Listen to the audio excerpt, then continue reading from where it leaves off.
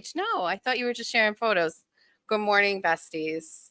All right, I think I did that. Hi. Good morning. Welcome to the Jess Machado Show. Can you guys hear me?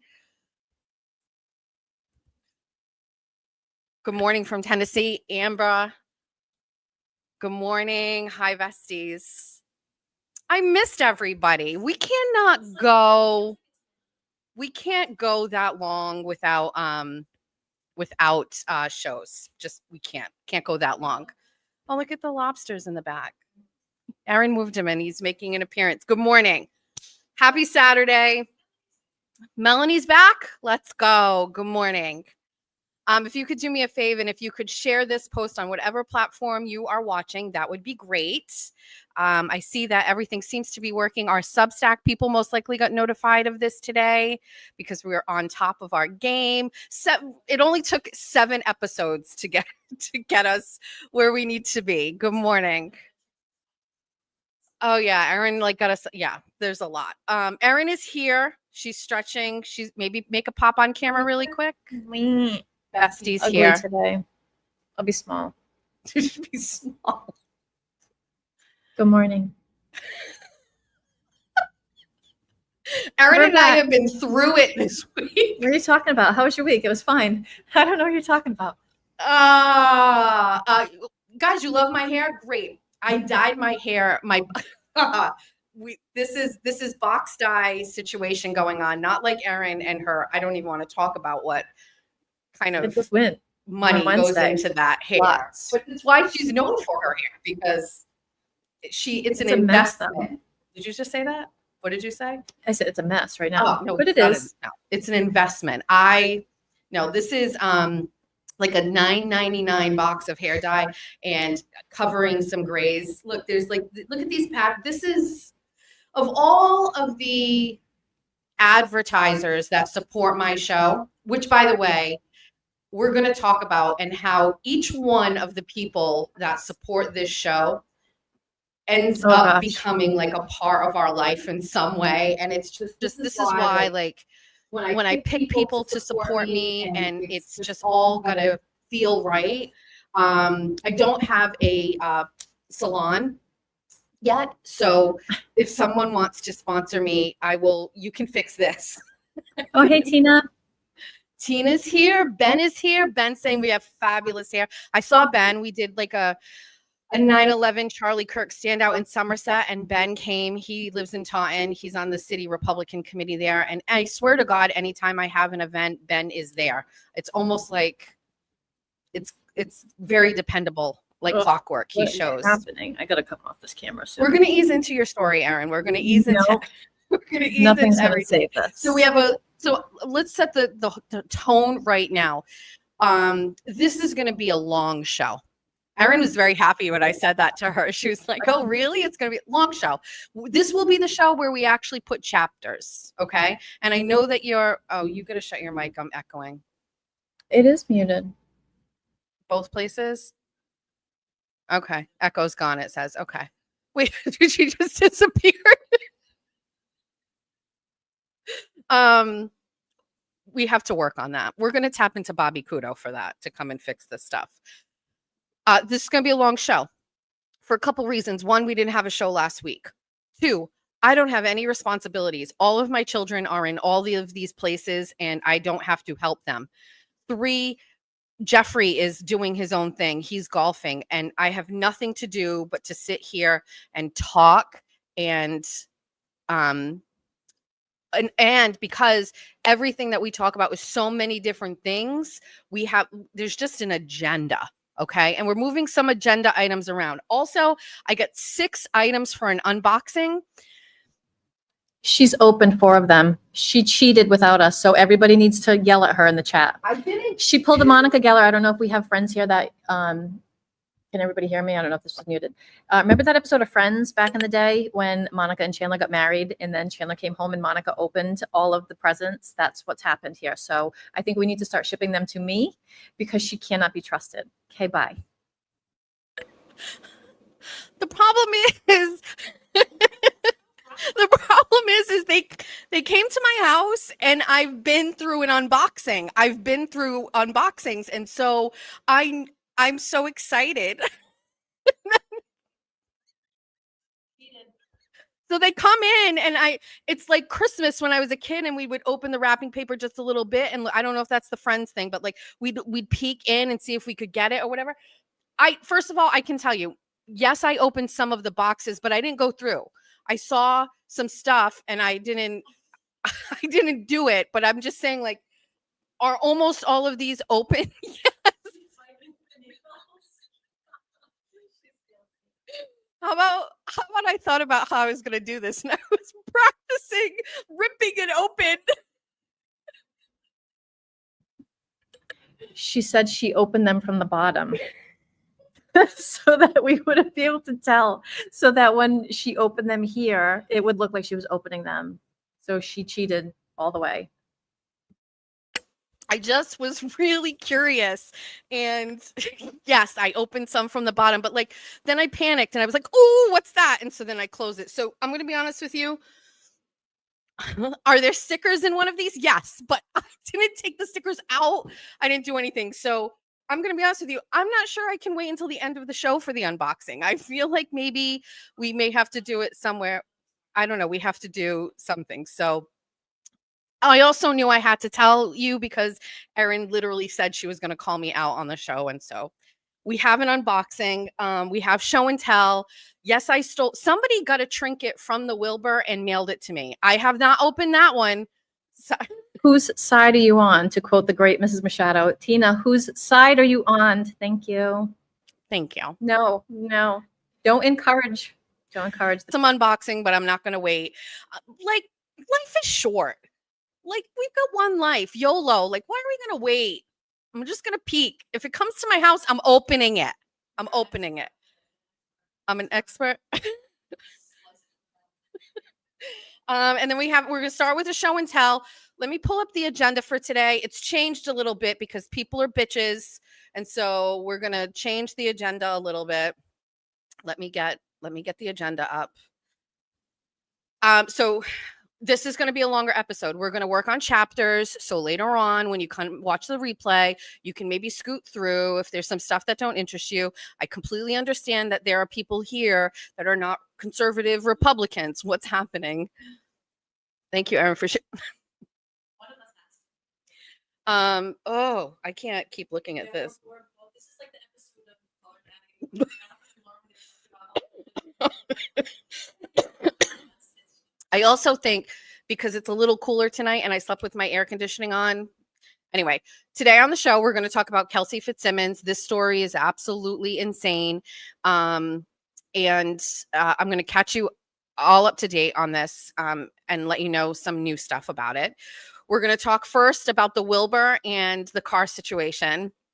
We're going to talk about our friend Charlie Kirk. We're going to do a little segment about the Mass GOP and how much I love them, but I'm going to give like positive feedback and criticisms. My audio is choppy? What? Should we shut the air conditioning off? Do you think that's being weird? Is it loud?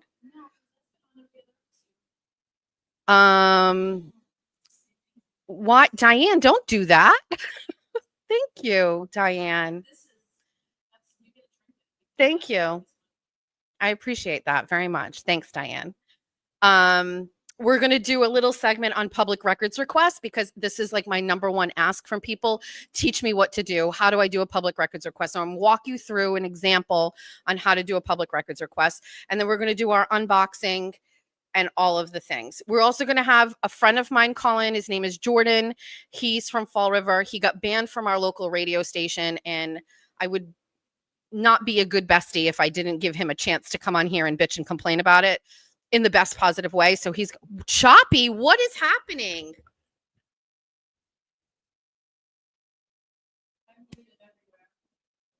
Okay.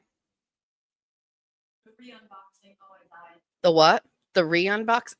The re-unboxing? Yeah, the re-unboxing. All right. Let's do show and tell. If the audio is choppy, exit and reload. Everyone go. That panics me. Should I exit? Can I exit and come back and you stay? Erin's going to take over. Everybody, she says it sounds good on her end. Everybody's saying, some people, besties, I don't know what to tell you. This is a Timu version of a podcast, if there ever was one. Okay. All right. Let's do Cheech is here. Got a good hug from her at the Wilbur the last week. All right. Let's do show and tell. Let's do show and tell. I brought in, because Saturdays are for the girlies, you know what I mean? So like, I've had pretty much only like 3 memorable jobs in my life that was not a business. I've owned businesses before. My first baby daddy, I owned a restaurant. If you're from Fall River and you remember a restaurant called Sweets Cafe, which was near the courthouse on Bank Street, we owned Sweets Cafe for a while, and that was like my baby. We owned a laundromat. He owned a pub and a cigar store. I didn't really do anything with those except like work there, but like I also owned a children's consignment store. I like collecting things, if you haven't figured it out. So failed businesses is also something that I collect. This is another business. For tax reasons, this is a business now. And in between businesses, first of all, the main reason why I can never really commit to things is because I was a parent first and mother first. And by the way, nothing against my baby daddies, of which I have 2. And somebody commented Jeff and I had kids together. Jeff and I don't have kids together. Just absolutely not. I was like nothing against my baby daddies. They are wonderful men. Ron and Jason, I see you. I did all the parenting. It's just the way that it is. Very happy to do it.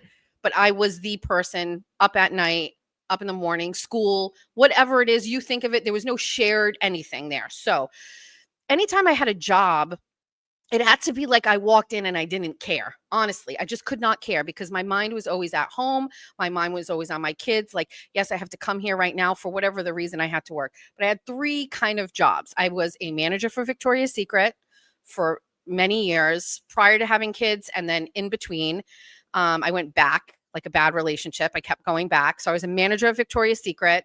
And I worked at many of them. I worked at South Shore Plaza was my biggest promotion, but I worked in Garden City. Shout out to my 586 ladies. So I worked at Victoria's Secret. I worked at Coach as a manager for Coach in the Providence Place Mall. I trained in Braintree, but then I was a manager in Providence. And then I worked at Bank of America, and I don't know what my exact name was. Like, I was an account manager. I managed people's money. As I just go like this with mine, I have no idea. I want to open a credit card for sure. My credit score is a 390, but let me help you open a credit card and consolidate all your money. I was so good at it. It's so weird. Anyway, my show and tell is for 3 things. Here's my Bank of America name. Oh, I'm glitching. Look it. I'm going to wear it.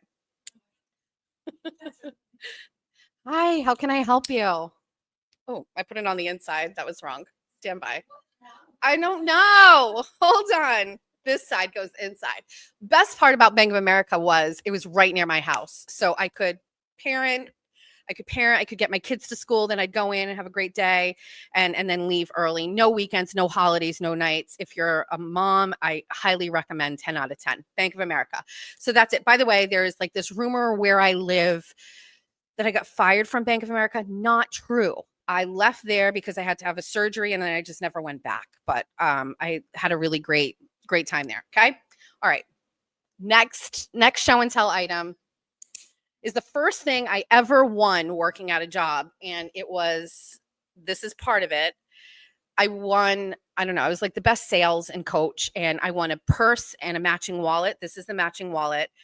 I lent somebody the purse and they never gave it back. But one of the things I loved about retail was contests, sales contests. I could always get my team motivated to sell. We wanted to win. I won Tiffany jewelry. I won purses. I won, I didn't win a trip, but our store won trips. Like anything where you give me a goal, I'm going to try to get it and I'm going to win it because I like trinkets and winning things. So this is one of my favorite Coach items. It's old now. It's not quite soft. It's a mess, but I don't know. No, the bag that went with it was great. Yeah, I love it. So this was my trinket from Coach. All right. These blasts from the past. I have a ton of Victoria's Secret. PT is saying my Pam Anderson era is back. Yeah, I went through a Pam Anderson era in my life, and people used to call me that because I had big boobs and I had my hair blonde like Pam. I love her. Okay, blast from the past. Victoria's Secret. This one's Wild Scarlet, but this is like the garden thing. Can you guys see this? And then some of you remember this one. This is one of my favorites. This had pheromones in it. This was a big deal. And then I know a lot, TT probably has this one at home. Very Sexy Now. This was a big deal too. Love Spell. Yes. So I have again, hoarding collection of Victoria's Secret scents. So there's 3 of them. So I had my name tag, I had my prize I won, and then I had that. So those are my show and tell items. I have one more show and tell item. So, all right. Winning trinkets. Somewhere you guys obviously are all on social media and you know trolls and you know how people can get or whatever. So a couple of years ago, someone in my community, well, first of all, not someone, a bunch of people in my town Facebook pages crapped all over me, hated me, just hated me. And one of the people wished that I got anal cancer and said, like, I wish you'd get anal cancer and die. And so I don't know why, but I got creative and I was like, you know what? I'm going to do a fundraiser for the colon cancer research foundation. And so I went on their website, on their Facebook page, and I found a link to, you know, like you can on Facebook, you like, I want to raise money for. So I put it up on my Facebook and I was like, you know what? While somebody out there is, you know, wishing colon cancer upon me, let it be that I'll go and raise money for them just in case I do get it. And so I put the fundraiser up and I raised like $1,100 in like a couple days for it. And I, you know, sent it over to them. I finished the fundraiser. I sent it. Well, they messaged me and they were like, we're going to do a story about you. And I was like, what do you mean? And they were like, yeah, how you like took something really mean in your community and you turned it into something good. And I was like, okay. And then don't you know, the next day, my story is featured on the colon cancer Facebook page. And then I got a whole box of swag. They sent me colon cancer, these things like those, what are the gators? I got a hoodie, I got stickers, I got a bag, I got a tumbler. They sent me a whole box of colon cancer merch. And I found it very funny, but it was kind of one of those things where does the woman who borrowed the dress take the fine. We can talk about that. Anyway, this is how you take something that somebody did to you and turn it into something completely different. And by the way, those trolls were so mad that the Colon Cancer Foundation featured me on their Facebook page. They complained to them so much that they took it down and they were like, colon cancer research was like, we do not want to have anything to do with this. Thanks for your money, but we are all set. We're going to bless and release this whole thing. But anyway, I think it's funny. And I've got like, one of the stickers that they gave me, it said protect your butt. And I don't know if you all can see this or if you've seen all those pictures about me from carrying me. I got an ass. And so it's just very funny that this whole thing happened. And it was just like a great way to like turn. So I challenge everybody when people kind of like come at you, not only on the internet, but in life, like figure out an out of the box way to kind of like turn it around. So yes, turning a negative into a positive. That's just for you. Is that what Ben said? You want to hear a funny story? Fine. Lauren was in the comments. Good morning. One of my longest besties. We went to Catholic school together. We're going to get moving. And then I have one more item. It's what I stole from the Wilbur. We're going to show that. So I live in town and there was a woman who, I don't know her very well. I'm just saying, like, I don't, yeah, the lobster's back there. I don't know her very well. Like, I've never hung out with her. We're not friends. We were Facebook friends. We had friends in common. Everybody, you all know what I'm talking about. You all have those women where it's like, you look at their stuff, they look at your stuff, you're never really friends with them or whatever. Her dad was dying, and she was documenting like what it was like going through this process, and he eventually passed away. I'm very sympathetic to that. And she posted that she was looking for, did anybody have a dress or dresses, because she was she needed dresses for the funeral. I don't spend a lot of money on clothes. Just gonna put it out there. I buy a lot of my, this is from Salvation Army. I think it's weird to spend money on clothes, but my dad passed away and I wanted to wear something nice to the funeral. And so I went to Ann Taylor or Talbot's. I can't remember which one. Talbot's probably. And I found a funeral dress. And I think everybody has a funeral dress. And it was really nice. And I spent a little bit of money on it, which I normally wouldn't do, but it was my dad's funeral dress. So I inboxed her, and she's my size. And well, she's skinny. I'm heavier now, but at the time we were close to the same size. And so I sent her a message and I was like, I've got a dress. Would you like to borrow it? And I sent her a picture and she was like, I would love to. So here I am. I get the dress. I put it with a pair of earrings and pearls, like fake pearls or whatever, put it on a hanger, and then I'm driving to her house. And because I just was feeling bad and I knew it was like a bad time, I stopped at the package store and I picked up a 6-pack of beer for her husband and like a 4-pack of like little mini barefoot bubbly for her. And I went to the house and left it on the front porch. It was Talbot's. Thank you, TT.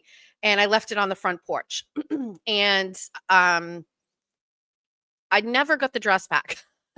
And then it passed, a lot of time passed. And, you know, it was one of those things where it was almost awkward to ask for it back, but I was hopeful that she would just give it back. And maybe I didn't express that it was like very sentimental to me, but I definitely did. Erin said, you did. I did. I said it was the dress I wore to my dad's funeral, and it was really nice. And it had these beautiful chiffon cream colored things coming out of the sleeve. It was all black crepe. It was just really beautiful. TT bringing it today. And so I would say some time passed. It was over a year. And then it was a running joke between me and my moms that I was like, I'm never getting this dress back from this girl and blah, blah, blah, blah, blah. And I was like, you know what? I'm going to ask for the dress back. And so, yeah, one night I'm just like brazenly just like, yeah. So I message her and I asked for the dress back. And she tells me that she donated it. And I was like, when? And she went, last week. And I went, what? And she told me that just literally the week before I asked, a year or so after I lent her the dress, she donated the dress. And I posted this on Facebook in a big group, like online, and the internet was divided. People came at me like, you should have got it back right away. You can't complain, blah, blah, blah, blah, blah. And I was like crying. I was like, it's my fucking dress. And I saw her.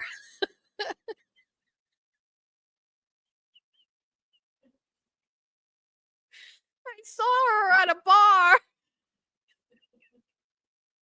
And I had a couple, it was Dublin Rose that is closed now. And I had a couple drinks and I yelled across the dance floor. I was like, get my dress.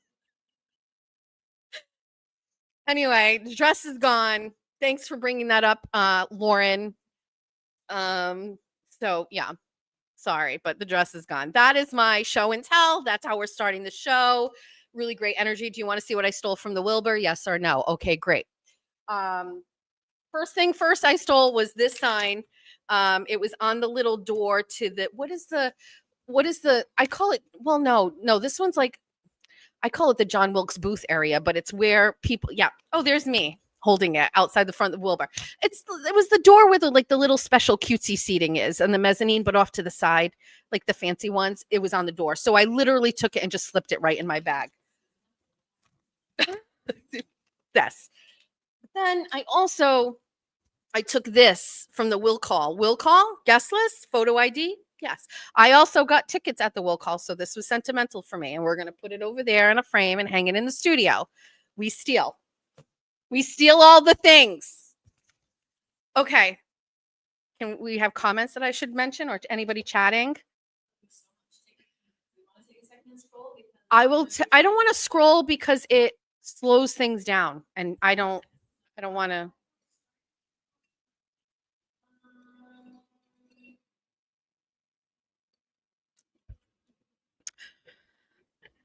The side balcony.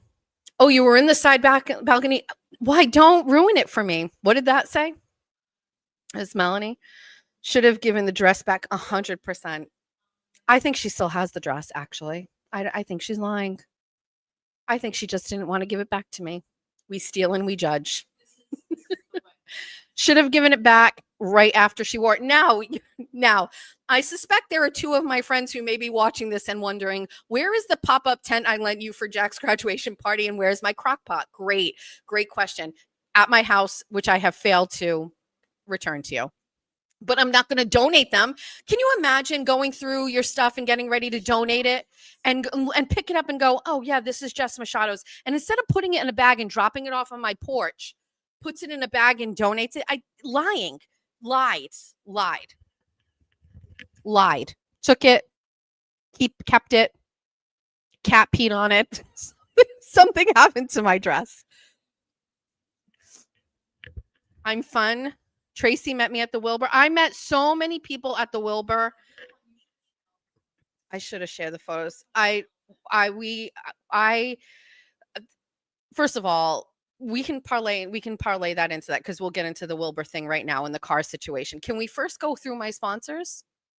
Let's talk, because I have some great sponsors that we're going to talk about in the show, but let's go through the sponsor. First of all, I normally don't do this. I'm just going to say this. If you would like to support me, my work, and my show, make a donation via Venmo. First of all, there's no fees or anything associated with that.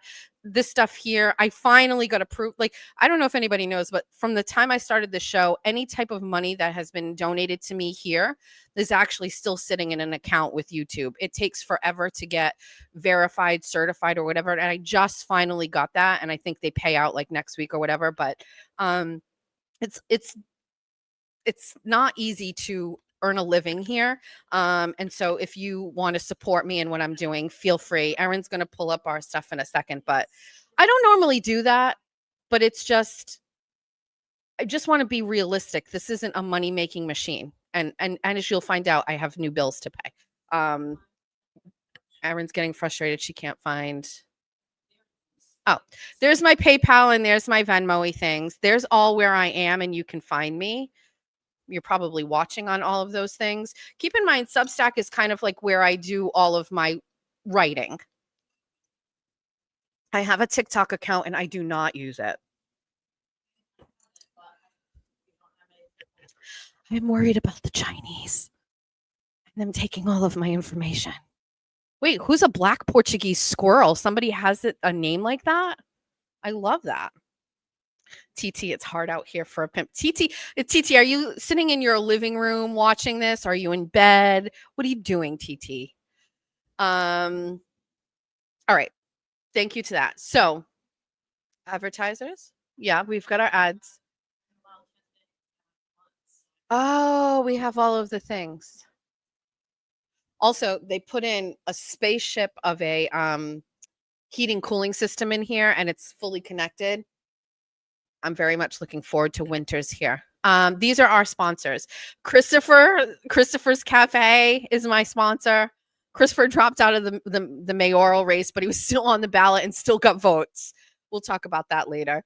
Nicole Sliney is on here, and she is our real estate queen. I'm sure we're going to need her for something too, just the way that it works. Patrick Higgins and Associates. Maybe he'll be listening when we talk about public records requests, because is he here? Okay. He said, good morning, Patrick. Patrick is pretty much the king of open meeting violations and public records requests, which I know is a little niche, but for what we're going to talk about later, TT's in her living room dyeing her roots. Look at my dye job, TT. Do you love this? Mike Keneally and Brian Shortsleeve. I'm going to talk about them later when I talk about the Mass GOP and this new lieutenant governor candidate. You don't know who she is? Great. Either do I. We're going to talk about that. Is there a store for Besties cups? Yes. Give me a minute and we will get to that. Oh, this was a gift in my unboxing from one of my besties. But we do have a merch store because we love merch. And we're going to talk about that too. Because I had this great idea to sell Charlie Kirk sweatshirts. And then all of a sudden we're a merch website. We're $3,000 in the hole and we don't know how to handle it. So thank God we got through that. What a week. What a week. Mallard Printing is our number one sponsor. They make this whole show possible. We're in their building. They gave us this space. Mallard Printing, first of all, can do anything. And honestly, I used to think it was like exclusive, like, oh, if you run a campaign, you need stuff for campaigns. You actually need printing for pretty much anything. And Mallard Printing does it. So Jeff is amazing. I would play their ad, but it got us demonetized. So we don't want to mess with that. But they are on Instagram and you should follow them because all of their videos are up there. And I think it's great. Silvia Funeral Home is one of our sponsors. My friend Amy, we're going to talk about that because that sponsor actually saved us this week. And she got paid for it. You will die. No pun intended. Because, oh my God. Save me from myself today. After Hours Auto Body. Oh, you get into a car wreck? 50 feet from out in front of the Wilbur? Who are you going to call? Them. Stacy Face, I need a vacation. Okay? Thank you. Actually, Stacy Face, I have to call you because we've got to plan my daughter's honeymoon. Powerhouse Remodeling. Listen, that guy hasn't paid me, but he hasn't done anything, but I like him and he's a hustler and I'm just keeping him on there just for fun. And attorney Rena Brown, she texted me the other day. I got a new phone. Did I have a new phone last time I was here? I got a new phone. As you know, I don't bring anything. There's no cloud. So if you text me, we don't know what number that is. It's whatever. So somebody texts me and says something. It could be anybody. And I can sometimes figure it out based on what they're saying. This one comes and I go, who is this? And she goes, it's your favorite attorney, Rena Brown. I was like, oh shit, sorry. Hi. She's a really great public defender and defense attorney. And if you need her, you should call her. Those are all my besties. All right, let's talk about the Wilbur. Let's talk about last week. Let's go. All right. So excited for the Wilbur. This is a big deal. Aiden is selling out the Wilbur Theater. And I was like, what is this going to look like? I don't even know what to expect. But then you guys heard about me saying, like, let's get all glam. I order this shirt from Amazon. Bestie showed up in the shirt. We're at the Wilbur. There are women in the sheer Amazon shirt, right? I'm so excited. Erin is so excited. She took off an afternoon from work. I'm getting dressed. I will actually add, I'm getting dressed. I'm almost ready. Just put on this face. And I get a phone call from my doctor. And I was waiting for another appointment that they were going to call for me. I have to have a surgery. It's going to suck. But they call. So I'm waiting on the surgery call, whatever. And the doctor calls and goes, hi, our doctor that you're going to see, we know you have an appointment the first week of October. She has to make some scheduling changes. So we've got to reschedule you. And I'm like literally on speaker. I'm fixing my hair. I'm doing this. I was like, yep. Okay, great. And she's like, okay, let's take a look at the schedule. She goes, first available appointment is May 8th. And I went, May? And then I started crying and I was just like, I can't wait till May. And then she's like, well, and then I started talking about what kind of insurances do we have in this country? And then it was like all political. Now I'm crying. My face is a mess. And then the lady didn't know what to do. She was like, okay, like, hold on, maybe we can fix it. And I was just like, I can't wait till May. And then I'm like, oh, now I'm getting puffy face and I'm going to, well, fine. So she goes, we should have known. So, right, the signs were there. The signs were there. So, she gives me another doctor, and I say, okay, great, fine, thank you. Disaster averted. I fix my face. I'm getting ready. Erin texts me. I'm on my way. Click, click, click in my high heels down the stairs. We're in the car. We are ready to go. Are you getting the picture of? Not Jay. All right. Anyway. So if you follow the show, we're in the car. We are ready to go. Erin's talking about what shirt she's wearing. She's sexy. She's got this cute little tank. She has like no boobs. So she's like one of those people that they have like that great, like, what's that chest bone area? So when Erin wears a shirt like that and she doesn't really need a bra, she's got that like, it's not like me. She's got like this great little like chest area. Anyway, she looks great. We're in Erin's car. We're ready to go. We're early. We made reservations at the W Hotel across the street 2 weeks in advance. So we would have a space to sit down and have a beverage because we didn't want to have a drink down here. We want to have a little drinky drink up there and relax. Also, then we could like be like, hey, if besties are here, come over and say hi. We're like, we were ready. We get up there. We're driving on the highway, and all of a sudden we pass my best friend, Jay Pimenta. So if you know, he's Julio. He's our driver, okay? Think about all of this stuff, how we're playing this out. He's our driver when we go out drinking. And our driver is literally on the side of it. Look at this. That is not really how I look in real life.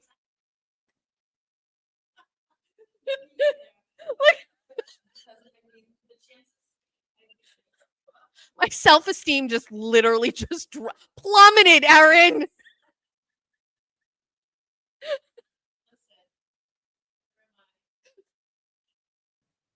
We saw our driver on 24 on the way up there. I just feel like it should have been a sign. We had no idea in that moment. I feel like we should have known. Get over it. You're fine. Look at this. So you're fine. Okay, go on. I have 6 stomachs in that photo that you just posted. I don't have any boobs. Anyway, Erin took a picture of him at a very awkward angle. And there he is. That's Julio, bestie. So here we are. We're driving, and it's like, Erin, you and Tina, what is going on today, guys? Screw off. So how fun. We're driving up there, and we see our bestie. Then we're driving. Now, there's only one way to get to Boston. If you're me, I keep moving. There's only one way to get to Boston. You go all the way up 24 on 24. You go up on 24 and then you take the left and then you go straight into Boston. Erin is like, no, it's telling me to go this way. So we take this to Milton, going to Milton for a weird, it was supposed to have cut off a couple minutes. I don't do that. I just stay on the highway. Again, all the signs were there. So we get off and super picturesque. We're like, wow, look how pretty this town is. Wish Somerset looked like this. Look at these houses. The Barstool house is there. We're all like really into it. Erin's driving and there's fucking scooters everywhere, okay? There are kids on scooters everywhere. Not just there, here, there, everywhere. Scooters, these electric scooters. And in Milton, these kids are going around with full abandon. They're just like scooting everywhere, unattended, without parents, with parents. It's just, granted, it's a Friday. It's really, my daughter calling me right now at 9:41, not knowing I'm do you know that I do a show today? She hung up. Like, do you remember I said like my kids didn't need me today? Okay, there better not be anything wrong is all I'm gonna say. And so these scooters are everywhere, and these kids are zooming everywhere. Anyway, I don't know what the road is, but Erin sees that there is a kid on a scooter getting ready to cross a crosswalk, and you have to stop. And so Erin stops, and a kid starts to come out, and Erin can see the car behind us go on the side of us and goes right through. And Erin's like, oh my God. And I'm like, oh my God, holy shit. Like, they don't see that this kid is there. The next car is coming. I open my car door to stop him, to deter him from going fast because this poor little kid. So now he was little. He didn't have a mom or a dad with him. He's very independent. He was ready to go. So now we're on edge. We finally get through Milton, only to go right back on the highway where we were. We didn't really save any time. Add to it, now we've got some trauma, and we're on our way. We get into the city. Now we're getting excited, and we're like, here we go. And I've never been to Chinatown. Have you? I've never been to Chinatown. I don't know where the Wilbur is. Have you ever been there? No.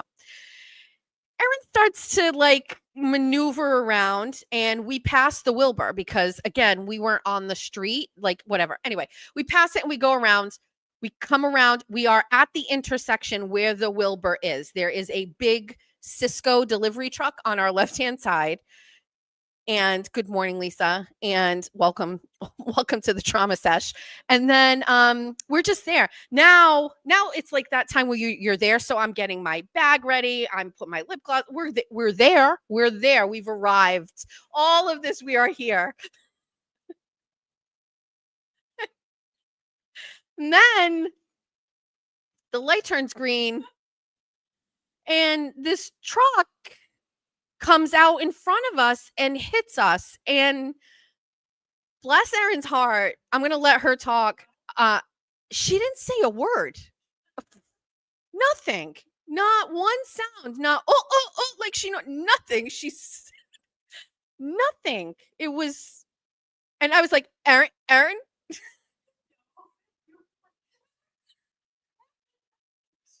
Was I screaming?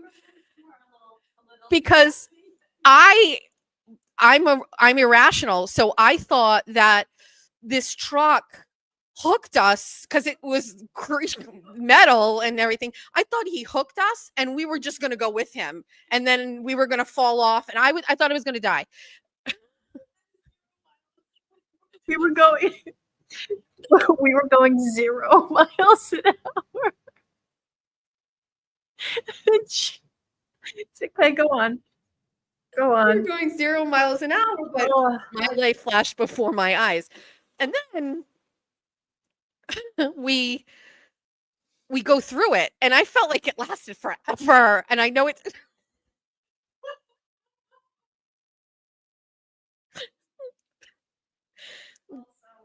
that's us.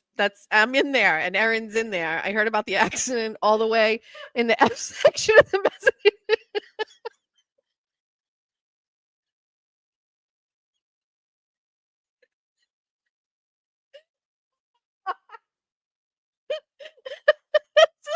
Somebody screenshot that says all the way in the F section. Word of the accident spread like wildfire. So no, this is what's worse. This is bad. So now we're downtown. And so the Wilbur is literally right in front of the vehicle. That's the intersection. The Wilbur is right there. There's the Moxie Hotel. And then right on the side of it is the Wilbur. And then this is what got me, Lisa. So we move the car around and we're parked there. The truck goes down the street to pull over, right? And Erin's like, no, don't get out of the car. And I was like, I've got to see. You know what I mean? Because we couldn't really see anything. I get out of the car and gasped. I tell you. When we pulled over, the park rangers that were like right behind us, he came over to my window and he was like, are you guys okay? And I was like, yep, we're okay. And he was like, your car's fucked. And I was like, it's fine. He's like, do you want to get out? I said, I don't want to get out. I don't want to get out. I don't want to see it. Jessica's like, I'm like, what are we going to do? Jessica, don't even look. And she was like, oh, I'm going to go out. And I couldn't believe it. So now we're standing out on the street. I'm going to be honest with you. I was in shock. I was crying. Erin was totally like nothing in the world had happened. And it didn't register with me because I was like, we should be screeching. And Erin was just like, I'm going to call. And I was like, look who's calling me. My doctor. Hello? This is Jessica.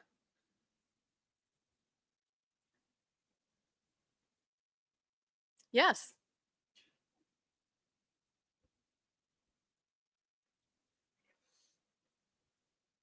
Monday, November 24th. What time? 11 a.m.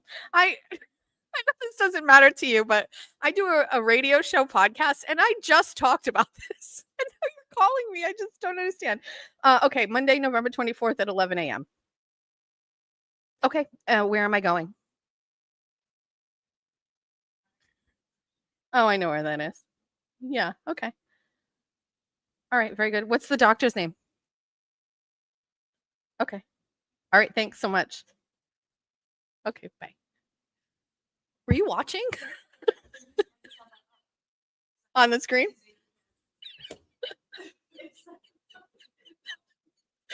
I think I'm getting abs from laughing. So anyway,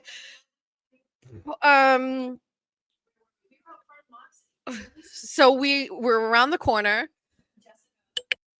Jessica's like crying, shaking. She's getting all the pictures from the Cisco truck and doing all the things. And she's like, so what are we're going to go home, right? We're going to go home. And I was like, what are we going to go home for? Like, we're already here. We can't do anything about this. So like, we're just going to get the car somewhere and we're going to go have a great night. And she was like, we need to go home. Like, the night is done. So anyway. But Erin convinced me that the night was not done and that we were just going to roll. Yeah, just start it. Let's go upstairs. Let's have a drink. The difference between how Erin was and how I was, I don't even want to explain this to you. Like, I was all the drama you would expect, and Erin was all the subtle, like, control that you would expect. It is this the yin and yang of our friendship and whatever. So now we're standing in front, and it's getting later now. People are starting to line up for the Wilbur. People are coming over and it's like, oh, it's just Michelle. I was like, hey, yeah. So car accident. Everybody's like, wait, was that you? We're like, yeah. So this picture actually came from a woman across the street. She saw the whole thing happen. Bless her heart. She took a picture right away. She's like, that was not your fault. And we were like, right.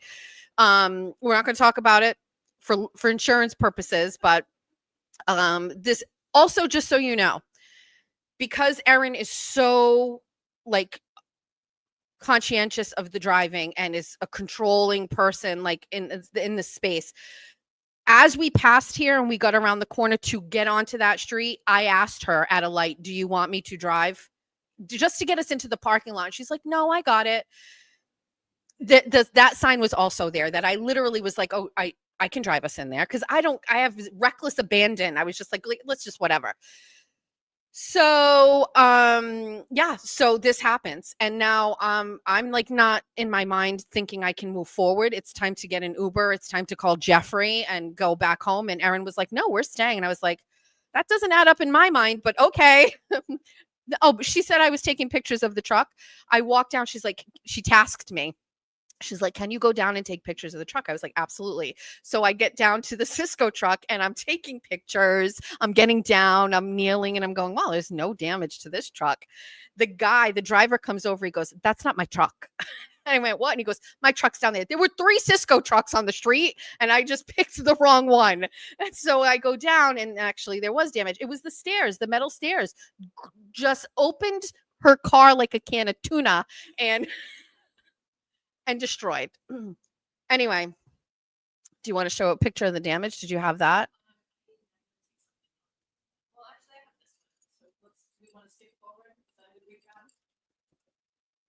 So then we went upstairs. Is that a good enough recap so we can fast forward real quick here? Yeah, we can fast forward. Shout out After Hours Auto Body. So I don't know how like off track we want to get here. There weren't too many places that were open to have this towed to. I was literally just going to drive it into the parking garage and deal with it the next day, but it obviously couldn't drive anywhere. So we had it towed. The only place that was open, I does say unnamed for the moment, but they were the only place that was open to have it towed to. So I had it towed there. And then, I spoke to that place the next day and I was like, is there a like per diem storage fee? Like, what do you need from me for information? The guy was very nice. He was like, nope, it's fine. As long as everybody's okay, we will figure it out as it goes. Fast forward a few days, the insurance adjuster headed out to where my poor car was. The assessment apparently took it upon themselves to give that place the estimate. And the guy started ripping my car apart without any kind of, communication with me here or there. Because like halfway through the Wilbur show, it hit me and I was like, I slapped Jessica on the shoulder and I was like, After Hours Auto Body. There were a lot of things that hit Erin right in the middle of the show.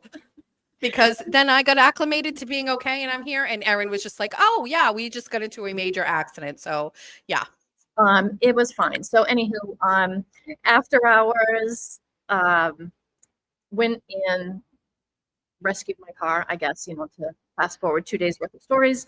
They went and they scooped her up and they brought her back and they have started working on her. And look at this. They send photos. It's like a car daycare for like the next week. She's in recovery. So here she is. She's great. She's doing great. She did I wish if we had more time and I could get that first picture, it definitely ripped the car open like a can of tuna. But it was just really like we were going 0 miles an hour. It just happened. We just had to like just let it go. I just accepted my fate. And I heard it. I heard the first little noise and then it was what it was. And then Jessica, and that was it. So that was the story of the car. My favorite, I'm going to find actually another photo that's going to circle back to this because then I had to wait for AAA. AAA just happened to come the moment that it hit 7:29 and the show was about to start. And then the AAA truck drove past me down the wrong street. So I had to run after him, but I had nice new heels because Jessica made it blam. So I had to take off my heels to run after the AAA man. And when I got about 2 feet away from his truck, he decided that he wasn't in the right spot. So we drove off again another corner down Tremont. So I had to run even more. And then I had to run all the way back. And then I had to watch my baby get towed away. And then I went back into the studio, into the Wilbur, decided to use the restroom while I was up, right? So I wouldn't have to miss the show. The bathroom was downstairs, 300 stairs later, no air conditioning. Cheech, I don't know where you are in the chat, but thank God Cheech was there because those bathrooms were disgusting and I couldn't put anything down anywhere. So Cheech held my stuff. And as I de-sweated myself in this hot ass bathroom, I can't even repeat what Cheech said. It was hotter than a, what did she say? Hotter than a nun's something else in there. Went all the way back up 700 stairs in my heels, got another drink, got myself a Chardonnay, sat down, show was already going, show got moving a little bit, drink got spilled, that was the night. Okay, back. That was the end. It was perfect, right? It was great. Perfect. I also left out on the drive up. I had a car that, right? So again, there were so many signs. So I haven't had a car for about a year and a half, 18 months. My oldest daughter, my oldest daughter graduated college and she got a brand new car. And so we had her older car and I said, I don't want a car payment because I was working for a reporter and I was like, I'm not going to see you next Tuesday. I was like, I'm going to take over the old Lexus. It's 22 years old. The car is ancient, but it goes and I don't want a car payment. So I've been driving that car for forever. Well, last week, the car finally not died, but it was just the amount of what it was going to cost to fix it far outweighed the value. So I had to call upon my bestie, Jeff Leary, who owns Prestige Auto, where we've bought all our cars from in the past. My mother bought a car. My sister bought a car. Erin's car. So we're driving and I essentially went to Jeff and I said, I want a car. I want the cheapest car you have on your lot. So he owns Prestige Auto Mart in Westport. And I just want the cheapest car on your lot that you think is a great car or whatever. And he's like, well, pick out a couple cars. I found the cheapest car on his lot and picked out a Jeep Cherokee, which I would never buy, like a 2018 Jeep Cherokee, would never buy a Jeep. And I was like, sure, we're just I said, buy it. I'm going to buy that car. I had never seen the car, didn't go drive the car. I just said, just write it up. I'm going to send husband Jeffrey to go see Jeffrey at Prestige on this day and say, go do the car thing. I had to write out a folder for Jeffrey, my husband, with all of the things he needed to know about the trade, about the financing, how much I wanted to spend, how much I would not spend. I wrote it all down. And still Jeff called me from there while we were on the way to the Wilbur and was like, I have questions like blah, blah, blah. Can you just follow the sheet that I gave you? Just do this. But it brought up the conversation with Erin and I about her car, which she bought from there. And she was like, I never want to get rid of this car. I want it forever. I'm going to have this car forever. I spent the whole hour talking about how much I love my car and how much I just never want anything to happen to her. And I'm going to drive it to the wheels. I literally was like, petting her under the steering wheel, under her chin, and just so thankful that she's taken such good care of me. She leaned over and kissed it. I just love my car so much. She loves her and car. It was just like, I was convinced after the Cisco truck in my car met, I was convinced that it had been like a love letter, like a goodbye love letter. I was like, it was just, I just spent the last hour of my life saying goodbye to my car. I was convinced. So we're praying that, the insurance guy was nice though, and he said, if they didn't have to total it, they would. So let's just hope that they don't find anything else in there and that she can come home. I'm doing my own car. I feel like I kind of did, but then also when I was chances talking, though we were talking about we saw this. the driver. We started talking about it. You asked about there are a million. It's just one of those little things just was meant to happen, and I won't even get into the whole story because nobody will understand. But I told Jessica, I had this feeling all day. I woke up and it was like, I just knew that I wasn't coming home with my car. We can save the weirdness. I wish you would have told me that before we left, because we would have made telling other you. arrangements. Like No, you're for saying sure. that after the fact, but if you would be like, hey, all day before we get in the car, I just want to let you know I've had this crazy feeling. We're not. It's not coming. We're not home. coming back with it. She doesn't listen. First of all, we have words with you because of where were you? My car does not hate me. My car has taken very good care of me. So no, this it wasn't. person, Mr. Monk's understudy, inboxes me. Don't know who you are. You lie, and goes, "Oh, are you going to be at the Wilbur? I can't wait to meet you and Erin." And never introduced themselves as Mr. Monk's understudy. I actually was looking forward to that, and you never said hello. So just the car situation in itself is crazy. Just cars and cars and cars and just cars, and then so I bought a new car, not new, a used car. We have a pic of my new car. I never saw it until it was purchased. And there's my, look at my new Jeep I got from Jeff Leary. I did not see that car, drove it for the first time off the lot with a payment attached to it. I had just never, never saw it. I'm at that point in my life where I just don't care. I don't care about things that much. I will tell you, this feels very luxurious. I know this isn't really great or anything. I'm just going to tell you, I love that the Lexus had no payment, and it was very important to me that I had a car but listen, it wasn't dependable. I couldn't drive it anywhere. I haven't gone anywhere because I can't really go anywhere. We got this car, and I said to Jeff, I was like, let's go for a drive. We just like drove last night.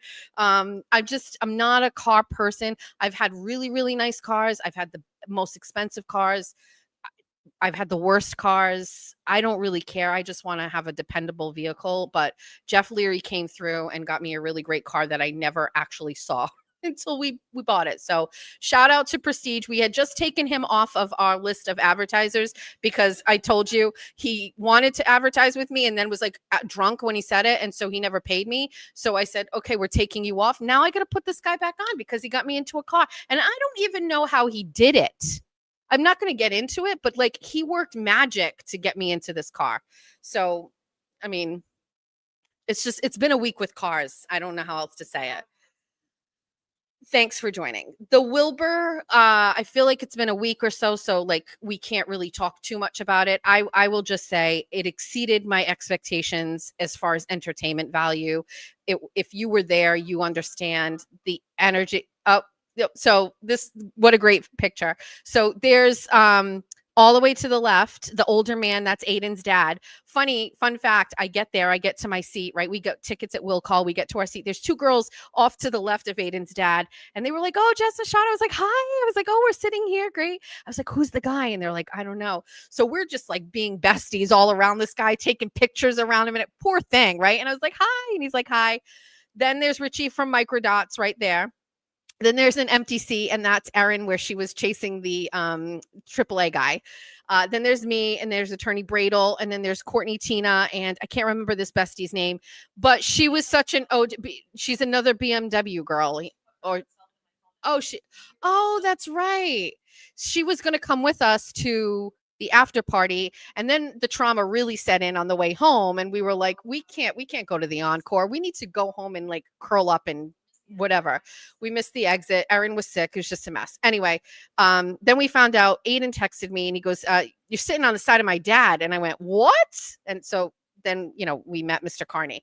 So I'm just going to say it far exceeded my expectations as far as entertainment value. Oh, there he is. Yep. Yeah. He's such a cutie. There's Cheech.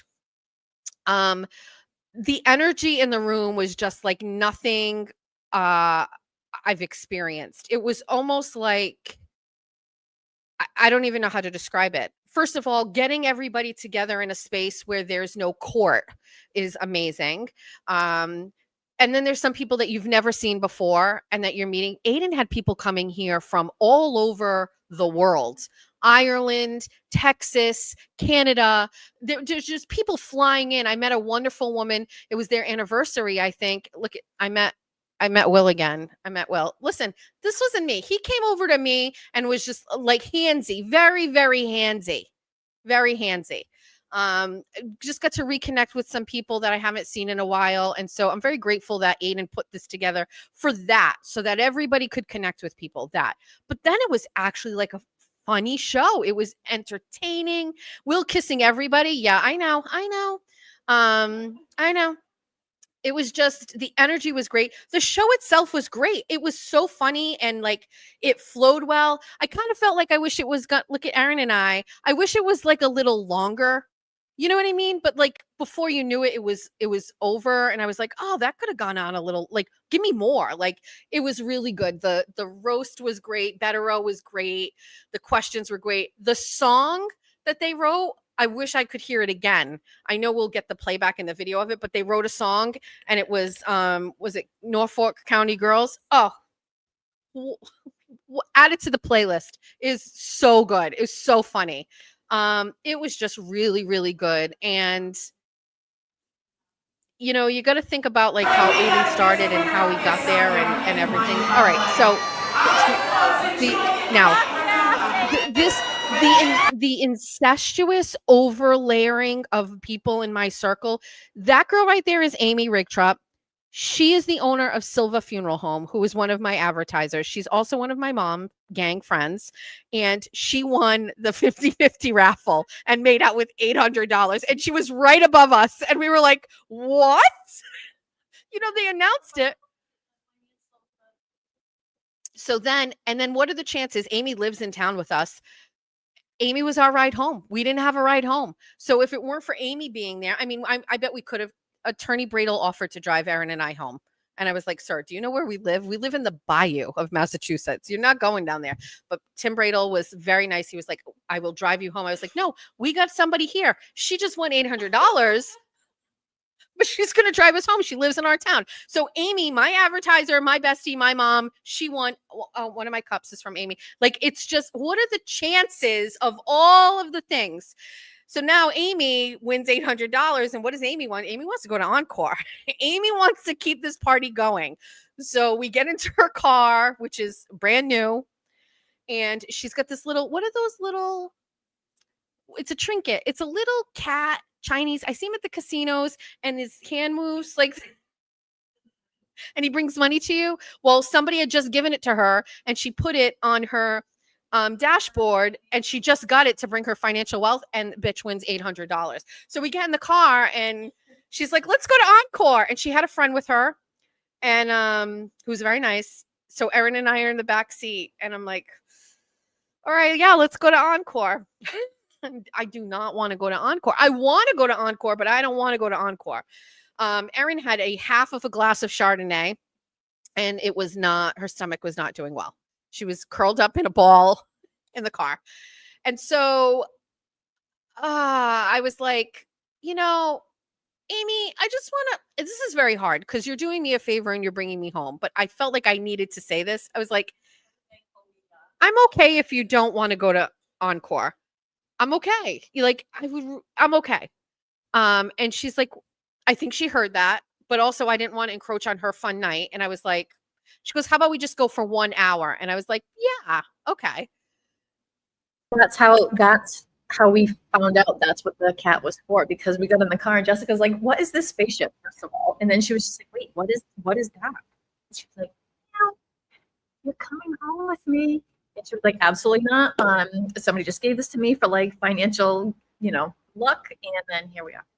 I am still going to get one of those cats. I'm going to get it.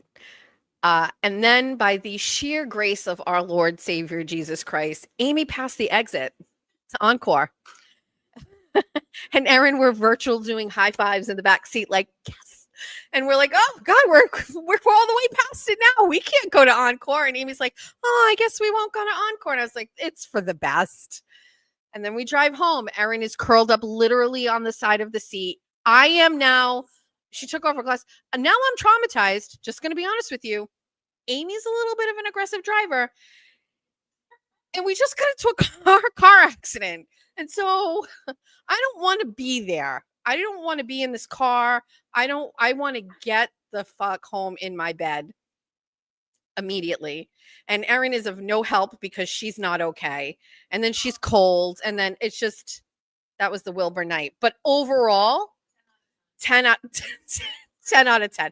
The Wilbur event itself, minus the trauma, the car accidents, and all of those things, was amazing and very grateful. I'm always grateful that because of like what Aiden does, like it allows me to connect with my friends and my fans, and they overlap in that respect. And so this one always asking about the cat. You're always asking about the cat. The cat is fine. What happened with the cat this week? Did something happen with the cat this week? I feel like I got to do Murphy updates. Remember, this is the cat that got stolen by the. There was a news story about a cat that was underneath an Amazon truck driver's. And the cat was. It wasn't an. It's a cat trafficking business. Ah. All right. Wilbur, check. Cars, check. Advertisers, check. All of those things, check. Wilbur was great. Congratulations to Aiden. It was really, really great. It was very, very good. We're going to have Jordan call in at, 10:30. What is that?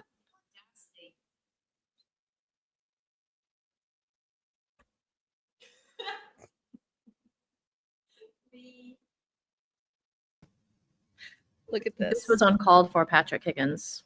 Uncalled for. I'm not telling the story again. I'm just not telling the story about you, Patrick, and what you did. I'm just not doing it. Let's check off on this list. Because we have Jordan coming on at 10:30. What do we want to do? Do we want to do the Kelsey FItzsimmons thing? I think that's a little too long. I think the Charlie Kirk thing. Erin's going to do a show and tell. What's this going to be? You didn't tell me. Because I don't really like to plan show and tell. I'll be quick. It's not an old thing. Can we see? Says you can't cease and desist this face. Do you want to plug your merch store for 10 minutes, or do you want to do that after? We have a merch store. Well, let's talk about that. You have other items? Nope, just the one. So Erin loves merch. I do too. We're big Barstool girls, and we have a ton of Barstool merch. And so it seemed natural that we would want merch. So I made the store, and Erin brought it to life. It was sitting there.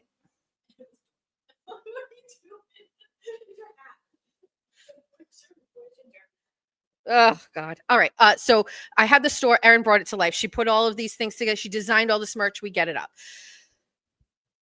Charlie Kirk gets assassinated. And the first thing I thought of is like, I want a sweatshirt that says Charlie Kirk on it. I want something. And so I drew a picture of a t-shirt, and I sent it to Erin, and I said, can you make me a t-shirt like this for the merch store? And bless her heart, Erin did it. She made a t-shirt. She made a sweatshirt. She made Charlie Kirk hats. And this is, I mean, we instantly knew that we weren't going to like make money off of this, but we wanted to. I drew that and I sent it to Erin, and I was like, can you make me this t-shirt? And Erin made the t-shirt. And so she's like, let's put it up on the website. So we put it up on the website, shirts, hats, or whatever. And I said, we're going to donate all of the profits from that to the Bristol County Veterans Association, which is a place that feeds veterans every day. And I've donated to Kim over there for years. Anytime I want to do a fundraiser, my besties all get together. We donated food one time. One time we did all like health and beauty stuff. We did backpacks. They needed backpacks. I go there and bring food. Like it's my place where I want to go, because it's very rare when you donate money to an organization, you see exactly where it goes. Every time I do something for the Veterans Association in Bristol County in Fall River, I see exactly what it does. I see where I watch the food go to the people. I watch the stuff go. So it's a trusted organization. And because my dad's a veteran and I love our veterans, it makes the most sense. So I said, we're going to give all of the proceeds to it. So we get this thing up, and then all of a sudden, we start getting all of these notifications. I didn't think anybody was going to buy. And we started getting notification for people buying merch.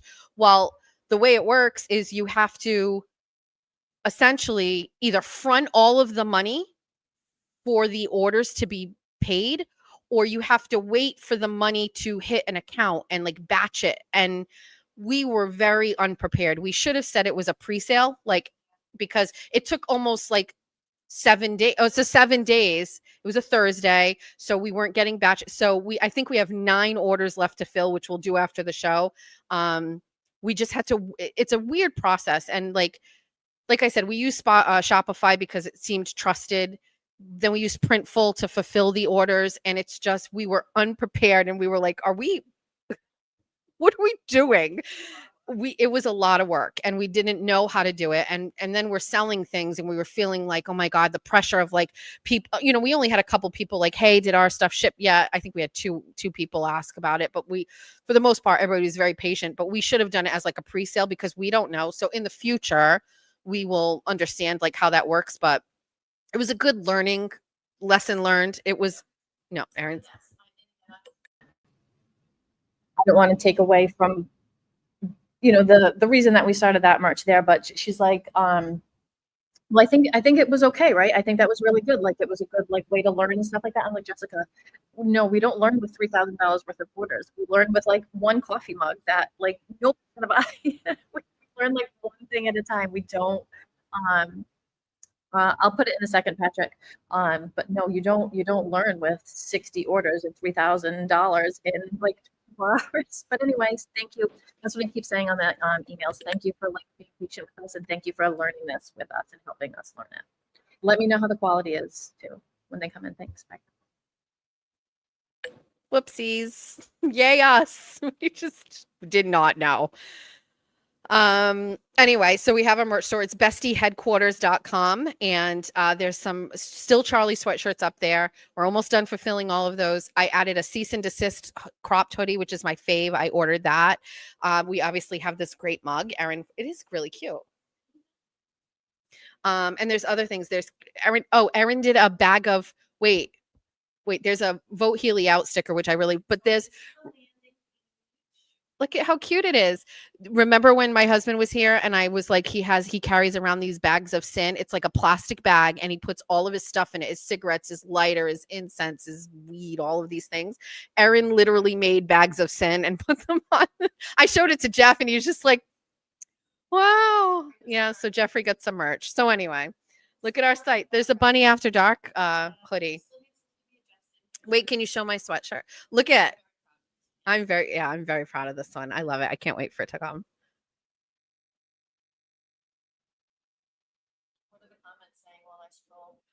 I told Tim not to take any more clients till it goes fast for me.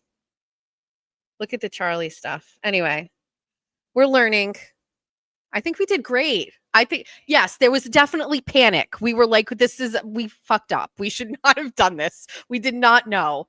But look at how great I got that sweatshirt, the white For Charlie sweatshirt. I'm not sure we're still over. I'm definitely not over the Charlie stuff at all.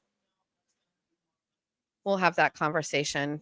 But anyway, look at we did 24 and 20. What a nice touch, Erin. Somebody wants a zip up hoodie, Erin. Okay, she's get to work. Like the merch.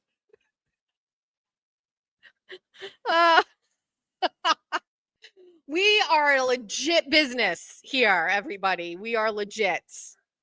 So anyway, that is I get people texting me. Okay. Yeah, I was working on some stickers too. I don't know. Okay. So that's all of those things. Fun. The merch is fun. If you have an idea for merch or you want something, just if you if you have an idea for merch, just text me and I'll tell Erin to work on it and she will do it. Brian LTL is live right now. Did it? I'm over that. But I just want to say I was right. I'm always right. Listen, I'm not bragging. I'm just going to tell you I'm never on the wrong side of things ever. I take much care in picking where I land. Much care and much thought. And I'm never wrong. I'm never on the wrong side of it. I've never picked a side on something and was like, I got this one wrong. Never. Not even now. Years. I've always been on the right side. In Somerset, I knew those people in leadership roles sucked. And where are they now? Fired, not elected, lost elections, losing jobs, court cases, always right. And you know what? You know why? Because either you're like a good person or you're a shitty person. There's really no like in between. And I get it if people don't want to pick sides on things or whatever, but like somebody just texted me justice besties. What does that mean? I like that. You know what I mean? Like I'm never wrong. I'm always right. Take it to the bank. Good morning.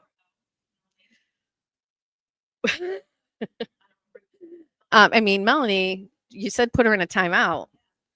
Brian must have been so butthurt not to be at the Wilbur. Play stupid games, win stupid prizes. You shit talked half the people at the Wilbur. So what are you going to do? You're going to show up there after shit talking Will and shit talking not the glare, Mike Crawford. Mike Crawford wasn't there. I mean, whatever. Like it's just there's a thing called integrity. I don't know, a lot of people don't have it. But like loyalty, integrity. You know what also I don't do? I don't screenshot text messages and send them to people. I don't do that. Screenshotting text messages and conversations, I don't do that. That's weird. That's weird. I'm 50 years old. I'm just going to say this. If you are older than 24 and you don't know that if you take a screenshot of something, a text message between you and somebody else, and you send that to someone else, it's not just staying there. It's going somewhere else. For whatever reason, whether it's nefarious, whether it's because somebody just wants to have like, oh, look who I'm talking to. Look, wow, I'm so special. Or what if it's like gossip or let's just shit talk it. Like it is, if you, I'm just going to let you know, if you text me, there is almost a less than 1% chance that is screenshotted, saved, and an even lesser chance that it is being distributed to someone else via text. Maybe there's a situation where it calls for it. But if you're a friend of mine or if we're not friends, well, then that's a different story. And you text me, game on. But there's just we don't do that. We don't do it. It's stupid.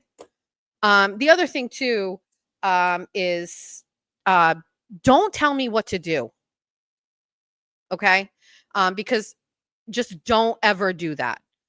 If you want, I'll have Jeffrey come on for a whole segment and he can talk to you about how that works for him when people try to tell me what to do. This is fun, right? Like we're okay. Like this is so fun and this is so great and this is a fun show. Do not tell me what to do.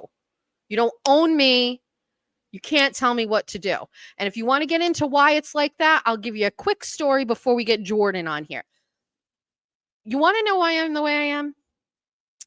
I grew up with a really controlling step parent. Okay. My stepfather was very, very controlling. And I'm going to share a story with you that'll maybe make everything make sense.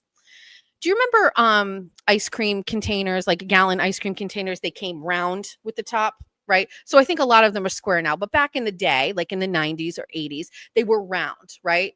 Well, I grew up in a house where we couldn't eat freely. I don't know if that makes sense, but I couldn't like just open a refrigerator and eat food.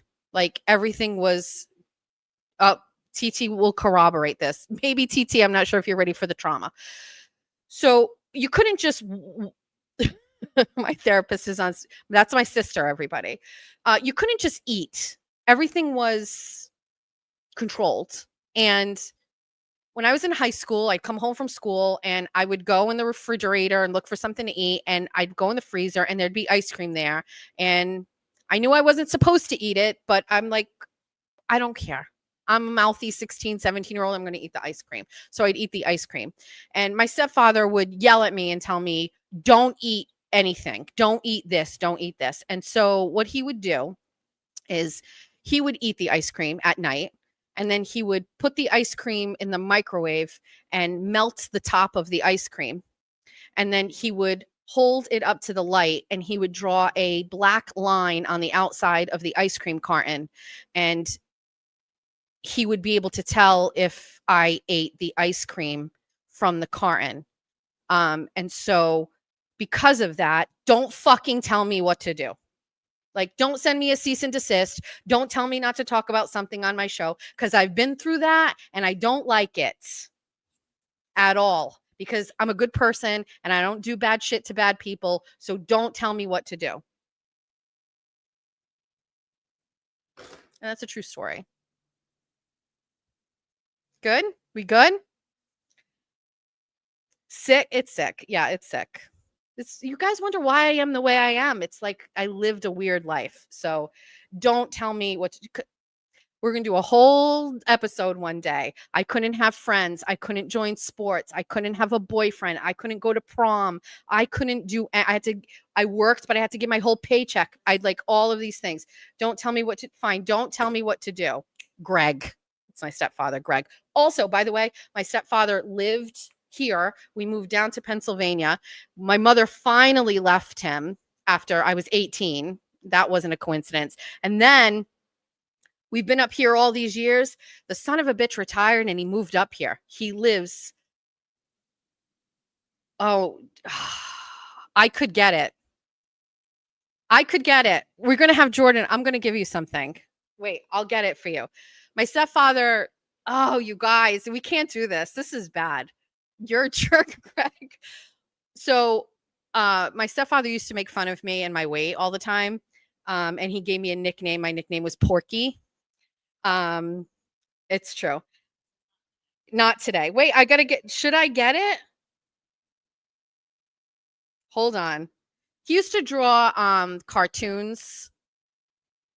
Have it for the trauma show. He used to draw cartoons and leave them out for us in the morning and stuff. And I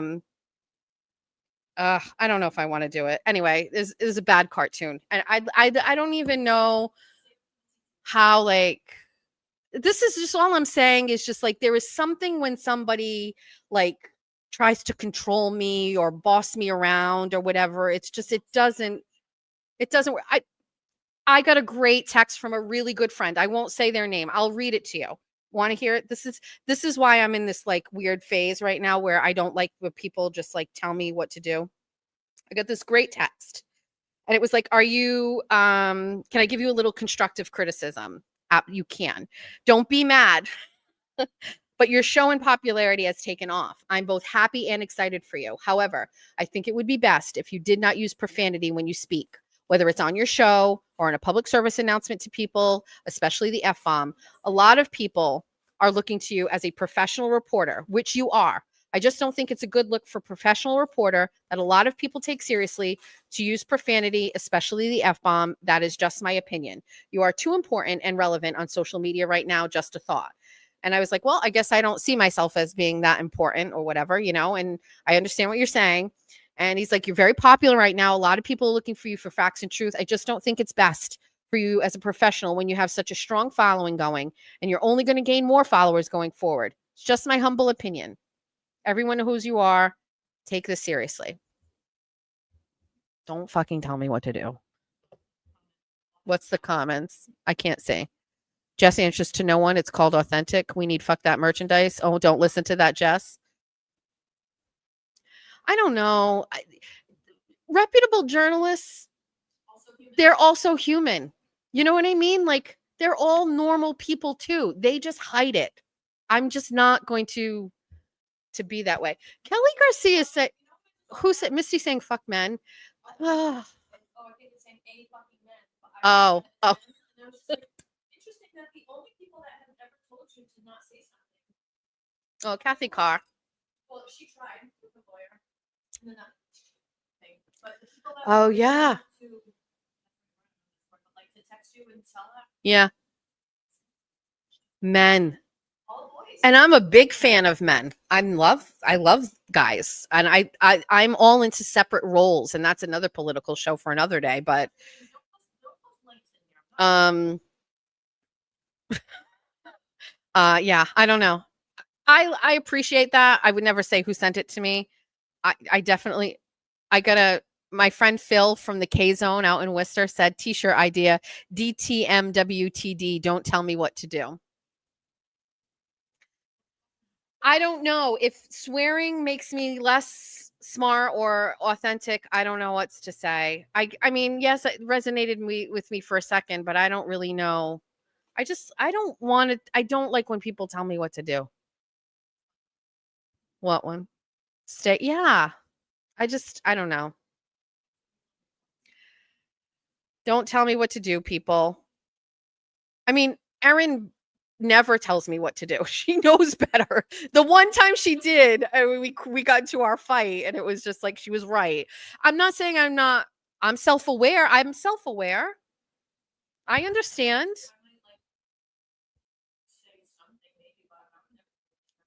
I don't know. It's first of all, it's how I am. Also, I raised my kids that way and we swore. And when my kids would swear when they were little in the house, I only said those are inside words, not outside words. It's the same thing with like, I'm going to say this with food, right? We don't want to talk. All of my kids are thin. And that's because they had their choice of what to eat when they wanted to eat. They had good choices and bad choices, and they had to self-regulate what was good and what was bad or whatever. And they're normal weight kids. They don't have weird food things and like they don't struggle with their weight and they're normal people. And when you are weird about swearing, then they're not normal and then it's just weird. And so like everything is just got to be authentic and normal and like, I don't know how else to say it. So yeah, you know what I mean? Like maybe because Greg wouldn't let me eat ice cream is why I am like overweight. Maybe. I'm going on Ozempic. I don't care. I'm doing it. And then watch what happens. Watch what happens when I am skinny with this face and my mouth and my brain. Erin's saying it's going to melt my insides. We're not going to talk about this again, another show, but like when you hit a certain age and now I'm in menopause, I can't even control the weight that I am gaining. So now what? I got to join a CrossFit gym. Now I need to go and lift weights. Now I have to fumble tires around a room. I can't do that. I can't do this. Amber said, I gave up trying to swear. My kids have never swore at anger at a person or a kid or whatever. You know what? The joke is on all of you people who thought I wasn't a good person. Go look at my kids. Like they're the nicest, best kids ever. So considerate, smart, hardworking, determined. Like they're just such great kids. Like can assholes raise good kids? No. I don't know. Is Jordan here? Once I said the F word and people lost their minds. Oh, hi. Hi. That's my bestie. He's no longer running for mayor. He's free. He's free. Well, let's add Jordan. So Christopher was just in the chat. We had a primary here in Fall River this week. By the way, a Republican came in second place and is moving on to go up against Paul Coogan, who is the incumbent Democratic mayor. I'm very excited about this, but it all leads to my whole thought about what's going on down in Bristol County. Anyway, but a friend of mine is here. His name is Jordan, and he's going to jump on. Adam. Hi, bestie. Yo! Jess, can you hear me good? Because I have that earbud in. I've been on an emotional roller coaster listening to your show all morning. We got tears going. I think the last 5 minutes of you saying I can hear you. F-bombs, they can't hear me? You let me know. I know it's always an issue. Connectivity. Hey, you saying F-bombs are okay and no one can tell you what to do. I think that was just foreshadowing for having me come on your show. Little bit. What's going on? Yeah. What's up? I don't know if is there like a little delay, just so I know. Couple second delay. No problem. Real quick, Jess, I love you, buddy. I know you have this huge presence in the area. So it's great to see you kind of blowing up right now. I think it's huge. Again, the show's been like really lighthearted so far, but I'm going to take it to a dark place right now, Jess. Because Jess Machado, do you ever think what you do, you're basically like, you're fighting for your life is in danger? Yeah. See, I was hoping you were going to say no. Yeah, I'm sure you have, because you're a controversial person, right? Yes. You have like super provocative ideas like America's a good place, life, liberty, pursuit of happiness, freedom of speech, things like that, right? You probably believe in all those things. I do. So obviously I've been fighting this battle. I'm talking rhetorically, obviously. I'm a very nonviolent person in my life. As much as people try to portray me as like a lunatic, I'm very nonviolent unless it's in self-defense. Then I'll be extremely violent. I'm a former soldier, former police officer. It was my job to bring violence justly and legally to people. That was literally what I was required to do, right? I told you off air, the whole Mike Heron thing. So WSAR now has got to the point where they're broadcasting over their airwaves that I should kill myself. They're not telling someone to come kill me. And again, this is in the context of the last week with Charlie Kirk. They're not saying, hey, someone go kill Jordan Silvia. They're saying that would be too much work, I guess. So they're like, I should do it myself. Now, Jess, I'm an Iraq war veteran, right? Everybody knows the problem with military personnel and coming home and the numbers of veterans killing themselves. I have a lot of stress in my life, right? You know who Michelle Carter is? Yes. I know you do. Exactly. I know you do. She spent, I think, 1 year in prison in Bristol County, not for publicly broadcasting to thousands or however many people they have on their airwaves, for interpersonal direct social media texts telling her boyfriend to kill himself, and he did. So it's actually a crime what Mike Heron did last night on WSAR in Massachusetts, for far less than what he did, because she was just agreeing with her boyfriend, saying, if you feel so bad about your life, you should just kill yourself. Mike's basically saying the same thing about me, and I'm not calling for his job. That's the difference between me and these people. I want them to continue to out themselves constantly, right? To continue to show how this country is. Jess, I'm a very skeptical person, right, with politics and all this stuff. And I didn't think it was this bad, right? Over the last week, it's been eye-opening with people calling for and celebrating violence, teachers, nurses, whoever. And it kind of scared me last night because I was thinking Charlie Kirk is actually a way better person than I am, right? He's like preaching religious stuff. He doesn't swear, right? And he's actually a nice guy. I know I'm a good person. I'm actually a super good person. I don't want people to get it fucking twisted. I am a super good person. But Charlie Kirk was such a good person that he wouldn't swear. He wouldn't raise his voice with people. He was so religious, bringing up his whole family, his way of life. Jess, if people are saying he's evil and should have been killed, what do they think about you and me? Right. You know? So it was a little alarming. Let me interrupt you for 1 second because we have people that are asking. So people want to know who you are. So Jordan is a former candidate for both city council and mayor in Fall River. He's a business owner. He was one of the original people that called for the recall of Mayor William Flanagan, who was successfully recalled. And he's a political activist in the Fall River, Bristol County area. So for those of you, this is your first time seeing Jordan. You're lucky because he's unbelievably opinionated. But what we've been talking about is a local radio station here, an AM station, WSAR. Jordan calls, I call constantly, and kind of like add our point of view to important political stories going on down here.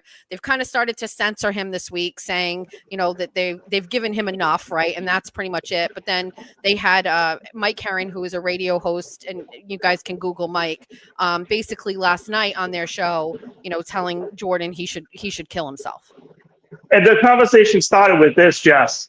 oh, hey, brother, what's going on, my man? So that's what they do to your face. If I get in a car accident tonight, that guy is like celebrating. You know what I mean? So the craziest part about all the Charlie Kirk stuff, Jess, was how comfortable people felt exposing how vile they are and these thoughts of hate and violence publicly. Didn't think it would impact their job or what their neighbors might think, right? So it's that's what I said. This week has been super eye-opening to me. But I'll tell you this. You remember the Lincoln Memorial thing, the MAGA kid with the hat standing there with the smile? I think his parents sued the Washington Post for $250 million, and they sued CNN. It's rumored they settled for like tens of millions of dollars. Like, I think what that kid said last night was actionable. And I'm not, again, he can spew that. He can spew, Nick Fuentes on the right and racism and all this stuff. All these people can say what they want. But when they say something that's actionable, I think people should be held accountable. You know what I mean? So if it is, I'm gonna look for lawyers and see if somebody wants to support this. I know you're connected with a lot of people, Jess, right, in this conservative movement. I tell everybody all the time, I'm not a Republican. I don't think Republicans are conservative enough. I'm a super libertarian. I think government should be way smaller than what Republicans do. But like I said, I'm a little rattled at the trend it's taken in the last week. Is what it is, but that's just one of the things I wanted to talk about. I'm having a hard time seeing my notes because I had a couple things I want to bring up. But hey, 2 t-shirt ideas that I've already got listening to you this morning. The first one should be eat the ice cream, right? Because I think that's an awesome point that you made. And I'll tell you, my wife had a similar upbringing. I'm not trying to hate, but her dad was kind of like an authoritarian, right? My kids eat what the hell they want all the time, right? Maybe I'm way too lackadaisical in that regard, right? But my wife grew up in a similar thing, and it shapes who you are. So that's the first t-shirt idea that Jess Machado should sell, eat the ice cream, right? And now here's the other thing. My business last night it was impacted negatively because people were calling for boycotts against me in the city. And it's, it could be working. And Jess, people have done that before to me, right? Because hey, people have said, boycott my business because I'm friends with Jess Machado. You know what I mean? Now I'm about to have my podcast. I do a podcast randomly, right? Slice of Success podcast, right? And here's a big part. Jess, the people now, Jessica and I, wherever you're listening from, we live in occupied territory. We're conservatives that live in Massachusetts. So it's like I've been to war. I'm an Iraq War veteran. I think Cliff Potts pulling in my driveway. Nobody else has that same white Corvette. Thing's pretty bad. I think it might be him. It's a bald guy. Could be a similar Corvette. Anyway, we live in a hostile environment. They don't, Jess, no one's brought it to violence yet. I also want to go to that with is that girl, Erin, your producer? Yes. I think it's a different gentleman. Hold on, I gotta see if this is Cliff. Maybe a different guy with the exact same Corvette and bald head. That is weird. I'm gonna take a picture just so you believe it. Oh, no.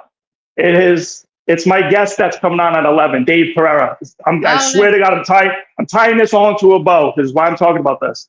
So I'm doing my podcast, Slice of Success, right? Where I come from the projects, housing projects, welfare, food stamps, everything in Fall River, right? And now I'm worth over $1 million, multiple properties. And so I've been successful, thank God, because I wasn't indoctrinated by the public school system in America, especially Massachusetts. They tell me it's not fascist while they don't let me call into local radio, right? I wanted to have a show. Jess, I didn't want them to pay me. I wanted to buy airtime like they do with Cruising with Bill or whoever else. They won't let me come on the air because they need 100 years of Marxist ideology pumped out 24/7 on WSAR to allow the system to even exist, right? To limp along. So they wouldn't let me buy airtime, right? The manager soon after said, quote, over her dead body. So again, they speak in weird rhetoric, right? How they feel about me. I'm a very peaceful guy, but they have certain thoughts about me. I do my podcast to show people in Fall River, all these poor people that go through the horribly failed Marxist school system in America and Massachusetts, that there's a different way, right? That I learned outside of school. I got my degree from BCC, went to UMass Dartmouth. None of those things helped me in my life. And I know now, right, I could have shortcutted the whole thing. My 10-year-old daughter right now is going to make the pizza for my podcast, right? I sit down with someone like Dave, who has a mortgage company, same thing, comes from the Maplewood area, made a success out of his life. The reason why Dave Pereira and Jordan Silvia aren't violent people, here's t-shirt number 2 that I'm going to put out. We have shit, right? So they want to keep everyone poor. The only reason why people are violent is when they have no compelling future. That's like the whole Marxist class war thing, right? Dave Perez, I see him walking over here in a leopard shirt. Like, I love this kid, right? He owns a mortgage company, does very well for himself. Came from the same poor background as I did, same neighborhood. And me, by the way, I grew up in a project in Fall River. I grew up in What's Upper Heights. Exactly, right? God bless you, honey. Hey, so Aaron, this guy's coming in. He's such a sweetheart. Watch this. This is live on you. Hey, you got the same Corvette as Cliff? That's 2 weeks, 2 Saturdays in a row. Same Corvette. You guys like twinsies? Well, he's got the C8 Stingray. I got the Z06. I'm doing it. They're the same thing, pretty much. This Hi, kid Dave. right here, another Fall River kid from a working class / poor background. I got a headset on so he can't hear. I got an earbud on. Who fucking made something of his life. And Jess, they hate us for that. You know what I mean? And that's why he's coming in today. Right. So like I said, so your girl, Erin, who's helping you, right? She knows I can maybe start to tie this up. She knows one of my good personal friends, who was a brother of mine. I lived with him for 10 years. He used to own a bar that's now extinguished in the south end of Fall River, right? I think she knows what I'm talking about. She can maybe confirm with you. I don't want to say his name. Oh, okay. I don't want to say his name. Hey, family of mine. We've been friends since before I was 10 years old. I lived with him for 10 years, right? He's been warped by this Marxist ideology, BLM. I'm a trans ally, all this. He's threatened. I had to block him on social media because he's personally threatened me, right? That he wants to fight me and a coward. The reason why I'm bringing this up, Dave Pereira doesn't threaten anyone because he has shit to lose. He has a business, a very successful business. His house is gorgeous. He lives near Jeff Leary in that whole spot where all the successful people live. So he ain't gonna be threatened. He ain't going to be threatening people because he doesn't want to lose his stuff, but also he doesn't have the hate in his heart. He's happy. He's successful, right? The person that I'm talking about that I believe your producer knows, his life fell apart, right? His life fell apart. What's crazy is, he didn't live in the projects. He lived one street over, right? And his father was actually in the Navy, and they actually like white picket fence, and he's now a trans Marxist, like whatever the shit is. And I come from the fucking whole of the projects. My father was gone when I was 5 years old. My mother has battled mental illness her life. The only difference between me and him is I somehow rejected just all the programming that they do, right?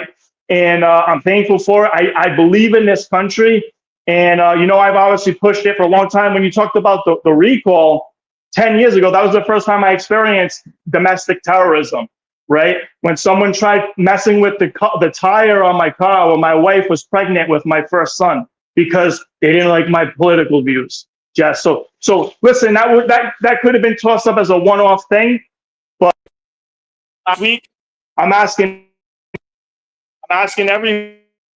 I said to you offline that Piers Morgan episode like 2 days ago with Steven Crowder, who Charlie Kirk said inspired him to do the Change My Mind. That meme that goes around, the Change My Mind, that's Crowder. He did that first, Kirk seen him, and he did a similar thing and took off. And Crowder said the only thing he felt bad about for inspiring this kid is he didn't tell people enough about the violence that they were doing to him because nobody wants to have the copycats. I don't want someone seeing this and thinking it's a good idea to come to my house. There's videos of me, Jess, that people throw out about someone acting silly around my kids in front of my house, and they portray me as a monster. Jess, I didn't harm a hair on that person's head. But my God, if someone takes it to that level in legal self-defense, Jess, I'm the most violent person anyone will ever meet in their life. I'm just being realistic. I'll never do it in an aggressive manner. But the issue is, this isn't just a war of ideas, right? They've been silencing us. So I'm having Dave come on too, because like the kid's a successful guy, he's in the mortgage industry. If these people had their way, Jess, they're trying to transform America into a Marxist country, right? And destroy our entire way of life between our economic system, religious beliefs. I've never thought it would get this real. Go ahead, I want honey. to pause you really quickly. You mentioned about canceling your business or whatever. We had you give a statement about teachers in Fall River. Just about contracts and money or whatever. I want to put the right statement out there. They were fighting over money, right? The unions and whatnot. And one woman went down there and made an impassioned plea, crying that she had to have working for the school department. She had to have a second job, right, in the summer. Now, half the people that work at my pizza place, the ones who drive for me and stuff, all have second jobs. I don't know how many jobs I have. There's too many to count. And all I had the audacity to say was, honestly, in 2025, working 12 months a year is actually kind of normal. They came for me. I hate teacher. That's all I said, Jess. And then you had a teacher who has a leadership role. She's in an administration where I live in Somerset, putting on Facebook and in teachers union Facebook pages to boycott your business. I'm going, so let me get this straight. Real quick, and then I'll pop out. Sorry. Good. So the Somerset Facebook group, Our Town in Somerset, I cannot tell you how many comments I have taken down on your posts. I believe it about me, right? Was it ever violent? They probably just say boycott my business. If you ever see violence, send it to me, Aaron, because I'm going to the FRPD. I'll go to the FBI. Like I will defend myself. She's a moderator, and she's saying that people will, if you put up a post about your business, people put comments on, and she takes them down. So again, we're just talking about this is your opinion. You're a business owner, and they want to cancel your business. You had a terrible weekend, right, after that post and those comments, and it's affecting not only your family, your business, but the workers that you employ. You know, it's just a crazy sentiment that people, and it's another whole conversation about cancel culture and, you know, coming for people and all that stuff. But I just want to give a little. Jess, over the years, how many times have they broadcast over WSA? I had Dr. Mike call me a racist and a coward. You know what I mean? Like, I listen, but here's the difference. And when Chris was getting pilloried all over forever by fake accounts, I expect that from fake accounts, right? Because they're cowards. When you broadcast it over the WSAR, listen, I told Chris, bro, the people who are doing this to you, there's nothing you can do because they're judgment proof. Meaning, even if you sued them successfully, they're back to the ideology. They'll never have shit. That's why they're angry. They have no compelling future. You can't sue someone who has nothing. Right. The Karams have stuff. And they're allowing that to be said about me over their airwaves, Jess, and they have insurance policies. So I need a good attorney who's going to hold people accountable. And I want them to pay me to move the fuck out of Massachusetts. If they want to settle with me for $1 or $2 million, I'll move to Tennessee tomorrow. Carol Fiola and Bob Karam and all these people can all get together and pass a fucking plate around and raise money. And I'll be the first one to fly my family the fuck out of here because I don't want to be around them either. You know what I mean? Normally I would gatekeep all the attorneys that follow me for my own court cases, but I will bless and release them towards you if anybody wants to give you a call. Jordan, I have a lot of people asking. We're going to move on. Two things. Yeah, one, where can people see your podcast and what you do? That's what I wanted to leave it with. Back to what I was saying earlier, Jess. We need to support each other, right? I share your show across all the platforms. Thank you. Jess Machado. Yeah. Right. So, hey, Jordan Silvia on Facebook. One last thing. I'm going to have a show, right? So I couldn't go on WSR and listen to all those. Now, here's the other thing. It's not about, oh, buddy, they run their own business. Of course, I could go have my own platform somewhere else. The person who I'm in talks with now, your former employer, right? He's got 300,000 followers in this area. I know, Jess. I understand, but I don't want to start from scratch. Listen, and I love you, but listen, I'll have a bigger audience than them by an order of magnitude, right? But that doesn't still allow them to just push 24/7 Marxist ideology. It's two separate things. Of course, I can go do my own thing, but if people allow them to still behave that way, that's the problem. But yeah, I'm going to leave you with this. We all need to support each other. Fiorentina Italian Kitchen. I don't do this to sell pizza. It hurts my business. My 10-year-old is making 4 pizzas right now because I homeschool my kids, and they're not fucking programmed. You know what I mean? My 10-year-old is more capable than half of the 40-year-old fucking people that listen to their stuff, Jess. You know what I mean? That's reality. That's why they hate us, and that's why they see you and I as a threat. If you're wrong about anything, Jordan, it's about how many people actually listen to that station. Just letting you know. I understand that. I get it more than anybody. It's all the principle of it, but you and I both know there's probably a handful of people that actually listen to that radio station. All your people need to support us, Jess. And all my people need to support you. And locally, Troy City Mortgage, Dave Perez in here. If you want to buy a house, I tell everyone word of mouth. I've got probably 6 mortgages from this kid. Because, hey, he posts about politics. That's one of the things we're going to talk about. He acts in business. He posts about politics. Someone else, I think, had a mortgage company and posted about politics in Fall River fucking recently. I think they said something about they wish the shooter of Charlie Kirk, the last shooter, had better aim. That's going to come up on my podcast, Slice of Success podcast. Jess, I love you, honey. I appreciate the time. I'm going to do mine right now. And I appreciate you because I know you're a fucking warrior, bro. Man to man. You're more braver than people I've served in the fucking military with. That's I'm the happy reality. to be on the front lines with you with this, Jordan. And I'll talk a little bit more about you after you go and do your Dave thing, said he but- loves all your Karen Reed stuff. I honestly didn't follow it because I can't. I know the legal system in America is an absolute travesty. It's like it's a circus. I don't It's follow crazy. that. Get Dave, Turtle I Boy said on hi. this stuff too. Get Aiden on it. I need a lawyer. That's all I'm saying. I'm gonna sue these motherfuckers into oblivion. I love you, honey. Love you too. Take care. Have a great day. Bye-bye. Bye, David. You too. Later. She said bye, Dave.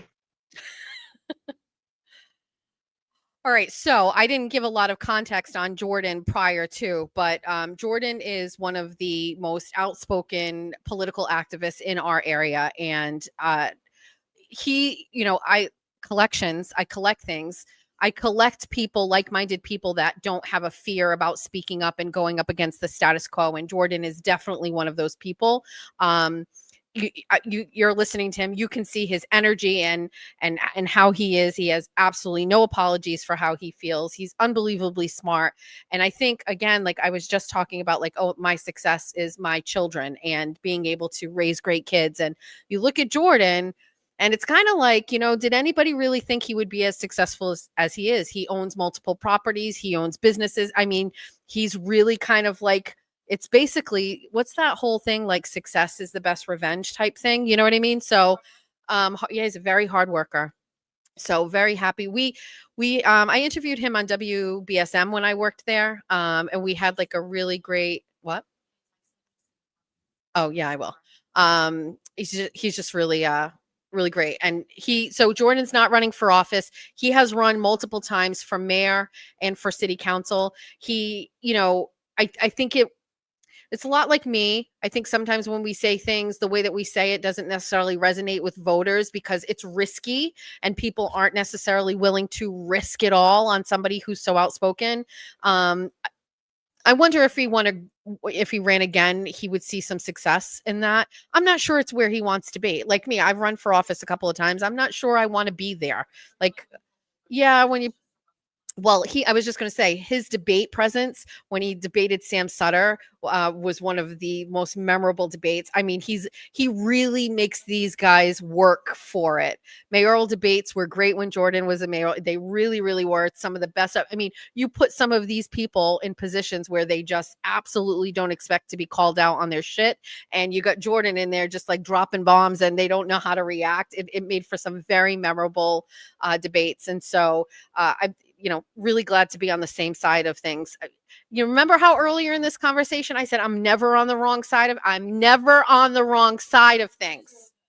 And the food is really good. He has a Gold Fever chicken pizza is ridiculous. So he's in Fall River. Go order some food for him. He also does a thing where you can pay for food for someone in advance and they leave it hanging there. And if somebody comes in and they need to eat, you just rip off the little paper and then you can go and you can get a free meal, which is really great too.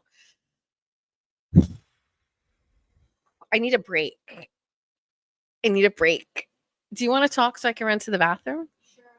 We're going to do a commercial and a break because we've got to talk about more things. We've got an agenda. Uh-oh, is something happening? Oh, hold on, wait. I got bad news.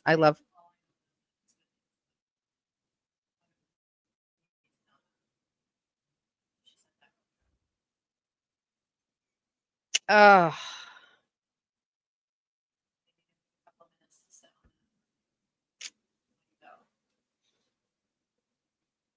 Oh, shit.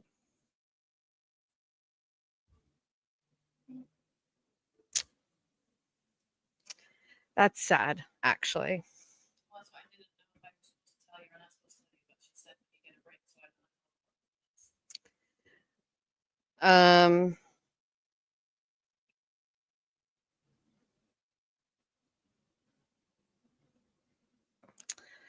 So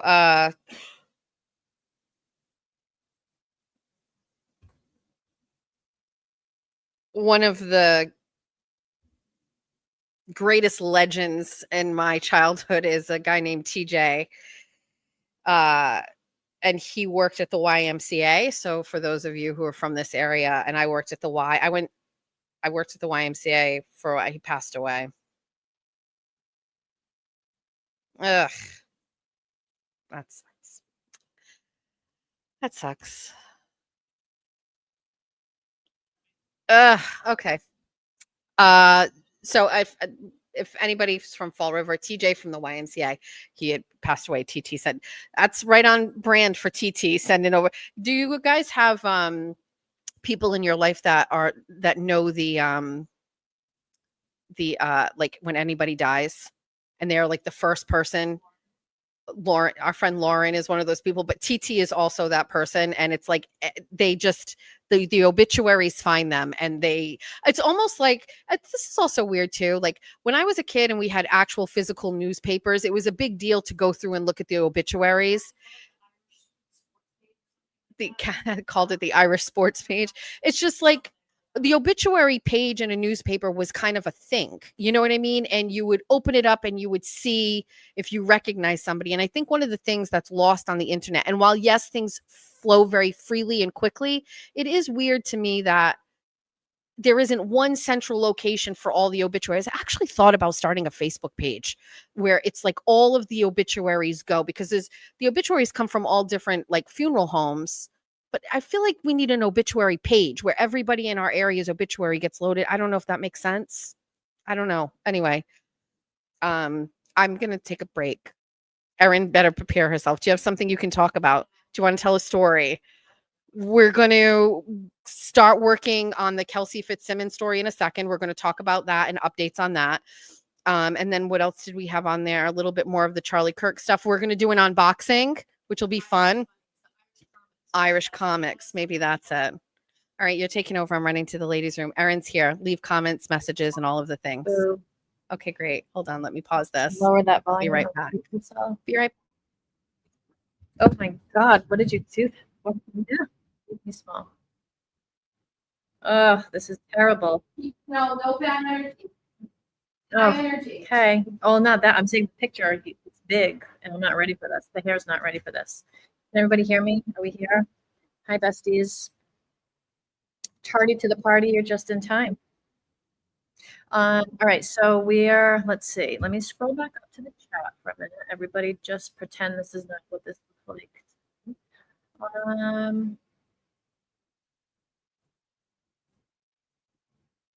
Town has a local page where a guy posts all the obituaries. Okay. So you guys can hear me. Hi. Oh, Melanie. Hi. So Melanie, do we want to discuss how you put me on timeout and then you're agreeing with me? Oh, thanks, Mr. Higgins. So Melanie, I was literally just going to start. I was going to see if you wanted to whip up a zip up hoodie with me for 2 minutes while she was going to the restroom, but the site is really, it's like really delayed and it takes a long time. So I'm not really sure that we would get very far, but, let me know what you guys think. I'm going to share this quick because all the time I ask her to like post things and she won't, because I would love to know what y'all want for merch, because I know what I like, but I don't know what everybody else likes. So I know I also said the same thing last time. We're going to work on commercials. My car being at after hours, and she said the same thing as soon as she left Prestige. She was like, damn, I should have taken like some videos or something. Oh, Melanie, we're in here, Melanie, you and I. I'm kidding, of course. But she's like, oh yeah, I should have like taken a video on the reel at Prestige. So I told her we're gonna have to do a little field trip and go to like Prestige and after hours. So we're working on a couple of like maybe pre-recorded things. But are you kidding me? I just got the TikTok login for her thing. Trying to get the YouTube login thing so that I can like add the timestamps and add the descriptions and add up, but it's baby steps. I get a little bit of information here. By the time we're done, we wrap up. It doesn't always go the way I want. I do have a whole wish list of things that I need from her, but anyway, with the merch, I just kind of started like, right, sweatshirts, that was so fast. Sweatshirts, hats, coffee mugs, cell phone cases. Like, do we want zip-ups? I saw somebody before I started. They said, the cease and desist, that's not a crop, so I can do that. So what are we thinking though? Like, do we just do like, what do we have here? I have these, right? Oh, I can. I sure can, but our friend is back. Stickers. So the stickers are taking a minute because I didn't like the setup through the shop that's here. But like, look, do you see what it says? Can you see what it says? It says show and tell, guys. And then is this not? Talk with the mic louder. I guess I can, but Jessica's back. Bunny ears on a shirt. Yes, somebody said that earlier, so I started. I'm sorry, I probably wasn't close enough to it. I don't want to be doing this. So I was probably far away. Where did my mouse go? Is it the hoodie? Oh, the Bunny After Dark one. So we're working on this. I told her I want her handwriting to write Bunny, like big and elegant, so that I can do that.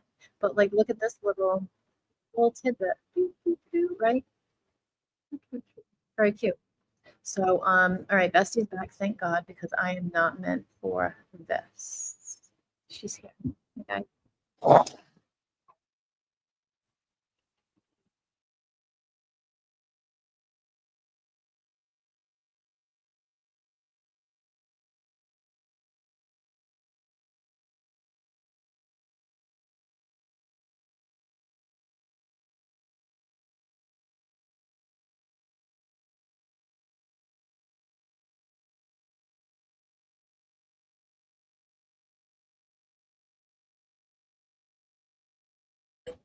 Muted. Hi. Can we go to my Twitter feed and pull up? It's pinned at the top. It's the audio from the Kelsey FItzsimmons hearing. So the Kelsey FItzsimmons story is pretty crazy, and I'm following this case, and I've written an article about it because I see some parallels between the judges in this case and the Karen Reed case. I've seen some interest in this case in the way, by the way, I don't know if anybody saw, but last night on Dateline, we had the Sandra Birchmore story. I'll be honest with you, knowing the depth of information in the Sandra Birchmore story, I was skeptical that they were going to be able to do this in a 1 hour show with a lot of commercials in between. I don't really think it gave it enough. I guess it was just enough to kind of pique the interest, but like the Sandra Birchmore story is like a 3 hour show. You know what I mean? So I really wasn't sure that they could kind of pull it off. I watched it. I mean, we saw our boy Kirk and Kulane in there, and I was like, oh, look at these guys all dressed up in their Miltons. Look at the boys. Look at these half zips. I can't. I can't. So I just felt like there was a lot that was not talked about. I mean, I'm happy that they're covering it. Well, you know, to me, to be honest with you, wasn't the craziest takeaway is like this was 2021. It's 2025. The sheer amount of time it takes to get justice in the state of Massachusetts is extraordinary. And the Kelsey FItzsimmons thing here, you get to see it in real time happening, because now we're hypersensitive. Now we're really paying attention to judges in a way that we've never paid attention before. The Karen Reed trial has essentially birthed a whole new generation of people who are never going to let a court case fly under the radar ever again. And you have now a whole group of people who are, this goes beyond true crime. This goes to people who are deeply concerned with how the justice system works. Definitely concerned with how an investigation is handled. People who are absolutely scrutinizing the Massachusetts State Police. And I think the Karen Reed case was so extraordinary that it inspired people to, for the first time, look at things in a way that they have never looked before. People like myself and Aiden, for example, we were already having these injustices occurring to us prior to, Aiden had been in court many times for harassment prevention orders, and I had been charged with violating harassment protection orders that should have never even been in place. And the weaponizing of the court system and the legal system and the police departments is something that, this is why people don't understand why I am so invested in this, because I lived it. And on a much smaller scale, but I lived this, where you are wondering, how on earth am I going to get out of this when there are so many people in power that are working this system to their benefit against me, only because of a political motivation or whatever. You know what I mean? So like the Karen Reed trials and case has literally created a group of people who are now detectives. They are researchers, they are participants, they are legal researchers, they are court document aficionados. There is a whole group of people, and I'm not talking like 10, 20 people. We're talking thousands of people. Many of you are watching right now who most certainly can make change and are never going to let stuff go again. And so, looking at the Birchmore story, one of the first things that stands out, so we're talking 2020, 21. It is 2025, 4 years, and we have not gotten justice yet. We do not know everything we need to know. But can you imagine what happens in the course of years? We all felt that ticking time clock with Karen Reed, with her parents, and watching Mr. Reed age. And you're wondering, how much time do we have left? How much time do we have left? Are we going to see justice like before people start leaving this earth? And it shouldn't be that way. It should not be that way. And so the Birchmore story is a reminder of how long it takes. But with the Kelsey FItzsimmons story, what you and I are doing now is we're watching something like this in real time. And the timing of things, you're watching it happen. So the court, so for those of you who don't know, Kelsey FItzsimmons is a North Andover police officer, and she was engaged to marry a North Andover firefighter. And they had a baby, and the father of the baby filed a emergency restraining order against Kelsey. And on the day that it was served, she was shot, and has been either in the hospital or in jail for the majority of the time since then.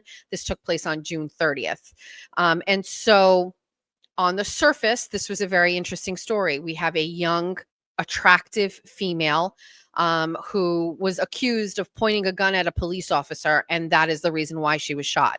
According to Kelsey in her early statements, she was just looking to potentially harm herself. She was in a very high stress situation. She had been suffering from postpartum depression, although she had been released from that medically and was set to return back to work, and was served with a restraining order. Her relationship is over. Her job is probably over. And then on top of it, they're taking her baby from her, a baby. She wanted to end her life in that moment. And she went to, turn the gun on herself, and she was shot, according to Kelsey. According to the police officer, she aimed it at him, and that is why he shot her. So she was shot in the chest multiple times, 2 times.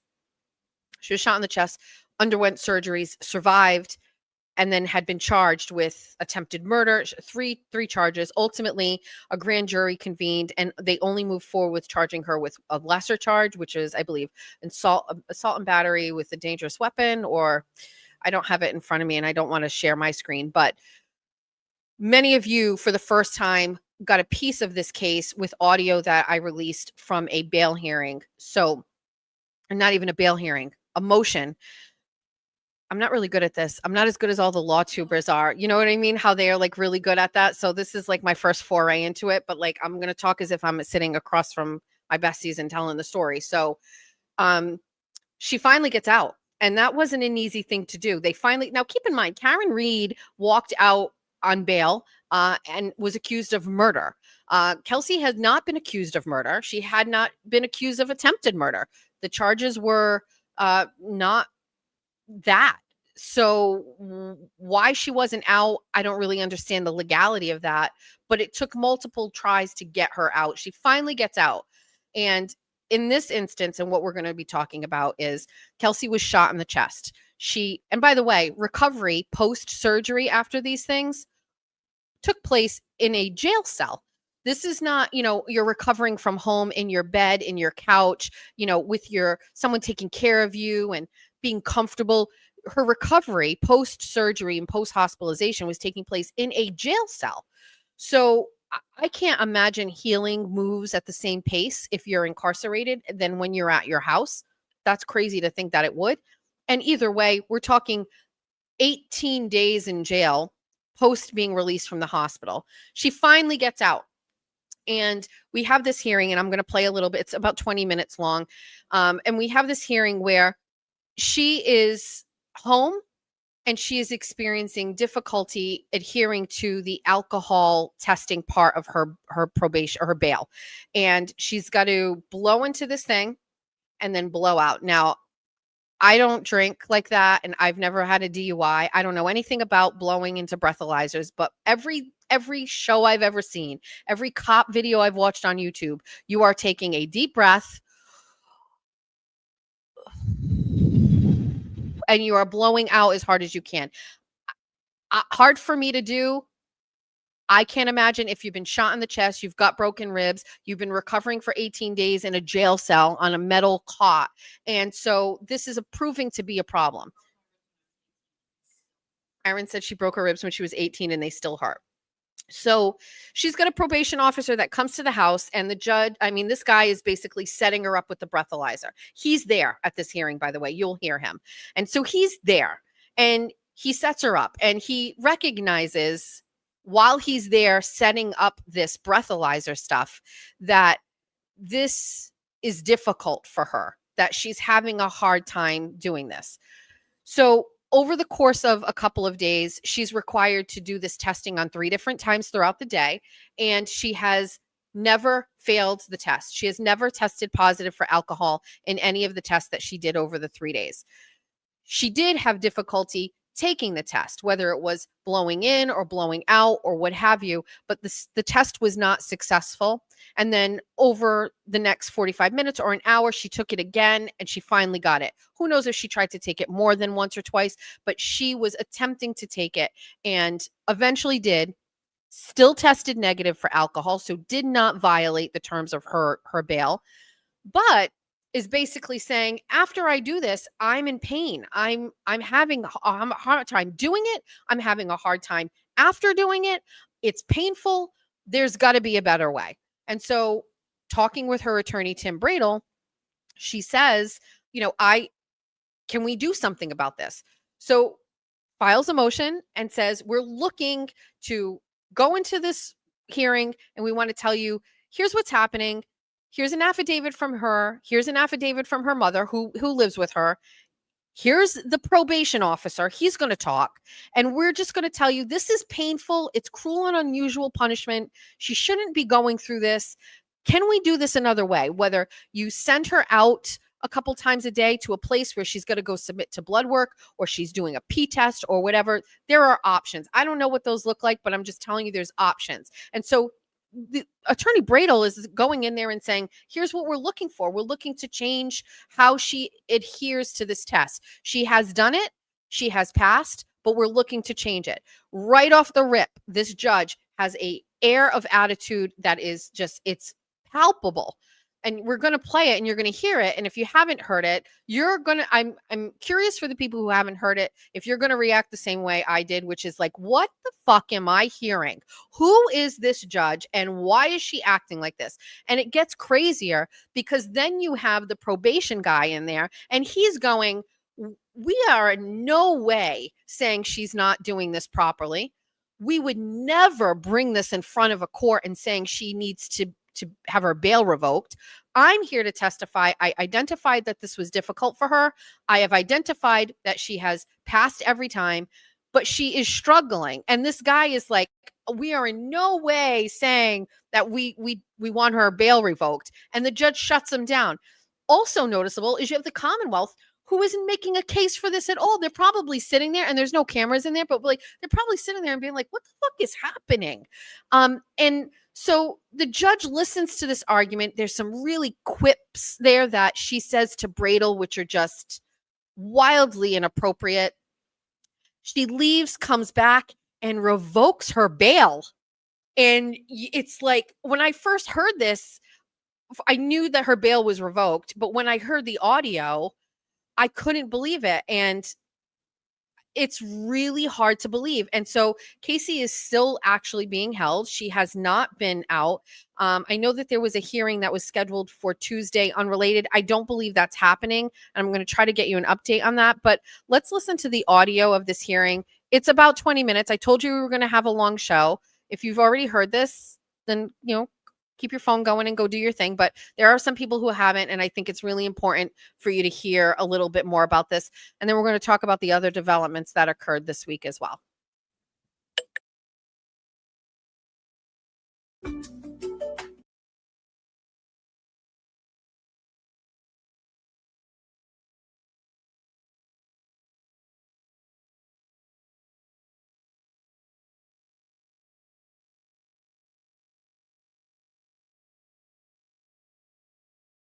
All right, good afternoon. Calling Commonwealth first is Kelsey FItzsimmons.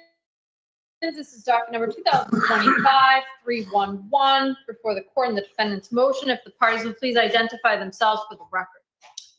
Good afternoon, James Kupichowski on behalf of the Commonwealth. Good afternoon. Good afternoon, Attorney Moriarty for the Commonwealth. Good afternoon. Good afternoon, Your Honor. Martha Coakley for the defendant, Kelsey FItzsimmons. Good afternoon. Hello, Your Honor. Timothy Bradel for Kelsey FItzsimmons. She's present in the courtroom today for the record to my left. Good afternoon, Mr. Good Fitzsimmons. Good afternoon. afternoon, everybody in the courtroom. Thank you. So I received the defendant's emergency motion for immediate release from the Scram order. So I'll hear from the moving party.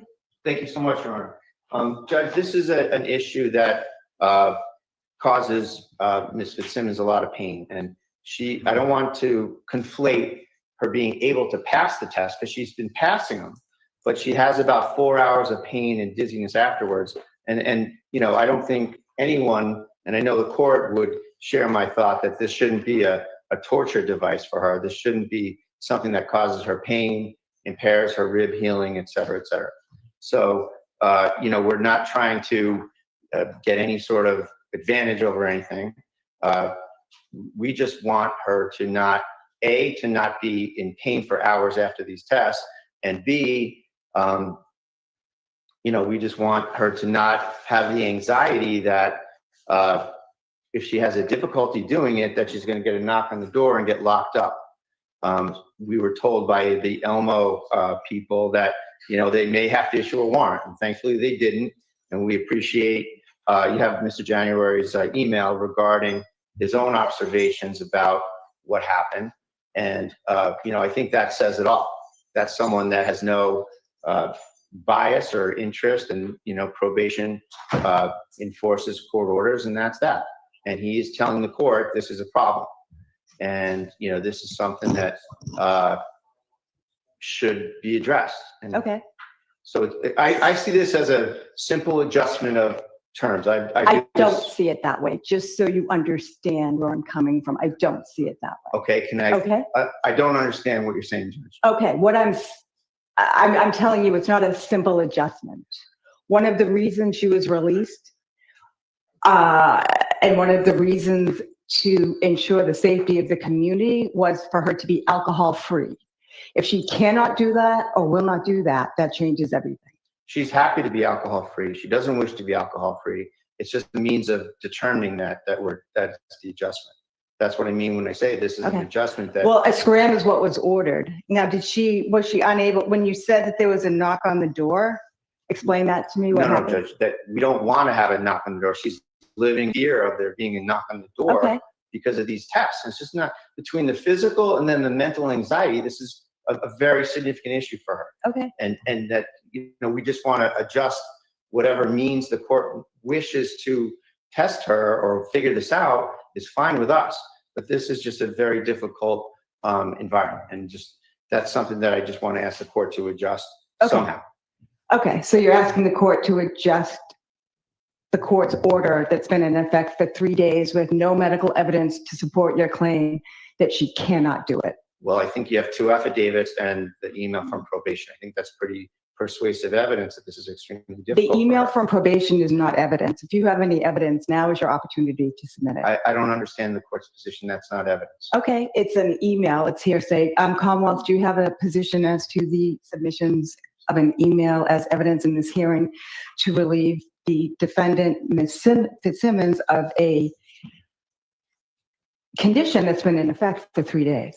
I don't want to put anybody on the spot, but we have the person who sent that email here. Okay. So you have a burden, it's your motion, what do you want to do? Well, Judge, I don't think that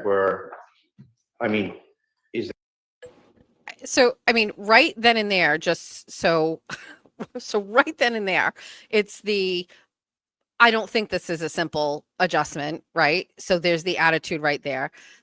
Then you got the Commonwealth we've got the person right here. You know what I mean? Like the tone and the attitude in itself to me made me feel as if this woman just simply didn't think anybody would be listening, because you and I, we've all experienced Judge Cannoni, and we've seen and heard this. It, to me, in an era of courts in Massachusetts post Karen Reed, you've got to be crazy to talk like this in a hearing. You've got to be crazy, especially a high profile hearing. And don't get me wrong, you and I both know that there are plenty of court cases that are going on every single day around the Commonwealth that nobody knows about, nobody's paying attention to, and the courtrooms are empty. Okay. But I'm saying it is crazy to me in a post Karen Reed trial world in Massachusetts, in a high profile case, you have a judge that is going to act this ostentatious, this deplorable in a courtroom, and it not get on people's radar. And now there was no actual camera in this courtroom. That's fine. That's why I went and got the audio. To me, this, if you didn't know anything else about the Karen Reed case, how this particular hearing right here doesn't shake your belief system in the court, your belief system in the court system, just to hear somebody talk like this. First of all, the only thing that kept running through my mind, and I'm sure you're thinking this as well, you are presumed innocent until you are found guilty. So Kelsey FItzsimmons is innocent. She is not guilty. Why are you talking or treating a person and their situation as if they are guilty? What is the connection here to this case that would provoke a judge to have this kind of attitude? A judge certainly can't be that emotional where they would take offense to an attorney coming in and saying, we want to revise this again. I'll even play devil's advocate where you say, well, maybe she's offended that you've got a problem with her order and that she worked really hard and is the least restrictive.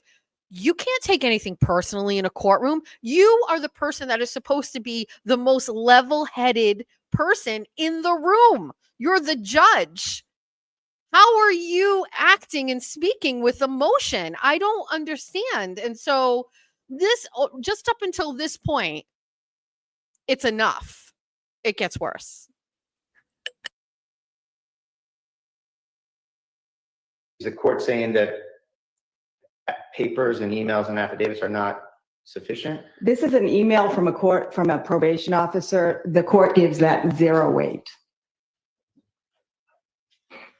Well, then you have an affidavit from Ms. FItzsimmons and you have an affidavit from her mother of the physical observations of what happens. I think that's, more persuasive evidence than a doctor saying something to the effect of, I think it's self-evident and it's common knowledge that if you have broken ribs, that it's hard to breathe. What evidence do I have that she has current broken ribs and that she's suffering from broken ribs at this time? Well, She was shot from her mother. You have an affidavit from Ms. FItzsimmons, and the other day we were here, I submitted I believe I submitted the instructions from Mass General about broken ribs. Okay. I mean, I would just argue that it's somewhat self-evident as well. It's somewhat self-evident as well, and that she's having great difficulty here. It's been observed by probation. It's been attested to by her mother, and it's been attested to by Ms. FItzsimmons. So it's just a very difficult scenario for her. That luckily she has passed the test, but then she's got hours of pain afterwards. And the one that she had difficulty with, out of an abundance of caution, we were dealing with Elmo, and we were informed that they may issue a warrant. And So I want to then- hear about the one she had difficulty with. When was that? Wait a second. Well, so that's what I was saying, Judge. I don't want to conflate passing with not having difficulty. She has difficulty with every single test.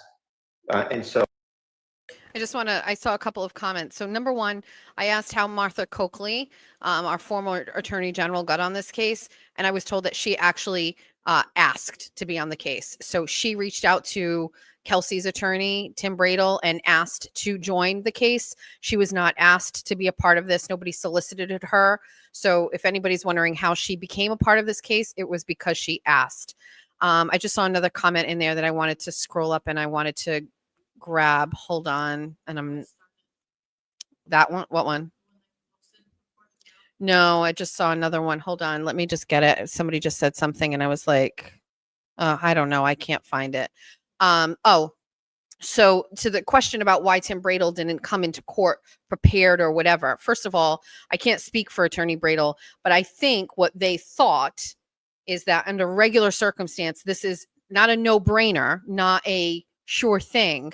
But if you've got Kelsey there who can testify and say she's experiencing pain, a mother who lives with her providing us an affidavit, and you have a probation officer who is willing to testify, which you will hear shortly, that he will say, I've observed this as being difficult for her. She is not complying. And you also have no objections from the Commonwealth. I'm not really sure they thought that they needed anything, but I did learn that they, in light of this hearing, immediately asked for documentation. By Monday morning, they received a letter, which I believe I tweeted out, from the physician that talked about Kelsey's physical limitations and why this would be difficult for her. So, I mean, maybe the judge is looking at this as, again, taking emotional offense to the fact that this letter wasn't in hand when they came, but then you defer back to the fact that this is becoming difficult to do. And being able to accomplish this test is becoming more of a challenge. So let's get in there and change this, or see if we can change this now, and then we'll get the rest of the stuff later. That's my take on it. But they did receive, so this happened on like a Thursday, I guess it was. By Monday morning, they had the letter in hand from the physician who treated Kelsey, which certainly backs up the physical limitations that she would have. So she passes them in great pain. So she's had difficulty in every single one, equated, it's in the affidavit. So she has difficulty on every single one. So that's different than passing the test. So she's experiencing difficulty all the way through. But the one that she was unable to was 9/9/25 at 3:09 p.m., I guess. And was that a required test that she was to do? Yes, And she was unable to perform it? correct. Okay, was she unable to perform it? No. What happened? No. So this. I feel right then and there, by the way, right then and there, like her excitement to hear from Tim Bradel that she was unable to perform it is an indication to me that she was poised to revoke bail right then and there. Like that little line of excitement where she's like, oh, she couldn't do it. And then you have the probation officer there who is now going to jump in. But right then and there, you see that glimmer of ready to pounce and to revoke bail, because not performing it would be a reason to revoke bail. By the way, just so you know, I have witnessed hearings where judges give people time and time and time again an opportunity to adhere. If you're a probation officer, you know exactly. I had somebody message me. They're like, do you know how many times, how many chances we give these people before we ever get in front of a judge? Do you know how many times judges will go, okay, try again? The way that this judge, McCarthy Nyman, or whatever her name is, and I'll answer that, is crazy. Why is alcohol a big issue? In the events leading up to the harassment prevention order, Kelsey, her fiance, and their bridal party were away on a trip, and it was during that trip that Kelsey was drinking and acting erratically. And so it was entered into court documents that there was an issue with alcohol on that incident. There is another incident, by the way, and I'm happy to bring this up too, because I went and found this, but Kelsey had been arrested when she was 21 for assault or drinking or something. This is when she was in college. I looked up the address for where this took place. It's at a college bar. The college bar doesn't exist anymore, but at the time when it happened, she was in college. It was a college bar. I think the incident occurred at closing at I think the report was written at 1:43 a.m. It sounds very normal to me, as far as college drinking or whatever. There's no incidents or no arrests or any alcohol related anything between then and whatever happened on this personal vacation weekend away with the parties. By the way, just, as a reminder, Kelsey is a police officer. So she has passed all of the vetting and all of the things necessary to become a gun-holding police officer in the Commonwealth of Massachusetts. So there's that. There's no discussion about alcohol abuse, just this document that was filed in the original request for an HPO about an incident that occurred with alcohol. So to me, and from what I've seen and what I've read, that's all I know so far.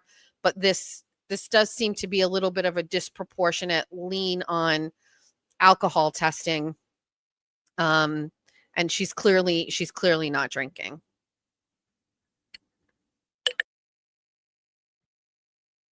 Yes, we're in office. Would you raise your right hand, please? Do you solemnly swear you will make true answers to such questions that may be put to you by the court or upon its direction, so help you I God? do. This is a probation Or if officer. I could just pass this up, this is Sure. information pertaining to all of our students.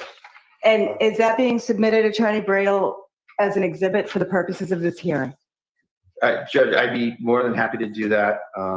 It's not more than happy to. You're either doing it or not. Yeah, sure. Go right ahead, Your Honor. Okay, It so just says that she passed the test, so which is not an issue. The issue is that she's in extreme pain while doing it. Whether she passes. or Okay, not. so there's one, Officer January, that says incomplete at 9/10/25 at 3:09 PM. Is that right? Yes, that's correct. So what does that mean? Yeah, so what it means is there's a scheduled test that's programmed daily for her to be alerted and to initiate a test. And that happens. And so initially, she answers the alert and attempts to take the test, but is unable to complete the test. And based on my information, my conversations with Elmo is that is when she has difficulty either blowing as hard or as long, or a combination of both, into the machine to complete the test. So what happens after that is there are additional attempts to complete the test, which she tries, and then ultimately on that particular date, she successfully completes and passes the test on September 10th at 3:50 p.m. Okay, what I have in front of me is an incomplete test at 9/10/25 at 3:09 PM. That's correct. And then if you just look And then right it above says that, passed at 9/10/25 at 9:30 AM. okay, so you're looking, I'm referring to this second document, it's multiple pages. Mhm. I think if you just go up instead of the one above it, the Okay, incomplete is the. so it's 3:09, it's incomplete, and then at 3:50 she passed. That's correct. So that's a period of 40 minutes? That's correct.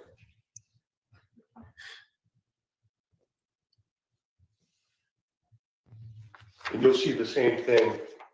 So the other one, which is September 9th, yes. September 9th, Again, at 3 o'clock. The test is initially incomplete. at 3:09 and then it's complete at 4:21. For, We're talking like minutes yeah, here. 4:20, Minutes. 4:21. So there were 2 times that she had an incomplete test. Is that Yes, correct? incomplete, and And what's the procedure of the probation department when somebody who has a condition of release to have,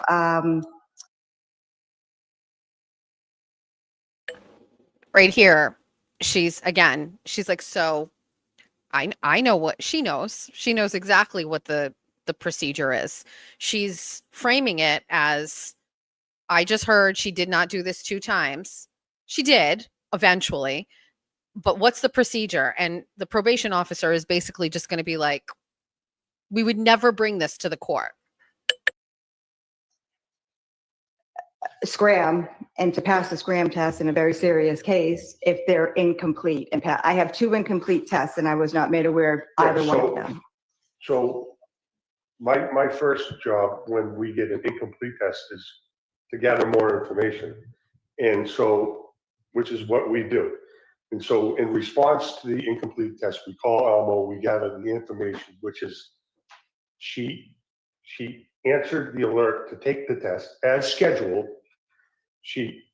Unfortunately, she was unable to complete the test because she was unable to blow as long or as hard as needed to complete the test. So ultimately, at 4:20, she completes the scheduled test. There may be additional attempts in between, but ultimately she completes the test. So that's for a period of And so an hour and 20 minutes. that's correct. Now, in conjunction to the hour and 20 minutes, we also know that, and I observed it firsthand, that whatever the injuries are, which I don't know, and actually doesn't really matter to me, but when I was doing the installation process and observed what was genuine pain, like genuine Okay. pain. So I know, Any objection to any of the terms used by the No. probation officer? Okay. so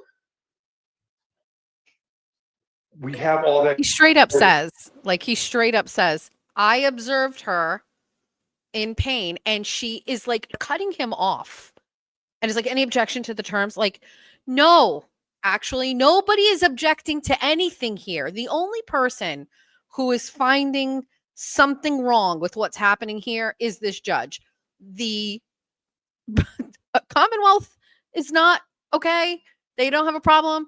The probation officer is no problem. The only person that seems to have a problem, and that is actually enthusiastic, I believe, about finding issue with what's going on here, is this judge. And that right there is another example of her, again, interjecting a weird and inappropriate reaction to something that is happening here. You know what I mean? So, yeah. We don't deem that non-compliant. She's attempting to take the test and she ultimately passes the test at 4:20. So with all of the information, that's not non-compliant. That's compliance, and she, with her What do obstacles. you, I'm getting confused. What do you mean compliant? That's As far as when that's- she was initially, That's compliant with scram testing. She was. I'm sorry. What are you talking about? How are you as a judge not knowing? Actually, you're lying. You're lying. You know exactly what it means to be compliant and not compliant with this testing. You are asking the question like, I don't know. Tim Bradle earlier in this hearing was like, I don't understand. I don't know what you mean. Like, that was authentic because he's like, this isn't jiving with me. I don't know what you're saying. What is this judge doing here? Gaslighting this whole courtroom into thinking that she doesn't understand what it means to be either compliant or non-compliant with alcohol testing. Like, how many cases do you think have come across this judge's bench where she has actually had to? That just makes me now maybe we should find that I'm going to task the besties with that. Let's go back and find cases with alcohol monitoring that this judge has actually overseen. Let's request the court audio and let's go and listen to what she says about maybe this judge is like this with every single solitary person that comes in front of her. Erin said maybe she's new here. Maybe she has never done this before. Hi, KK, can't stay. Wanted to pop in and say hi. Love you too. See you on the replay. Maybe this judge she's new to this. Maybe she's never had it before. Maybe she treats everybody like this if she has. This is not unique to Kelsey. We're dumb.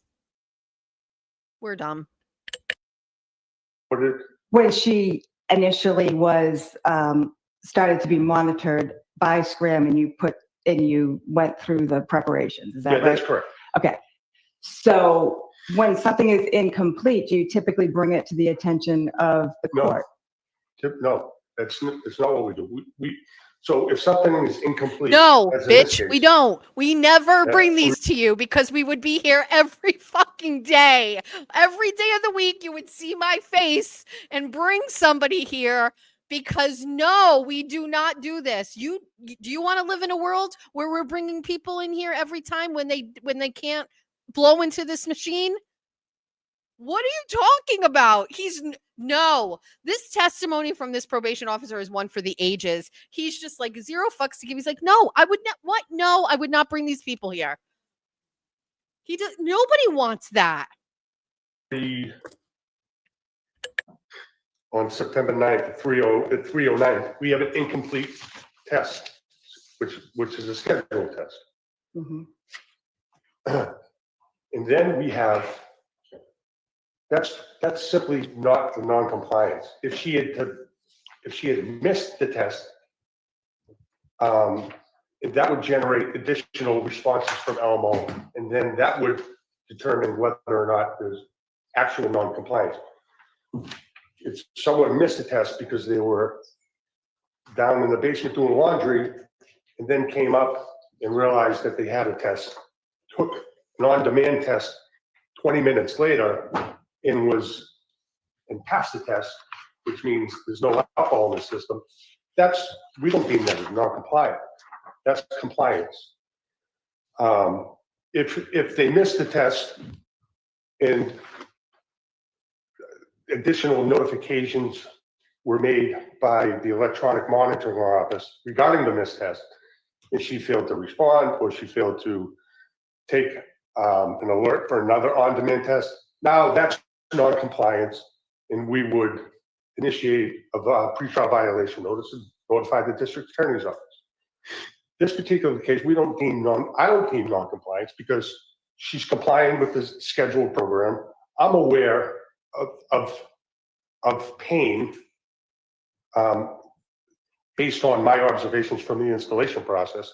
So as long as she's attempting to take the test, continues to attempt to take the test, and then ultimately takes the test, that's not non-compliance. That's someone that's, well, that's to your me. That's your position. That's non-compliant. Well, it's really up to the court to decide whether somebody's compliant or not with conditions of release. What you're saying is those situations you described is what you deem as appropriate to bring before the court. It would. So I guess it would never be brought to court by way of a pretrial violation for an incomplete test with the information that I've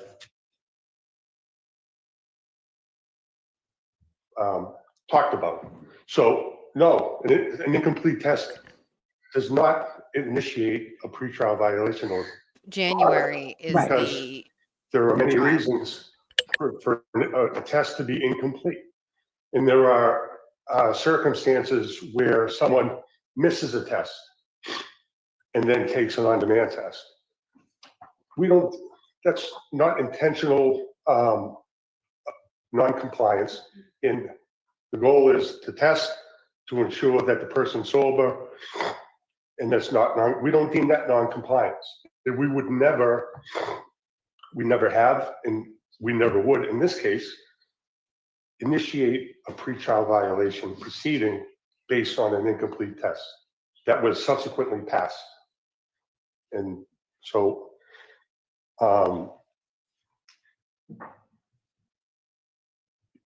the schedule for her to be tested is something that we discussed. Wasn't ordered by the court. The court ordered someone to be alcohol free. What do you mean we discussed? So she knows when she's going to be tested? With Ms. Fitzsimmons. I discussed with the defense counsel about creating a testing schedule, because it's more practical to have a schedule in place. There was no schedule that was ordered by the court. There's no frequency of testing that was ordered by the court. It was 4 times a day, 3 times a day. None of that was ordered. She was ordered. It was random screens, excuse me, Ms. Officer January. It was random screens. Now you're telling me she's on a schedule to get tested? Is that what you're telling me? We created a schedule. With as we always the- do. Okay. As we always. Here's another example of where she is poised and ready to go, where anything that falls just a little bit out of the line that she thinks it needs to be on gets like inflated. So, and he's going to tell you, no, we made a schedule. We do this. Like, are you as a judge saying right now, we've got to rework the whole probation system and say, I don't like the idea today, now in 2025, that you get to schedule your alcohol testing? Everything has to be random. It sounds like you have like a new cause on your hands. You need to go and champion the state law or whatever legal venue you go take this up in and say, oh, it's just weird to me. I don't like that you can schedule it. You can drink around the schedule, right? Well, again, why is this the first time this sounds so incredulous to you? What you want me to believe, and the besties and I will figure this out if it takes me all day. But like, this is the first time you've ever been aware that people schedule alcohol testing? What are you talking about? So again, this weird, like this weird highlight of something so small, so normal, so procedural adds to the temperament that this judge was looking for any reason at all to violate her. Ultimately, and you'll learn because we're getting to the end, there's no reason to pull her and bring her back in. And she just does it anyway. Sorry, I just kind of like, what's it called when I think everybody has seen it, but I just like, spoiler alert. Too late. I should have said spoiler alert. Not in this particular case. We always do. It was random screens that were ordered. Judge, I don't have that. I don't have random screens anywhere in my materials, for the record. Okay. I don't know nothing about random screens. Okay. Judge, just so I could clarify that.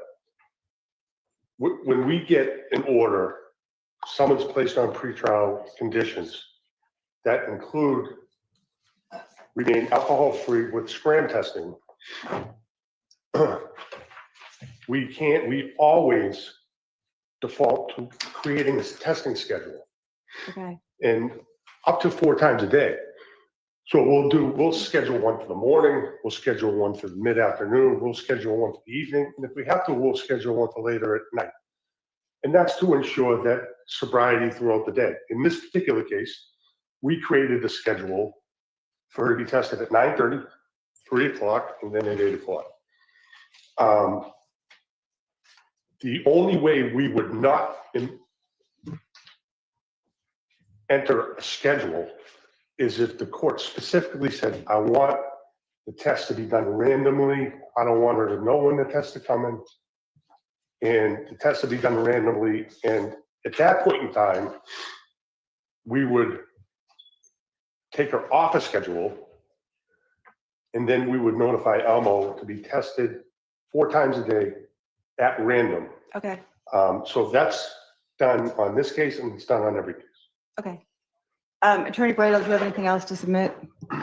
Judge, I would just offer, I respect and I heard Your Honor's take on the probation email, but for the record, I would move that into evidence as well. And I just want to also. Commonwealth, do you have a position as to the admission of the email? Well, I think we just heard with the email. All right, so the email's excluded. Anything else, Attorney So, Brennan? the email's excluded. So the Commonwealth's like, yeah, we just heard it. Like, again, another little red flag. The excitement of excluding, or like just the vibe excluded. Like, also, why not just let it? Why not let it in? I get it; it's there, and I've had my own hearing where I've entered something into evidence, and the judge is like, I'm not going to allow it. I'm not saying I take it personally, but it's also like, why not, or whatever. But like, just in this whole scheme of things, leading all the way up into this point, it's par for the course for McCarthy. New. How do you say her last name? I'll get it in a minute. Anyway, we'll finish it up. Your Honor. Sure. And Judge, I just want to state that on the pretrial conditions of release, it says comply with remote alcohol breath testing. Okay. I don't know if that's what was ordered. I'm going to go back and listen to FTR.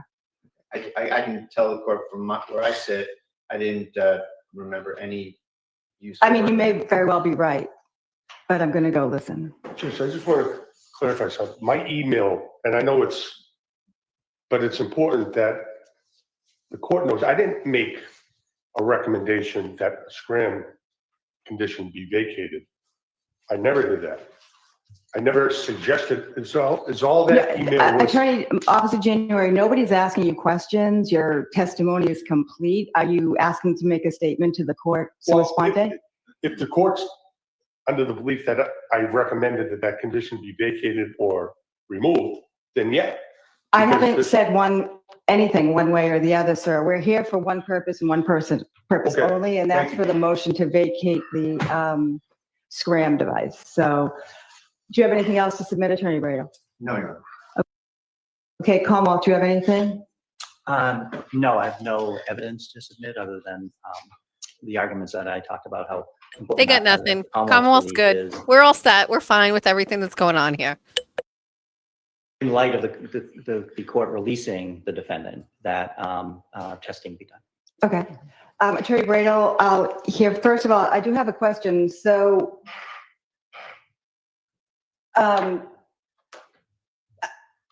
Ms. Fitzsimmons is able to do the scram, is that correct?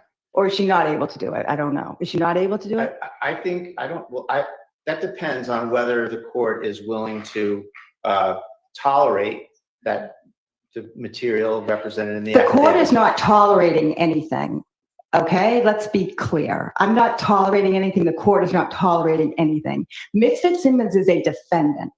In lieu of incarceration, my order was that she submit to scram. If she cannot do that, I need to know that. Can she do that or not? She can do it Okay, under the terms that are So- laid out in the affidavit. so you're saying she can do it on her own terms? With significant pain and dizziness and having to recover for several hours. I understand what you're saying. It is certainly not the court's intention. It's not the court's position to have Ms. Fitzsimmons in any pain at all, so I appreciate your argument. Do you have anything else to add? I would suggest, Judge, that I think there's other ways to do this. If the court wishes to have her tested for lack of alcohol, that's completely fine with the defense, but just the means that's being employed is kind of a torture device for her. Okay. And so we object on due process grounds to that, Oh, okay. but It is not this court's intention I understand. to torture Ms. Fitzsimmons at all. The court's goal is to make sure the community is safe and Officer Noonan is safe. So I hear you loud and clear that the defense views Ms. Fitzsimmons having to do the scram as cruel and unusual and torture. Is that your position? Well, that's an Eighth Amendment position. I suppose that Okay. can be put in there as well. But Judge, I think that, that there's probably other alternatives that she could do that I believe are out there but I know that might step on the court's other order for house arrest, that you would have to go to a facility. I know there's like urine tests and other things like that. So I know there's other possibilities out there.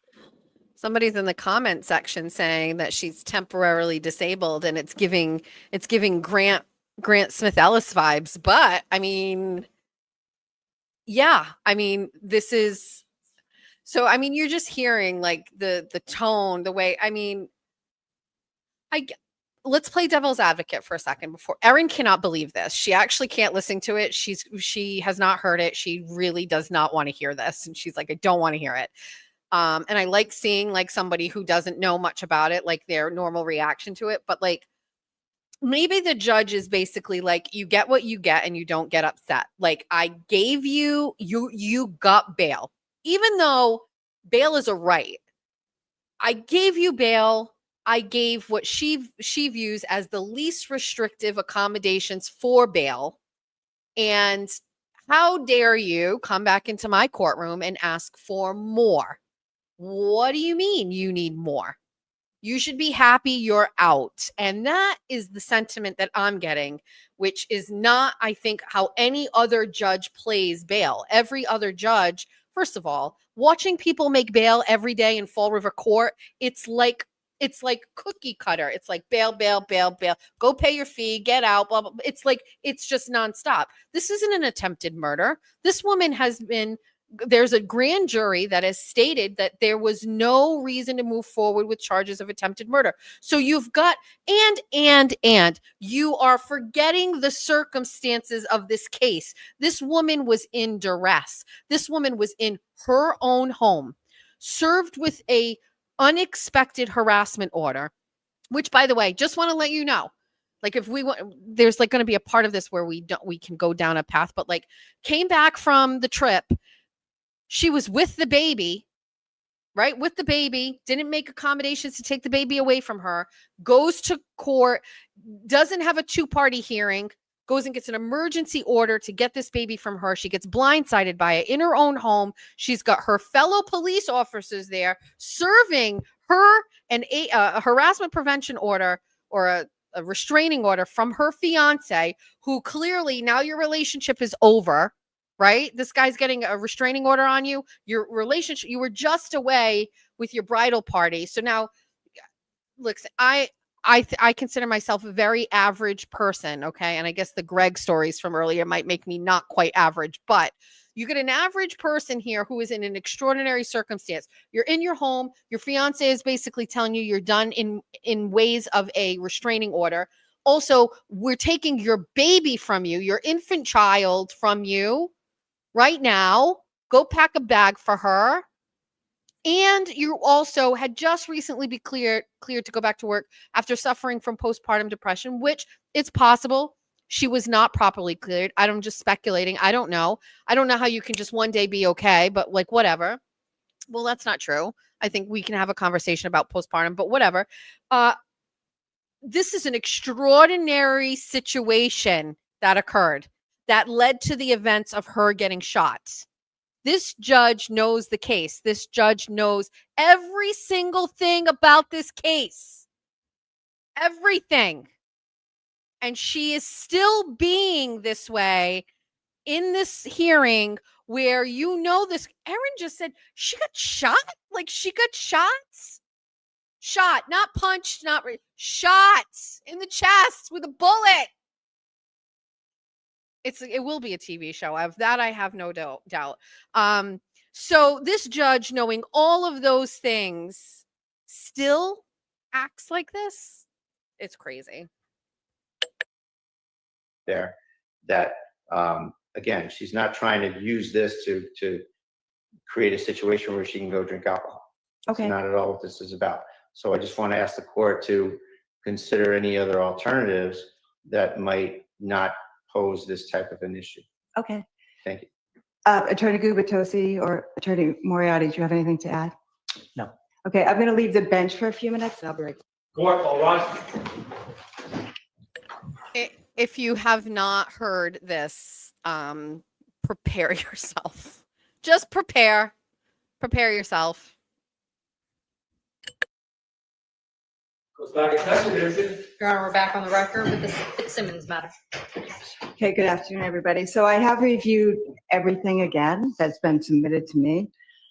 And I will state for the record that FItzsimmons has moved twice in a 3-day period to amend her conditions of release.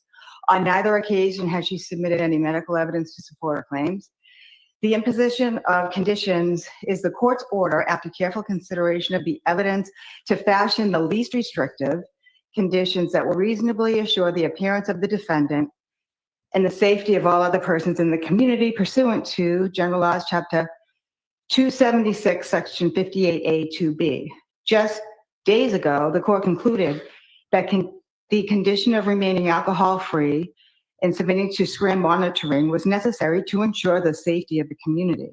After a thorough review of all of the arguments and submissions by the Commonwealth and FItzsimmons, that conclusion remains unchanged, regardless of FItzsimmons' claimed physical limitations. Based on an affidavit submitted by FItzsimmons' mother, the testimony of Assistant Chief Probation Officer Jeff January about his observations of FItzsimmons' apparent pain during the SCRAM installation, and the representations of FItzsimmons' counsel that it would be cruel and unusual punishment and torture to continue to require FItzsimmons to comply with the condition of being monitored by SCRAM, the court concludes that FItzsimmons cannot abide by the condition of being monitored by SCRAM. Without this condition, which ensures that she does not consume any alcohol, the court cannot assure the safety of Officer Noonan and all other persons in the community. Accordingly, the court's prior order of release is vacated, and FItzsimmons is ordered to be held without bail pursuant to Mass General Laws, Chapter 276, Section 58A. And a Your Honor, written may I order will follow. address the question? That's the court's order. Thank you. All Your right. Honor, I object. I ask you to stay your order pending the SJC. And there are other alternatives Your Honor can accomplish.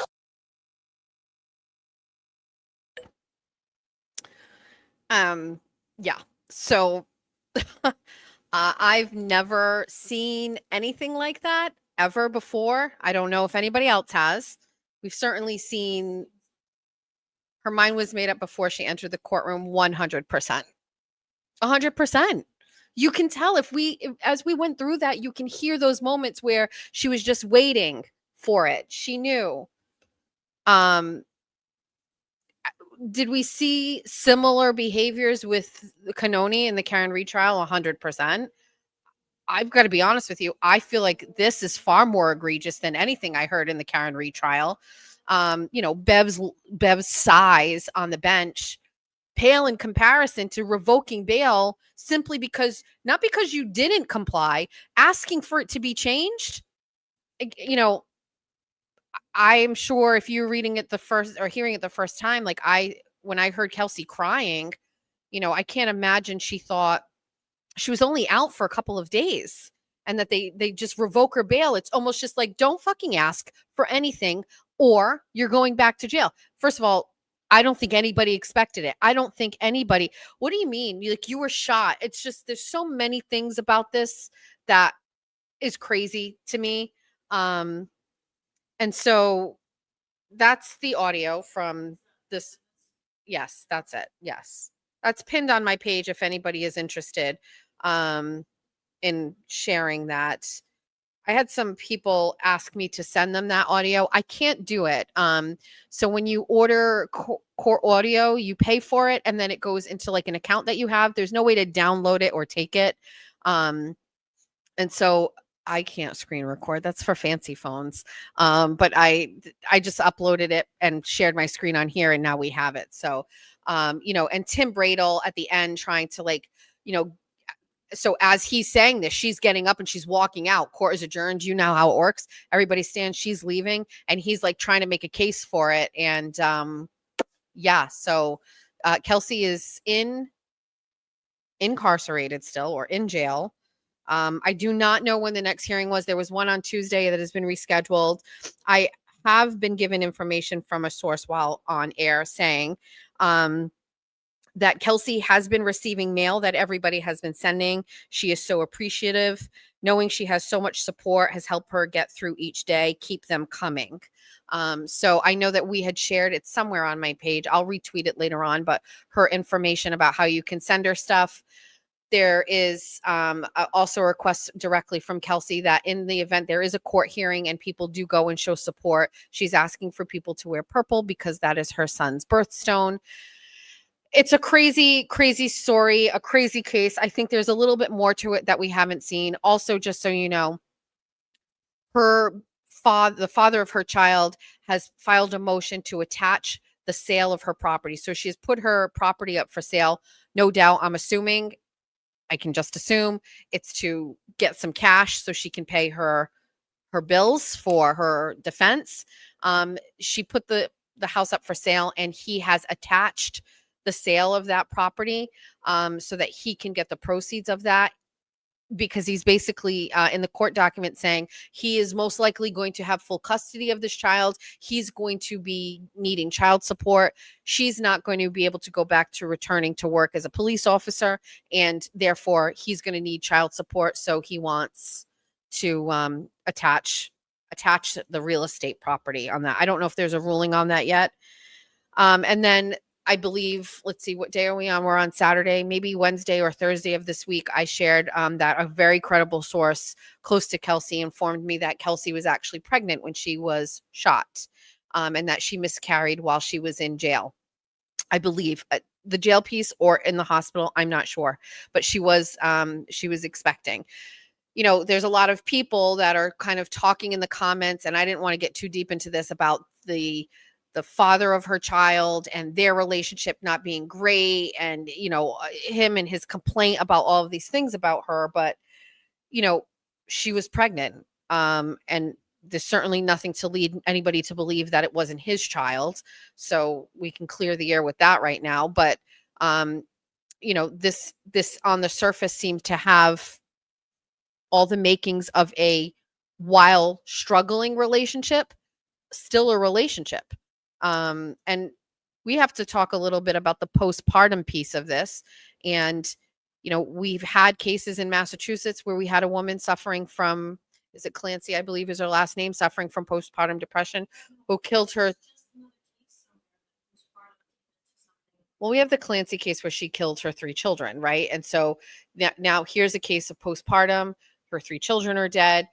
Was there enough done? She was struggling with postpartum. She was on a cocktail of medication. It's no joke. And I think, like with every health issue a female has, there is never real conversations about it. And like being 50, or not even 50 yet, 49, and knowing something was wrong with me, and I'm going, I think there's something wrong with me. I'm not feeling great, blah, blah, blah, blah, blah. And like having to go to my doctor and say, I need more blood work. I need information. Something's not right. And then I get my blood work back, and my doctor's like, oh, you're in menopause. I was like perimenopause, no, full blown menopause. That's it. Just wanted to let you know. Okay, well then what's next? What's the next step? What do I do? How do all of these symptoms and all of these things that are happening to me, how do I combat them and fix them? Like, you guys do I go on my phone? Everybody says, don't Google it. Don't WebMD yourself to death. Like, okay, so, but where's the help? And then I think the same thing is there with postpartum. And I suffered from postpartum with my son. My first child, I think maybe a day. You come home from the hospital and you're like, oh, this is feeling weird or whatever. But like, where are these conversations? And it's never enough. I don't feel these conversations take place enough. And not my job as a female to advocate for men's health or men's issues or whatever. I'll leave that to the guys. But like for the women, none of these things get talked about enough. Nobody is having these hard conversations. And also, I don't believe that there are resources at all. I literally was told I had to wait for 8 months for a doctor's appointment. And then I always think about like how I'm such a bitch, and I'm like, I advocate for myself. What about a person that doesn't advocate for themselves? What about a person who doesn't know how to push back or feel strong enough to say, well, that doesn't work for me, or I don't feel like you're helping me? And the people that are intimidated by physicians or whatever, there's just so much in the pocket of postpartum depression and those months after a child is born. We were talking months. This baby was born, I believe, a little early at the end of February. And this shooting took place on June 30th. And there were all of the markings of this relationship being okay. I'm doing my own digging and my own research. And I found a newspaper article in Yahoo. And in that article, there were 9 firefighters in the North Andover Police Department had a baby within a span of 9 months. It's like a baby boom. And the article is a very lighthearted article. And Kelsey's fiance is in that article talking about wanting to get pregnant and have a baby and look at all of these babies coming, and maybe now it's time. And then even further in the article, he says he's ready to have more kids. And this article, I think, was in March. So just weeks after, just a couple of months. Now, I certainly know things can change or whatever, but like, how much can they really change in a couple of months? And if they did, why isn't anybody taking into account the hormonal postpartum depression that she was suffering from?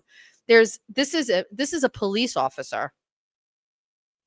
I know everybody has their faith in police officers shaken in the, again, post Karen Reed world, but most police officers are good humans.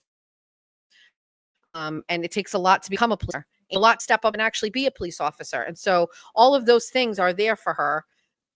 I don't know. It's a lot. There's a lot going on. And by the way, I see the trolls. I see the people commenting. I think that they obviously must have some sort of, like, we can see that, some sort of connection to the family of the baby daddy in this case or whatever. I see them. I read them. I weigh them. I look at them from both sides. But a lot of things here just simply do not make sense, in my opinion. So certainly more things to come. Great question. I did try to get an answer for that, and I don't have an answer yet, but as soon as I get one, I will let you know. I feel bad for Tim is losing sleep for sure. I saw his face the other night. He needed that night to shine. That was the night that Tim was there.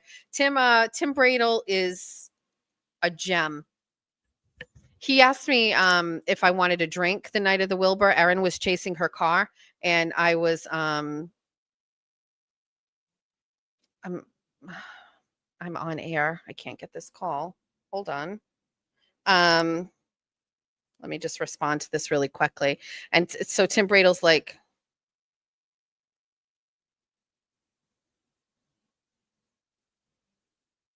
hold on. Let me just get some info for you.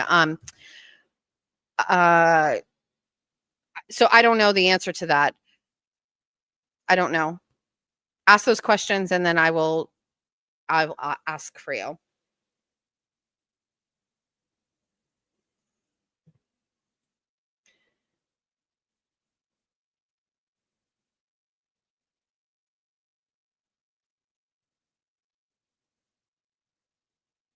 Hold on. Talk amongst yourselves.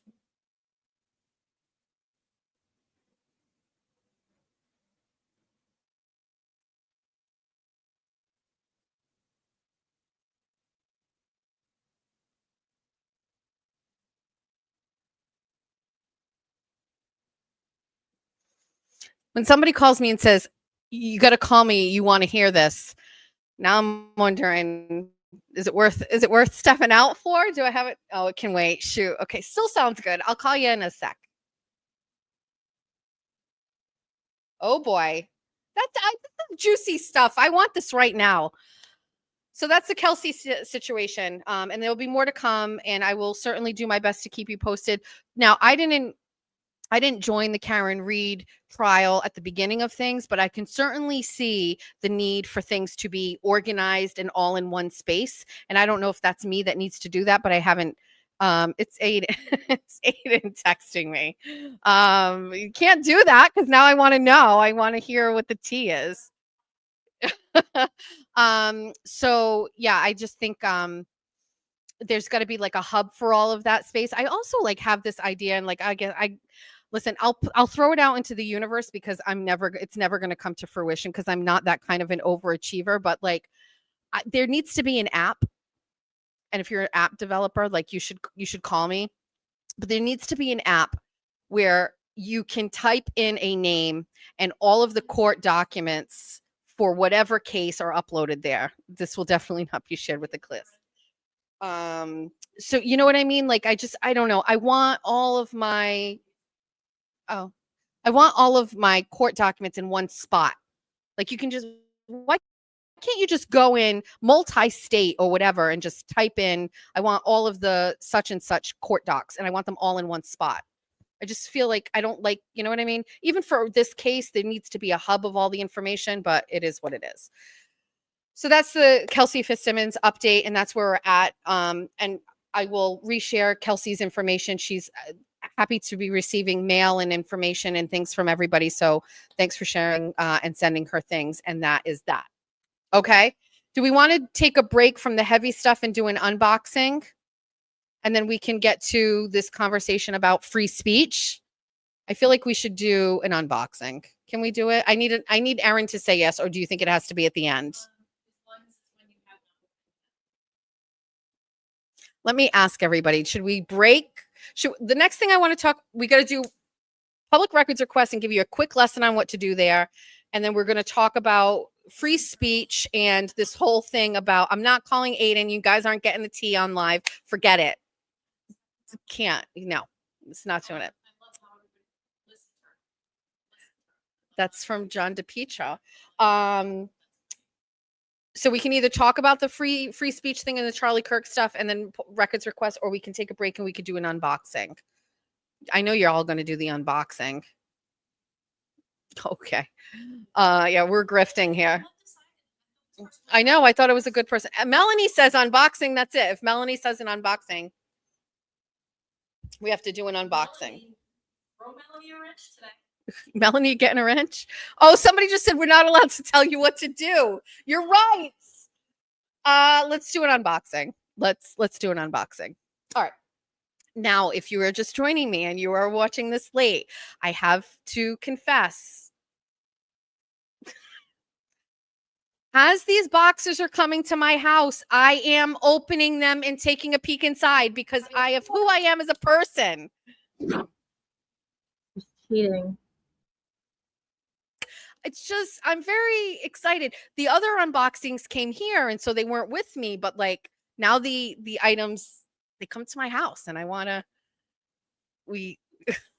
I think they're, yes, you do. All right, let's do an unboxing. I think we have 6 unboxings. Now, just so you know, this one is open. This one's open, but there's a box inside and I didn't open the box. So this isn't even a really, it's,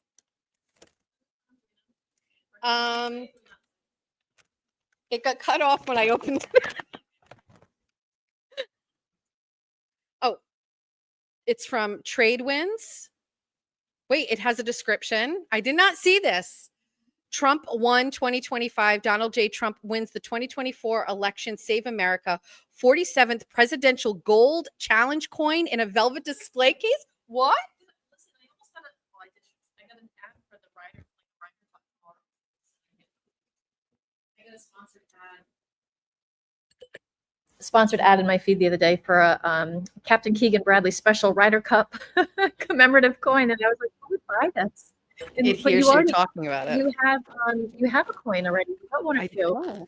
We need a display case for coins. This one has a stand.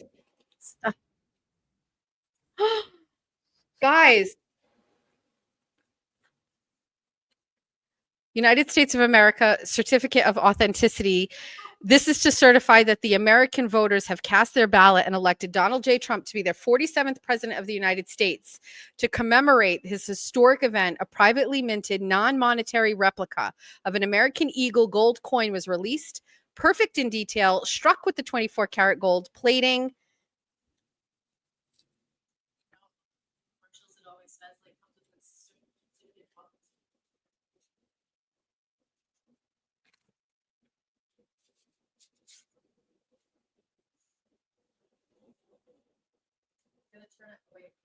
I know, I'm not good at this.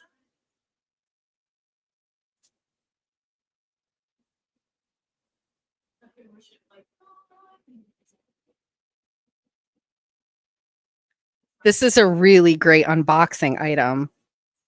Wow, this is so fancy.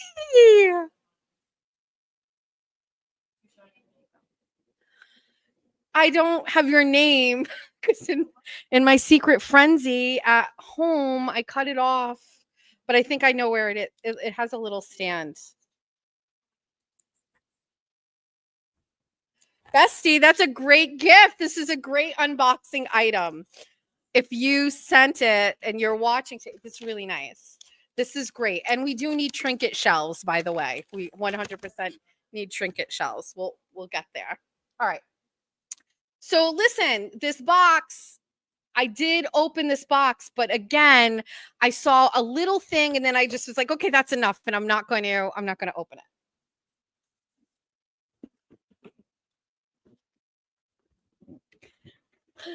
In an attempt to fool you all, I left it completely intact at the top, but shaking her head in disapproval. Now I have to open it the other way. So let's open it. Let's open this together for the first time.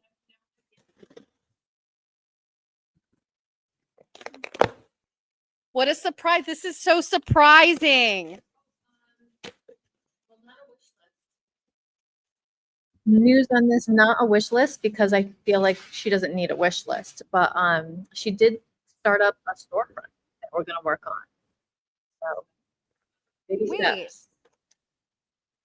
A 30-second dance party. It gets lit once the buttons hit. Seriously, the button lights up to the beat. Does this what? Wait, I was just telling Erin that the person that wrote that song, it has batteries. We're guy. Wait. Erin's gonna put it together. Fun fact. I can't dance. I don't know if anybody knows. Well, people who know, like my family, know. Ooh. Right here.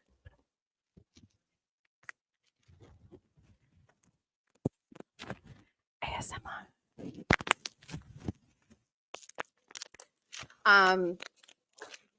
Oh, who's this from? Oh, it just came from. I don't know who this is from. Who sent me this box? There's also, I saw a turtle in here. A turtle thing.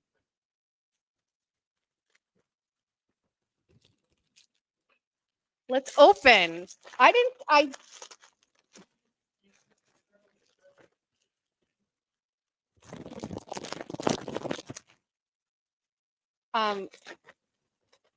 It's a little crochet turtle. It says, "You're turtly awesome. A teeny turtle is always here whenever you need a little cheer." Look at this charming little thing. Look at.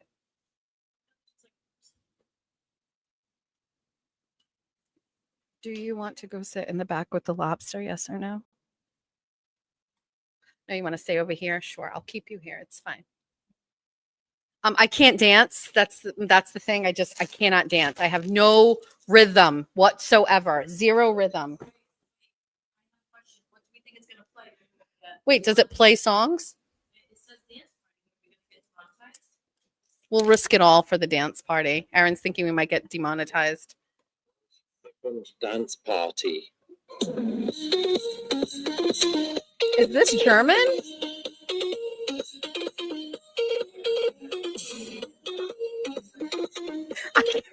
I cannot dance. I am Elaine from Seinfeld in every I don't know who this is from.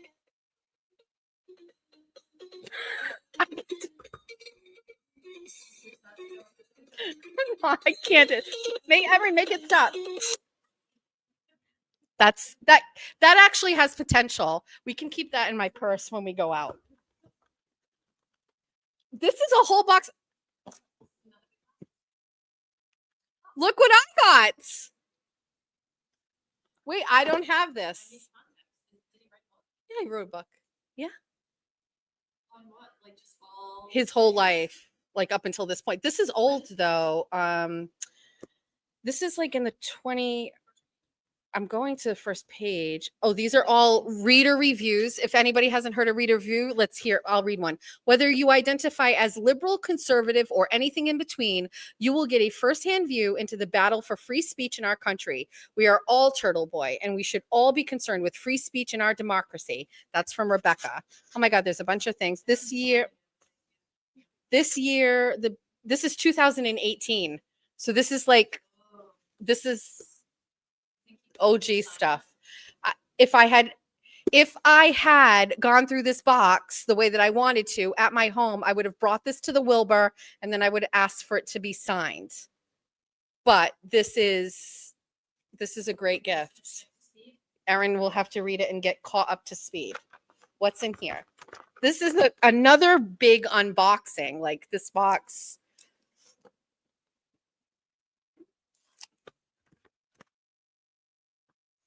This is a whole container of little mini Jesus Loves You trinkets. Oh, we have plenty. We're going to set up a store so that you can come here and you can shop. We've got little mini Bibles. We have little mini, there's a whole thing. Look, wait. Listen, you want to order a bag of sin? We're going to fill it. We'll fill it. You buy a bag of sin, you come here and then you shop through our unboxing. What is, there's a big box in here. What's so many suspicious? Yes, there's so many. Oh my gosh, this is fantastic. another button that says I don't care? I need a button that says don't tell me what to do. I Or love you're this. not the boss of me. I like that one. Baby Jesus Erin, is. I don't care button. Can we get this one? Did that one come with I batteries? don't get a lot of people that this if it's getting all things. This might come in handy. I have batteries. These are great gifts. Who sent me this? Who sent these?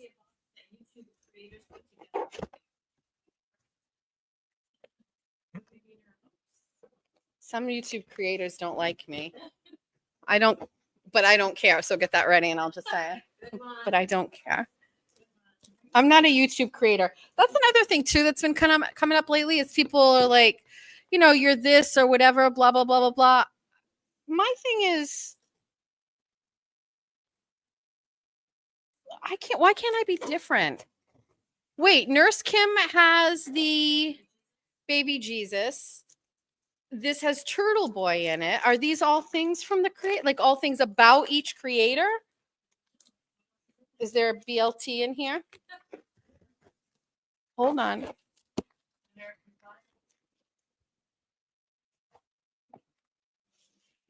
This is a whole box of these things.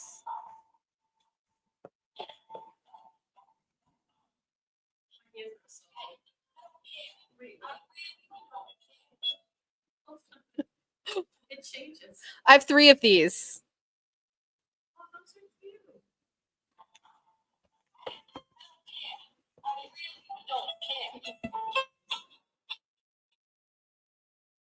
This is charming. That's this great box. Thank you.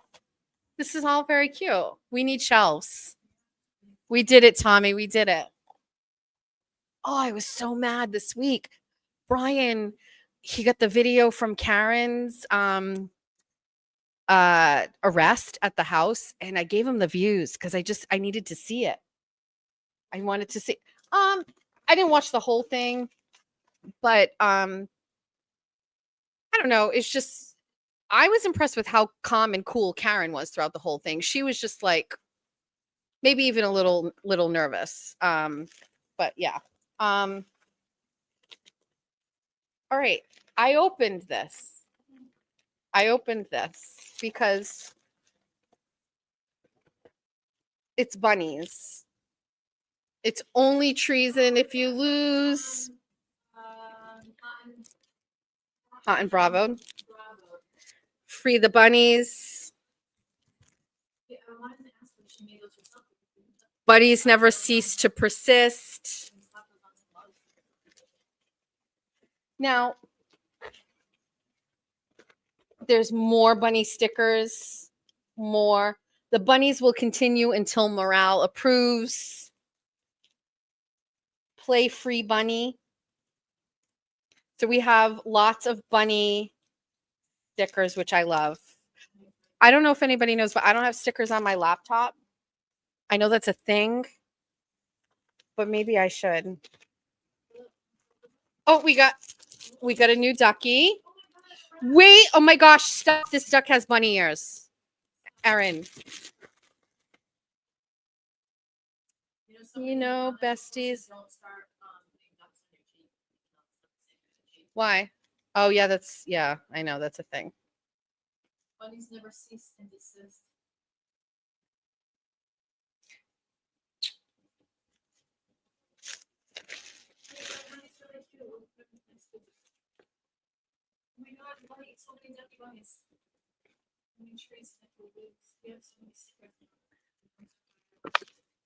I just feel like I've got trash everywhere because I'm opening all of the things. Is this a squishy bunny duck? Oh, he's just a little, and he's in the bathtub.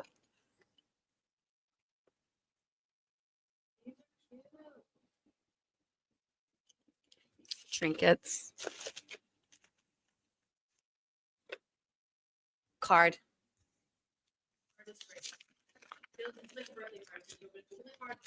Should have opened the card first. I'm sorry, Mom. Oh, it's our same. Jess, someone ought to tell Brian T. Kelly some asshole is signing his name to preposterous cease and desist, and also fuck Kathy Carr.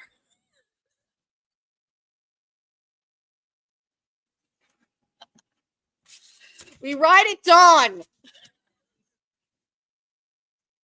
So great. Trash everywhere. I'm just throwing it on the floor, not my card. We'll clean it after. Okay. Again, I opened it. I'm sorry.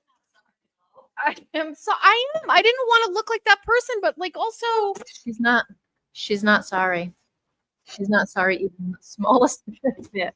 Oh, just so you know, I opened this one and I saw a note right on top and I instantly closed it. So I have no idea what, because it was a handwritten note and it has a raccoon on it. And I felt super guilty that I would do this without the besties.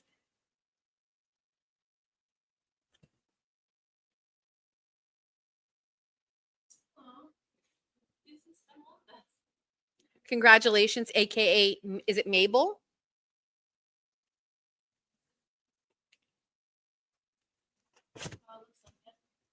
What is this? What is this? I'm not the one that opened it.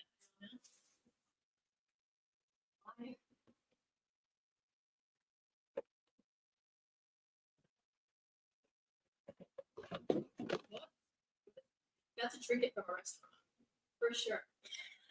Let me Say my guess, my immediate guess. That's a trinket from a restaurant. That came from somewhere. That is definitely like the crab that you took from the Westport social. Is this a trinket stolen from a Mabel, we need answers This goes with the crab from Westport Social. for sure. Did you steal this? But does it smell like food? Does it smell like a restaurant? Does it smell- It smell smells like bad decisions. Like, I regret that I even smelt this. This may be my favorite gift if this was That's a good stolen one. from somewhere. It's some Ours up sort there. of like fish, plastic fish, but where's, I didn't leave the crab here, but if you missed the other show and tell, I have a plastic crab like this. Where are these from? Were these stolen from a place? There's lore associated with that I need to know about. What is this? This is already great.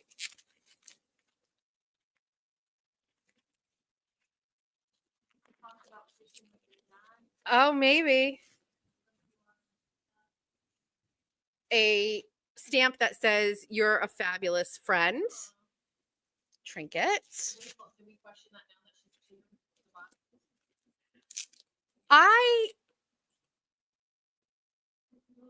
You can't send boxes to my house. And in my defense, we had to go longer than a week for an unboxing because we didn't have a show last week. So they just sat there.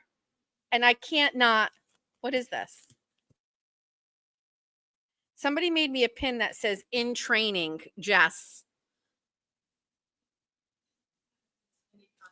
This is, I need to know who you are and who sent this, because if you're a friend or like a bestie, this is funny. If you're not, this is...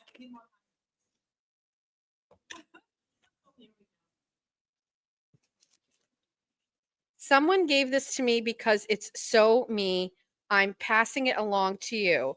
I got my degree in find outology. It's a little sticker that says I got my degree in find outology. Like, fuck around and find out. Thank you. This is still all the same box. Jess, forgive me, please. Oh, God. What is it going to say?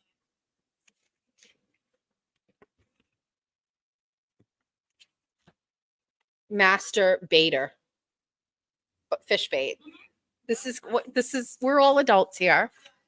This is cute. This is all on brand for this whole box. Wait, we need to keep this. This is funny. I have a little anxiety opening a box now, and I don't know why. So now I'm just like maybe not as into it because I'm worried because I don't know. She said yes, napkins. I'm assuming for Julia. There's so many things in this box. What?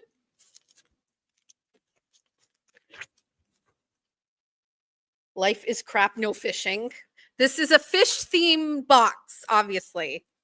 This is the magnet. Somebody send me. Oh, yeah, we have a fridge here. There's so many things. There's more notes.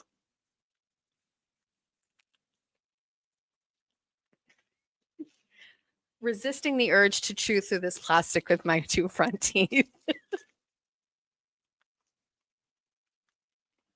I don't want to break it.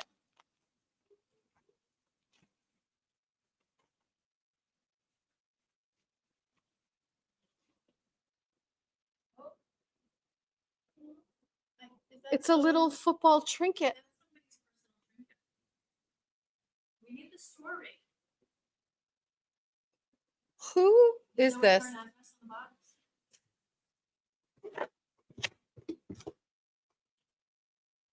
No. Maybe I took it off at home.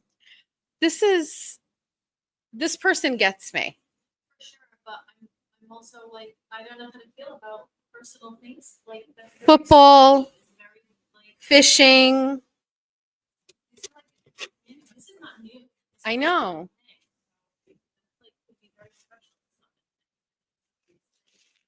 You need a box for that?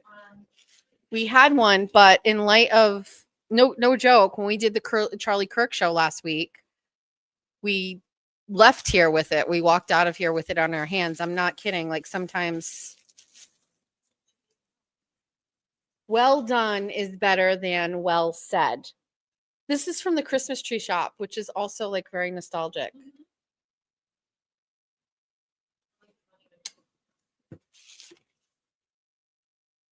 Jess, I realize it's too small. Maybe you can cut it and patch it on the back of a jean jacket.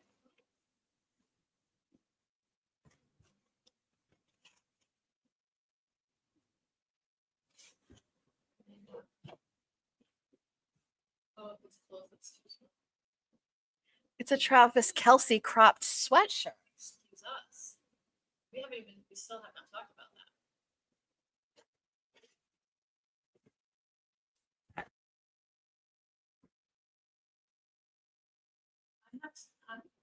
These are better gifts than any anniversary or Mother's Day present I ever got from my husband, just so you know. Take it up with Jeffrey. This isn't too small. This is kind of cute. You know me very well. Who are you? How do you know? How do you know? I mean, I guess I know, but I just knocked up. There's one more. These are all great. And again, these wild unboxings take this space and turn it into. This is from Sarah in Framingham. This one I did not open, just so you know. This is the last one. Figured I'd save the one that I did. I didn't look at any of those things either. Card first, Erin. Just a note. Oh, I met her at the Wilbur. Oh, I already know who it is. Hi, Jess. So nice to meet you in person last night. I love your show, and I love that my husband will watch you too. I hope you remember this night when you see this trinket. It's the best I could do without getting in trouble. If anyone asks, it wasn't me. Also, I sent a little something for you. Be kind, be happy, be you, Sarah.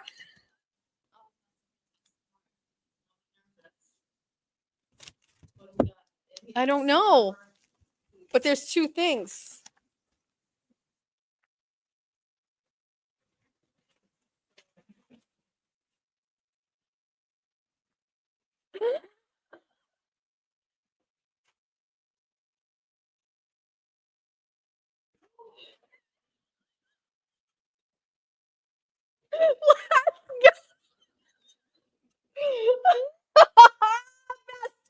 Silvia.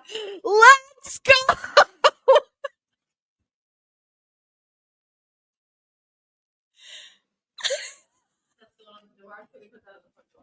This is my most prized possession.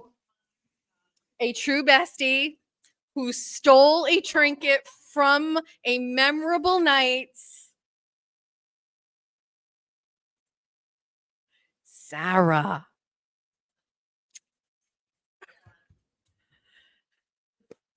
I want that to be at home with all of my other ones. I don't even want to.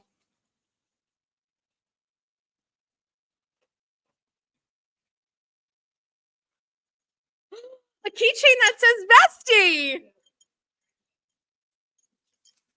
You are doing great. You're doing great, sweetie.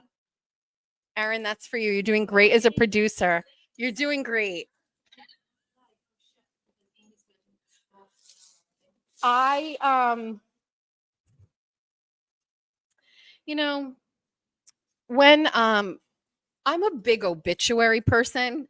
I don't know if anybody knows this about me. I've written, let's pull up my dad's obituary.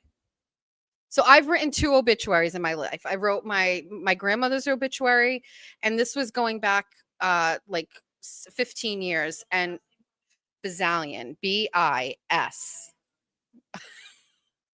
Ronald Bazallion, B-I-S-A-I-L-L-O-N. Or is it I-O-N? O-N? Ronald Bazallion. Don't ask me. Well, we're not going to get into it, how I don't know how my dad's last name is spelled. I never had my dad's last name.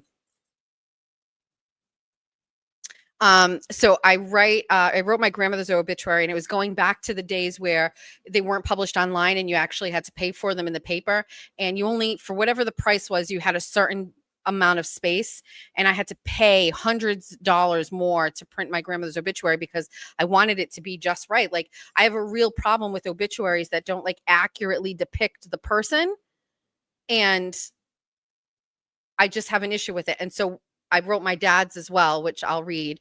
And I have written parts of my own obituary because I just don't feel like my kids are going to do it justice. And there's certain things I want added to my obituary. There are certain things I would like to be added to my obituary, but I would like purveyor of trinkets stolen from places, or some sort of trinket thing to be added, or inspiring others to casually take mementos of.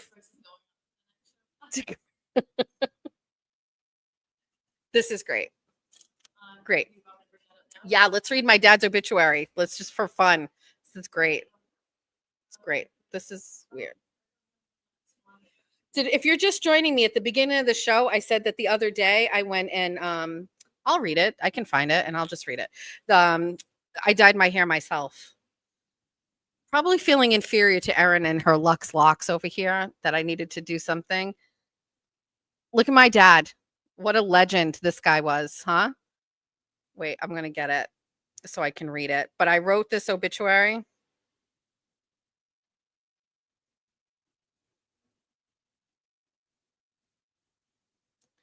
And it's my favorite. Right from the first line. I know you can't see it, but it says, "The fast and furious life of Ronald Bazallion came to an end on December 30th, 2019. His 74 years on this earth began in Somerset, where he graduated from Somerset High School, his yearbook quote stating, 'He who does not love wine, women, nor song remains a fool his whole life long.' A fool he was not.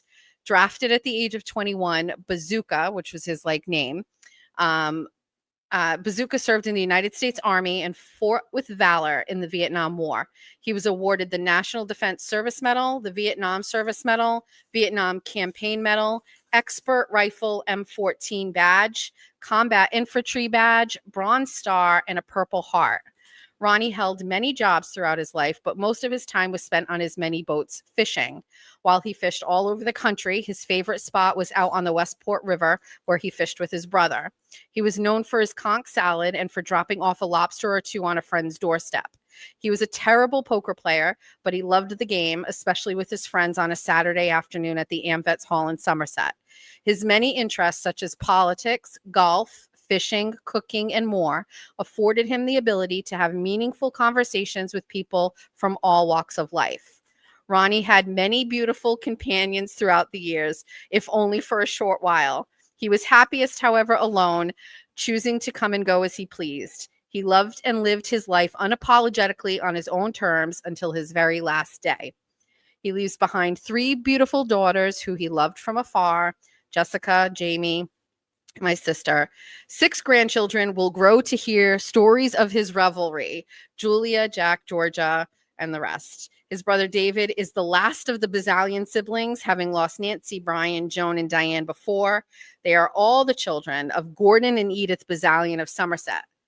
Ron leaves behind several nieces and nephews, as well as many lifelong friends who bore witness to his larger-than-life existence and surely have many stories of him to tell.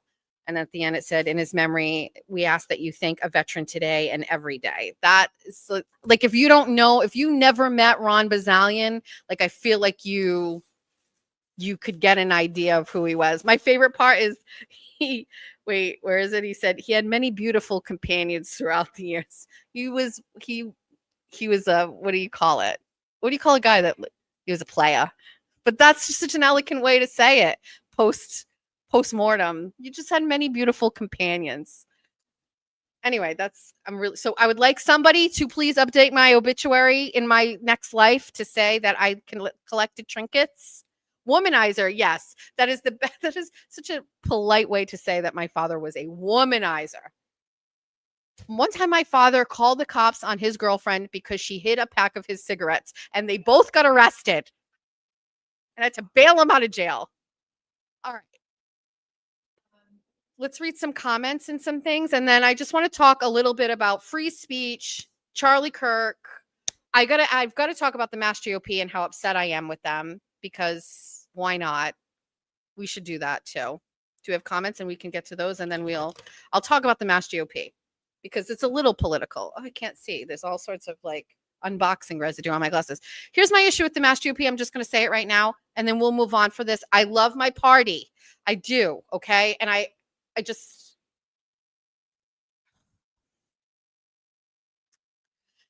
this week, somebody announced that they were running for lieutenant governor. I don't know their name. And I think Mass GOP like put something out about them. I'm not really sure. Like, we're happy this person is running in the race. Okay. I don't know who this person is. And I'm just going to say, if I don't, then nobody else that listens to me does. Okay. So no, I don't have a PO box. We went through this. Just send it to my house. Send whatever you send things decent to my home. So this girl decided to, this is going to be a hot take. And I know people, is hot take Bazalian the Stallion. I don't know if anybody's going to like this, this take on this, and I'll get to it in a second. When I was growing up, I didn't have my dad's last name, didn't meet my dad until I was older. I was adopted by Greg. So we could talk about that. That's who's on my birth certificate. In an adoption, Greg is my father listed on there. But I remember thinking, yes, I'm adopted. Not from my mom, but like adopted from my stepfather. So I have his last name as my maiden name. But I always thought Jessica Bazalian was such a great name. And I just got robbed of it. Bazalian is such a great name. If I ever become an actress, what do you mean? This is, I'm acting right now. Yeah, I will. Jessica Bazalian. Here's my issue with the Mass GOP right now. So we have a gubernatorial election next year, okay, in November. So we are just over a year away from hopefully getting rid of Maura Healey, which is one of the most important tasks the Mass GOP, it's the only task that they should be focusing on, okay? And I got invited, by the way, to go to a thing on Wednesday. Mass GOP is having a breakfast in Boston. I'm going to go to that. I got invited. Somebody called me, said, comp you a ticket. That's great because the tickets at a minimum are $250. So me and my besties cannot afford to go to, here's a magnet I'm selling if you want it on my car. You can buy this. I'm going to put this on my new car that I just got. I can't afford $250 to go to a Massachusetts GOP event. And I'm going to reckon that none of my besties can afford it either. And even if they did, and could, I'm not sure that they would. Okay. So someone called me and comped me a ticket. Thank you so much for the invite, because otherwise I wouldn't go. And that in itself is the biggest problem with the Mass GOP right now, is it is not relatable or accessible to people. So there's that slant. The second is we've got a very big election next year. Winning back the state house away from Maura Healey is an insurmountable task. If you just watched what happened in Boston with the primary for mayor, you had Kraft jump in this. He's got unlimited money, and he did not even come close to what Michelle Wu got in votes. And this woman is an absolute menace. And so you are dealing with a Democratic ballot machine that knows how to get the votes. And then on top of it, you've just got like generational Democrats in the state that is very hard to overcome. Now, are we doing it down here in Bristol County? 100%. Does the Mass GOP come down here and pay any attention to what we're doing? Absolutely not. Very rarely. They don't send resources down here. They don't send money down here. Meanwhile, every single community around where I live is Republican. And that is not just by default. We had to work for that. We had to scrape for that. We had to fight for that through little things every step of the way. This is not something, we're just a pocket of red down here. We have turned it red down here through meaningful conversation, through printed news stories, through advocacy, through people like me. And there's not a lot of me. So like through work, through running candidates, through RTCs, through all of this hard work. And I'm not saying it's not going on everywhere, okay? But I'm just saying, like, if you do it and you execute it the way that it is being done down here, you win. And we have flipped this area from blue to red, okay? Like it's done. We're there. Now, has Mass GOP come down here? No. Have they sent resources down here? No. Have they sent money down here? No. And there's money. When I hear people say that the party doesn't have money, that's a lie. They have money. And also, by the way, how much money you send down here is very different than the money you would send anywhere else, because a girl down here knows how to like scrimp, and I know how to spend money, and I know how to save money. And so $1,000 down here, I can stretch a buck like you wouldn't read about. I don't buy clothes. Did you hear my story about the dress? I don't spend money. So the issue I have here is you've got an area here that is just, we're pretty much good. Right. And I don't see the Mass GOP down here. And even if I don't see them down here, they're not taking what we're doing here and highlighting that for the rest of the state. Take the numbers, take the demographics, and find a comparable county in this state. And then be like, okay, well, here's what they did down here. Here's what works. Here's what doesn't. And we're going to bring you up to that same. They don't do it. They just don't do it. I don't know what they're doing. They're having events where the tickets are $250, and I can't afford that. Nobody can. So now, with that being said, I actually do like the two candidates that are currently running for governor. I like Mike and I like Brian. Okay. I like them both. I like one more than the other. I will, when I stop swearing, I will endorse one of them. And I will share with you why I'm doing that. And then I'm going to ask all of you to either do your own homework, or if you don't want to and you don't care, you can follow me and you can say, well, this is what Bestie's doing, and I'm going to take her word for it. And I put a lot of thought in it. And there are some things that I'm waiting to see before I make that final decision. But like, okay, so I'm satisfied right now with the candidates. Quite frankly, I don't want anybody else to enter this race. I don't want another candidate. I think right now we have two cream of the crop candidates, and both of them are okay. One is better than the other. One's better than the other. With all of that being said, we have this week, with almost no fanfare or notice, a candidate has announced that she is running for lieutenant governor. Her name is Ann. Yeah. Ann with an E. Brensley or Brensley? Brensley. Okay. So I'm going to tell you how I feel about this. This girl is running for lieutenant governor. And I appreciate that. She is some sort of an elected official somewhere else, I think. I have not I have not looked too far or too deep into this. And I don't want to I don't want to attack Republicans in like out there, but in this safe space that is our show, I just want to be able to like critique. Okay. I don't know who this person is. Okay. And I don't want to have to learn who this person is. I'm also going to say something I know that people aren't going to like. I don't want a woman up there. I'm sorry. We have 2 women there right now and it's traumatizing. I don't want them there. And I don't want a woman there. And I'm not trying to set us back. And I know people are going to like, this is going to get screen grabbed and sent to me. But you know what? I made enough of enemies when I was all over the Kathy Carr thing. So I don't really care. I don't like, this is fine. Okay. I don't want to learn about a candidate now. It's too late. I need somebody that I know that has been doing stuff, that has been out there, that has some. I need my gubernatorial candidate to be very serious. And then I need my lieutenant governor candidate to be the fun guy. I need the fun dad and the strict dad, not Greg Strict, but I need like strict dad.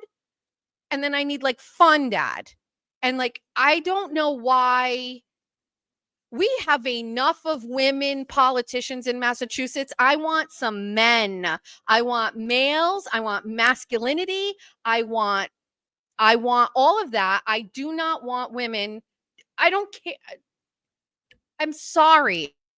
I don't want that right now. I'm very disappointed. So Brian Shortsleeve was in Southie and I thought that was going to be fun. He's like, I'm going to be in Southie at some bar. And I was like, oh, I love that. That's like, he's going to Southie. That's fun. And I know Brian spent a lot of time down the Cape in the summer, which makes a lot of sense. I'd be down the Cape too and raising some money. And now he's like moving up and he's going to South. What a great thing. And then I'm excited to see like a post about Selfie. And then he posts about being at Southie and it's with this lady. And I was like, oh, okay. I just, sell me on this. Sell me on this, on why this is a good idea. Sell me on why a woman who I have never heard of, someone who I think myself is very involved in politics in the state, does not know who you are. And she's a select woman.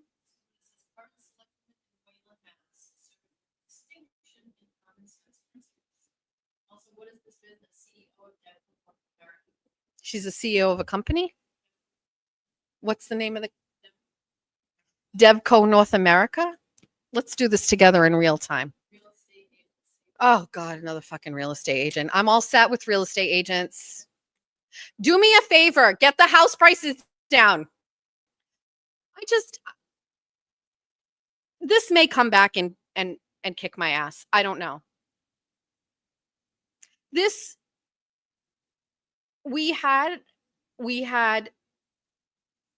a lieutenant candidate that ran with Jeff Deal, Leah, female, came out of nowhere and is also gone again. Never seen or heard from her again. And then you had Kate, who ran with what's his face for lieutenant governor for there. Not saying I never heard from her again because I know like she's married to Peter Durant or whatever. It's just, these are not people that when you jump into, I don't know. Somebody talk me through it. I don't know. I guess. Also, that skirt was too short for that picture, right? I don't. It's not what I hoped for. I don't know what I'm hoping for. I want a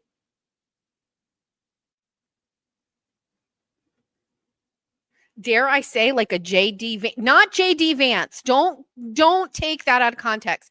But Trump is Trump. Trump is rich. Trump has older kids. And then you got JD Vance who grew up a different way, and he's got his kids around with him all the time, and it's more about family. And but get me. Here's what you need. You want a lieutenant governor candidate?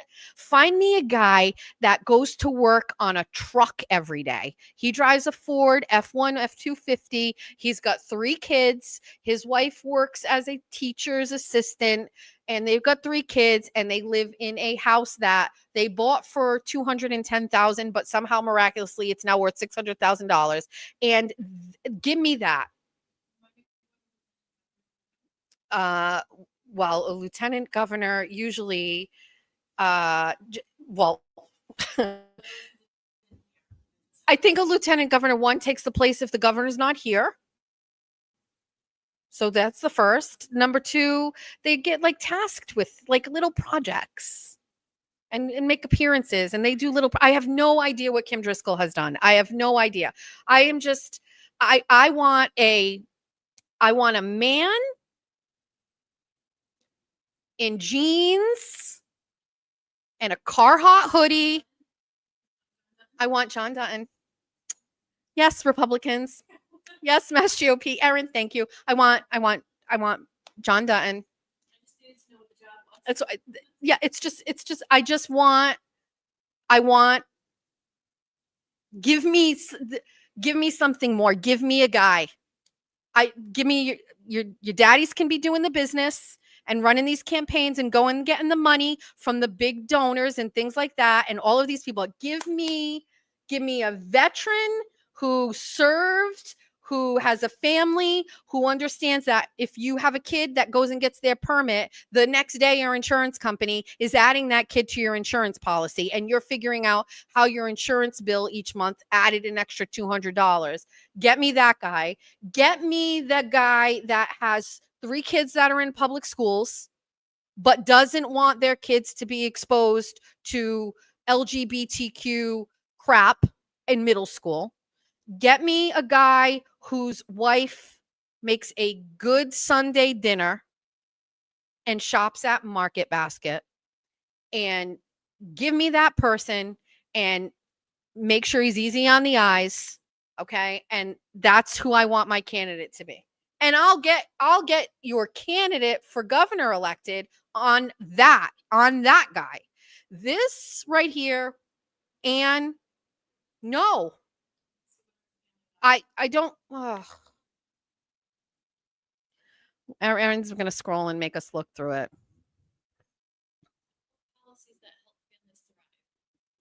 What policy? Does it have a policy? What policy helps families thrive? No.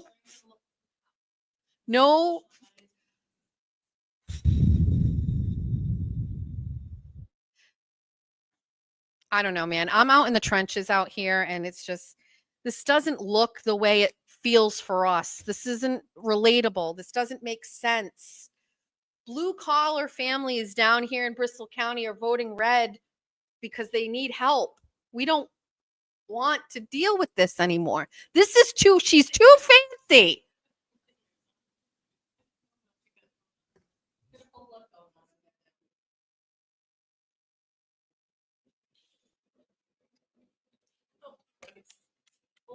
She's too fancy for us. We need somebody that's relatable. I like Mike. I like Mike Keneally. I like Brian. Like Mike. If I could be like, how come you have not incorporated that into your campaigning? He is me. Oh God, on the issues. Let me ask, here's my question if you're going to run for lieutenant governor. Have you ever had to not pay one bill in order to pay another bill?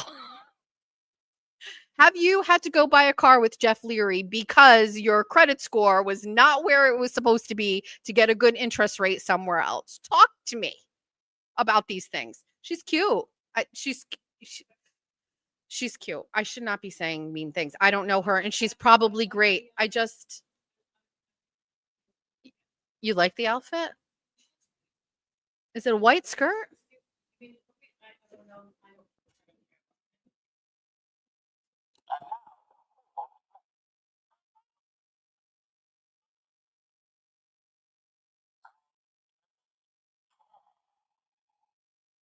not what I want. I want something else. No. I'm not giving money. No. Anyway, this is fine. It's fine. I don't know. Sorry. Maybe I'll regret this. And I'm not being a mean girl. It has nothing to do with that. It's just, I don't know. It's not what I want. Anyway, I don't do your own Googling since you didn't show up and introduce yourself to me. So that's where we're at with that. It's 1:00. How many hours has this been?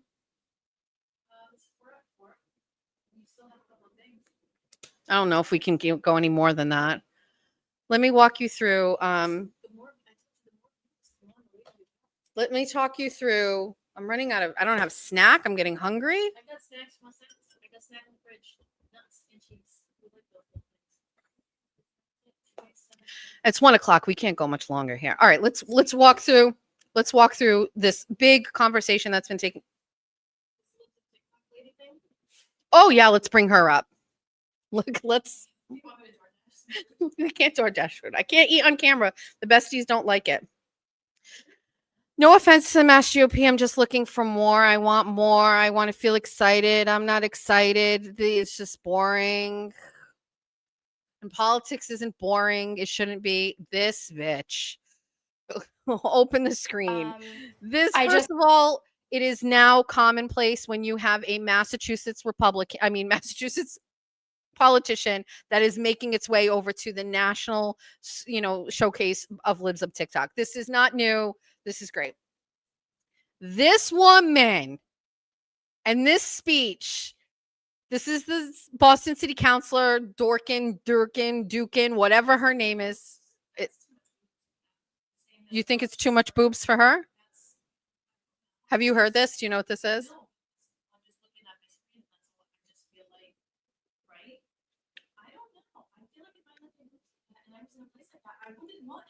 Erin is saying she thinks there's too much cleavage going on here, and in this environment, she should not have too much boobs. Too much.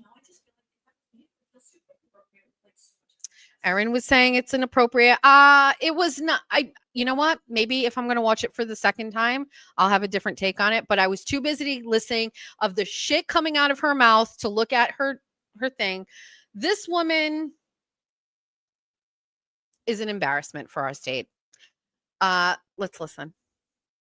I am afraid that the conversation in the city of Boston has really gotten sort of that we've become a little bit desensitized to the conversation around safety.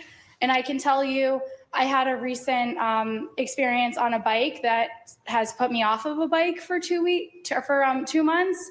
I was heckled. Someone behind me said, "You better move, you fat B word," behind me while I was biking in an area that did not have a protected bike lane.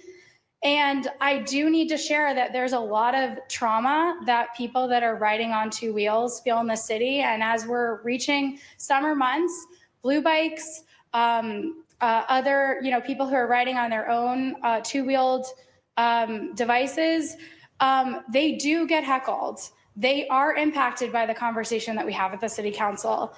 And I do think it's very important that we realize that in the culture war that is happening around bikes and other infrastructure, we do need to center those that are most vulnerable: pedestrians, bike users, people on two wheels. And that's something that I have stood behind. I ran on being someone who is for safe and accessible streets, and I will continue to do that. And if this is placed in my committee, I think we really need to have a nuanced conversation about who is vulnerable on the roads and how we can protect them. I am ready for a nuanced conversation. I thought I heard her talk about trauma. And first of all, if I were on a bike and my fat ass was on a bike and somebody yelled at me and was like, "Get out of the way, you fat ass," I would say, "I'm on my way to your dad's." Okay. This woman is what is literally wrong with every single lib that I have ever encountered. First of all, no way that bitch was on a bike. She knows she was all about the bike lanes or whatever. I'm going to tell you something. Trauma? How are you making riding a bike on a city street an issue about trauma? What? You have been coddled apparently your whole life. You have never experienced a stepfather that melted ice cream. What are you talking about? Trauma. What are you talking about? There are people getting jumped in the city of Boston. There are needles in the south end of the city on people's porches and their front steps, and people falling over that are comatose from drug use. There is trash everywhere. Trauma. Try walking your kid or driving your kid down Mass Ave to get to a fucking game and have to explain to them when somebody comes to your open window asking for money. That's trauma. You riding your e-bike around the street or whatever for some sort of like, I don't know, that, and somebody saying what to you. And we actually experienced this in Boston when we were out in front of the Wilbur. This car is, you saw the picture of her car. Erin's car is totaled. It's not totaled. Your baby's not totaled, but the car's totaled. It's got the whole front end open like a can of sardines. And we moved the car off to the safest spot, and we're in a bike lane. What do you want us to do? These fucking people on their bikes pull up in front of the car and are like, can you move the car door? And I said, get out of my face. See what, we just got into an accident and you want to move your stupid bike?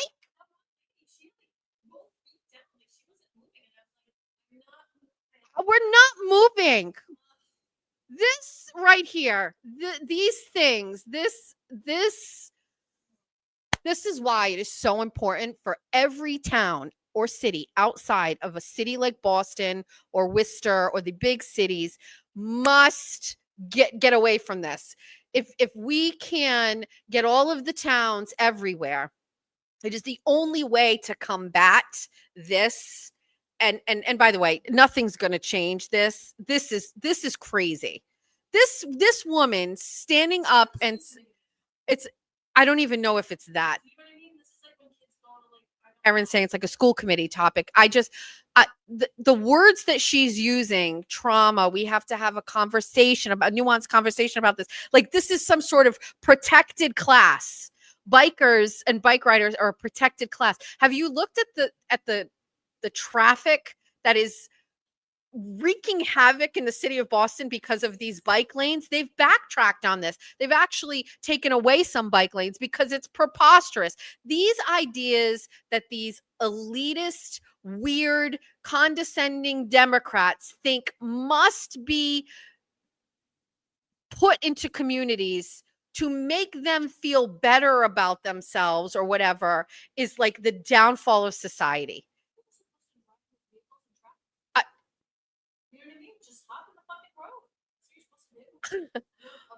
If this were an ordinance about scooters, maybe, but it's about bikes. I don't know what to tell you. Like,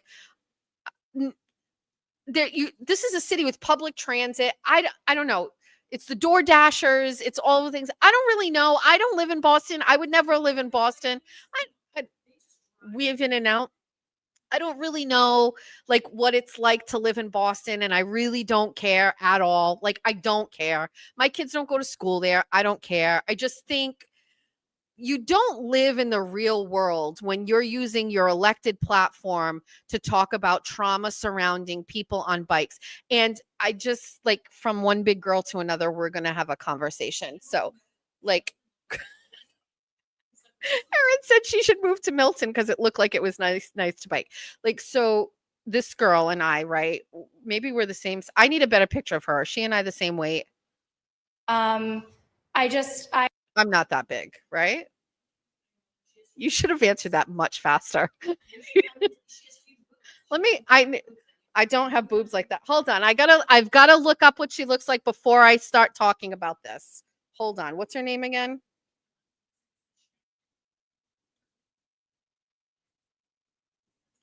I need a better picture before I go all in on this statement. Stand by.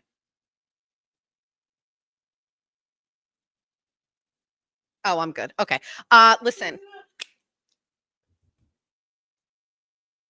If you need to exercise, and you're going to let people in the community deter you from riding a bike, then I would suggest that you find another alternative. Go to a gym, go to an all-women's gym, do something. size 10 in a blazer that lady sits down, can't see the chair. I don't know. I don't know what's going on here. I don't know. This is just bad. Anytime a Democrat in Massachusetts makes it to libs of TikTok, I go, Mass GOP has to work 10 times harder to overcome this because it's bad. It's just bad. Last part of the show, and we're not going to talk about, we're done with Sharon. Sharon. Stationary bike in your bedroom like the rest of us. Oh, I was saying I'm not a size 10 blazer. I'm telling you, listen, once I eventually get to my doctor, which I don't know when that's going to, oh wait, I wrote it down. November 24th. That feels like a Thanksgiving day, but it's not, right? Anyway, once I get into my doctor that I am very hard to get into, then I'm just wait, I'm going to be so skinny. Anyway, okay, so we're not going to have time to talk about the Charlie Kirk whole thing, and I'm not really sure we want to get too deep into that because I'm still not over it and still upset. The conversations that have been taking place online and in the media in regards to people speaking out in support of Charlie's assassination.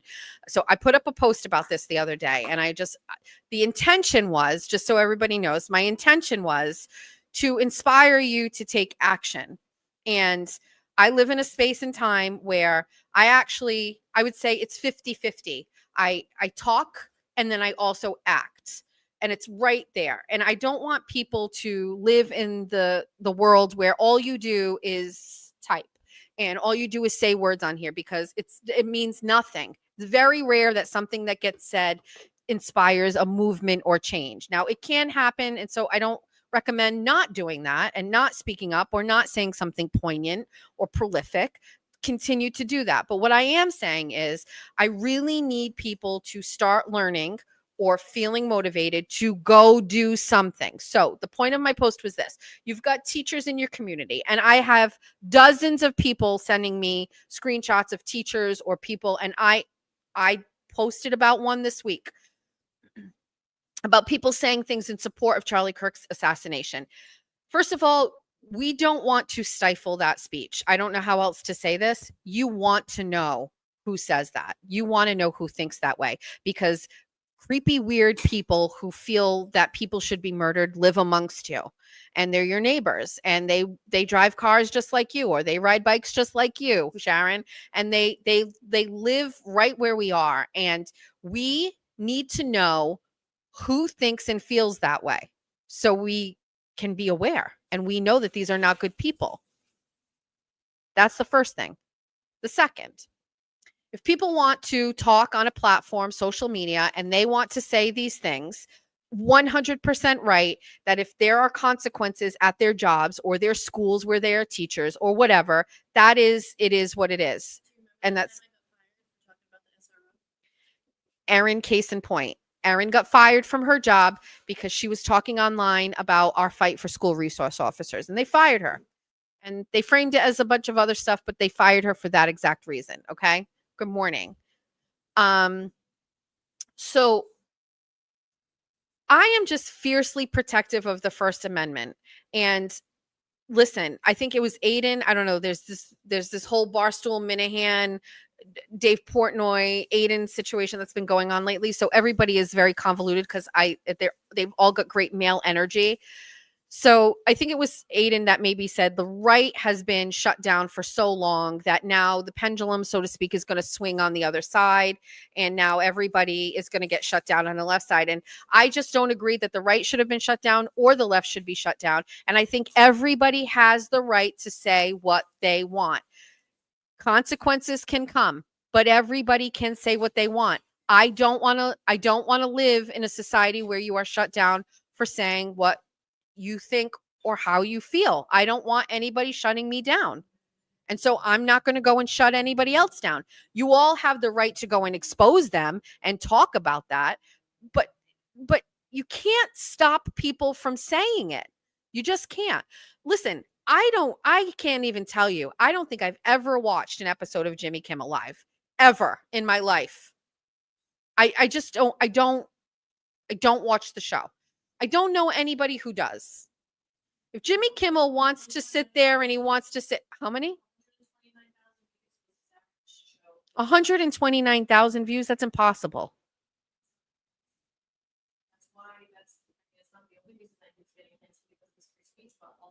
Aaron's saying it was only 129,000 views. No way. We're going to civil war over 129,000 views. What?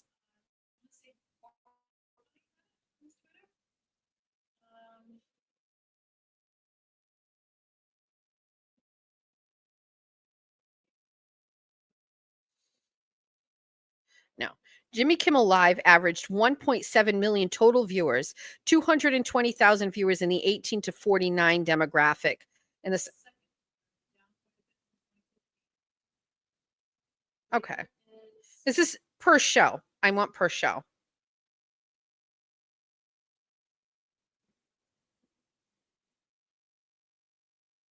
Okay. Oh, yeah, I was just going to say, there's just no way. I was panicking. I mean, do I think 1.7 million? I mean, no. That's not great either, but whatever. That nobody watches him. I don't watch him. I don't really care. Let him say whatever he wants. I just don't care. If they want to fire him, great. I'm happy, thrilled. You cannot stifle free speech. You can't. Because it comes back and then they get you and you can't say I mean, we couldn't say what we wanted on Facebook during COVID. You'd get banned. Not good. No bueno. Mm.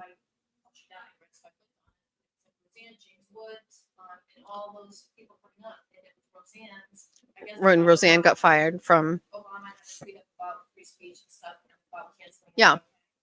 She retweeted it. She was like, "Oh, like remember the time you and your wife called about me." Yeah. So Erin's talking about when Roseanne Barr and burying things in the yeah. So I just like and listen, I'm hearing like, okay, there's censorship or potential licenses being pulled from Trump administration and putting pressure. Listen, I don't care. I think everybody should be able to say what they want. Are there consequences? Yes. Can people go after them? Yes. But my point of what I was saying to everybody is I also feel there is action that you can take. So the post that I put up was it was almost like if you give a pig a pancake storyline, like if you do this, then you can do this. If you don't like that a teacher in your community is saying this, well, then you better go and put in a records request and ask them, what is your social media policy for an employee? And then you get that policy and you look at it and you're like, okay, is what they said on the platform they said it a violation of this policy? If it is, then you need to go and submit all of that to the administration, to your school committee. And then you have to go and ask these people to hold this person accountable. If they don't, or if you don't even have a policy, then you go to a school committee meeting. Get off your ass and get to a school committee meeting or a selectman meeting or a city council meeting. All politics is local. John Featherston, our bestie. All politics is local. It starts right in your own town, right where you live in your neighborhood. Get to a meeting. If you have never, I almost want to say to you, if you're watching this show and you've never gone to a meeting in your town, you shouldn't even be here, because who I am and what I'm doing was born from the environment of going to meetings and speaking up and saying, there's corrupt politicians. There are people that are doing what they're not supposed to be doing. Think about the Canton Select Board meetings. Nobody went to those things. And then you had all this corruption and people started showing up. You don't have to wait. Be a menace now. You don't have to wait. What's wrong?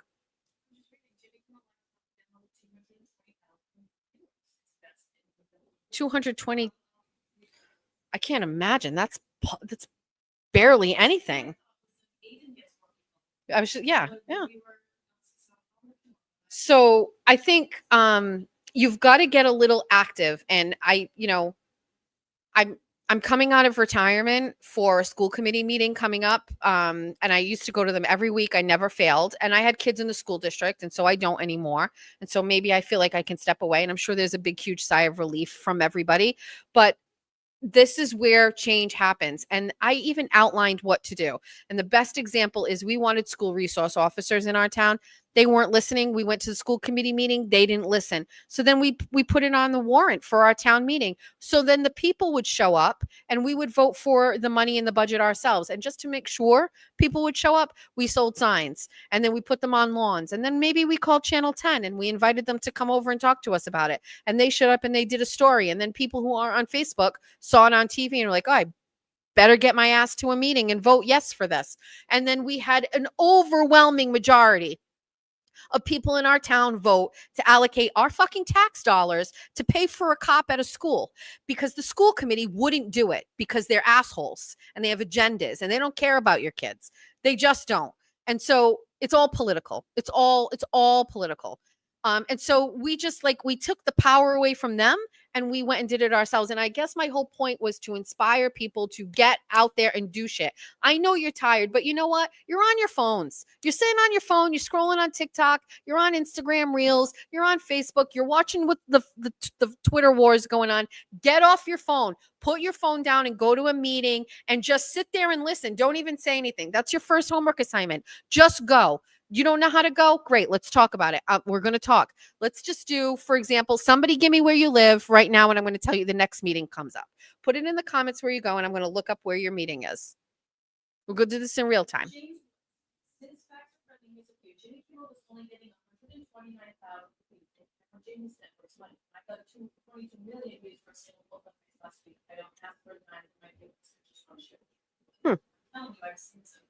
Aaron's giving the numbers. James Wood saying something. Oh, Tennessee, Diana, that might be a little bit. Well, she said Hendersonville, Tennessee. You're going to try to find their agendas. Aaron's pulling it up right now. Oh, we're getting Aaron out of retirement. She's ready. We got Hendersonville, Tennessee. All right. We're going to find you your next school committee meeting. Oh, do it on share your screen. We're going to do this in real time. That's how easy this is. All right. So we Googled Hendersonville, Tennessee. Now we're on your website. Yep. Cute. So here's your government, your boards and committees.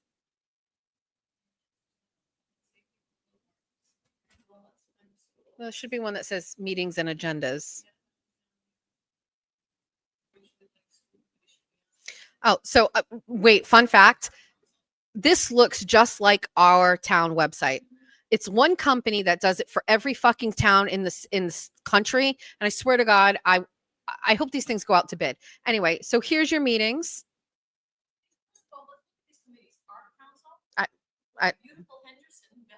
They have committees we don't have, Aaron's. Beer board? Let's find a school committee meeting. So here's everybody, just so you know, they all look like this.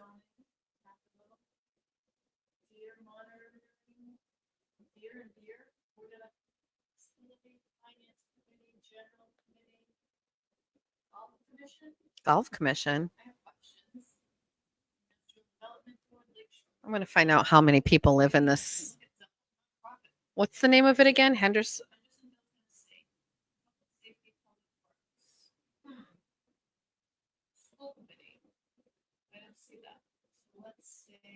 We can't fail.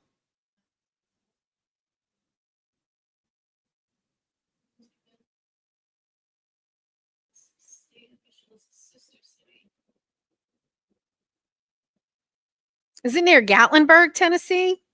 I love Gatlinburg. All right. Wait, Aaron. Let's see how many people live here because I'm curious. Oh, it's got 61,000 people.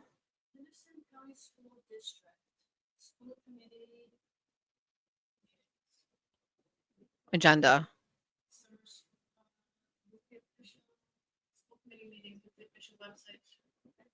Hold on, we're getting you there. So they put it on the. Oh, so it's not on there. Okay. All Right. But still, we're only like 4 minutes into this. Okay. Here's your school board. Here's people who serve here. Those are the people that are making decisions for about 65, 67% of your city or town budget. Wow. They are great. Are there more? You got a 7-person board? 8?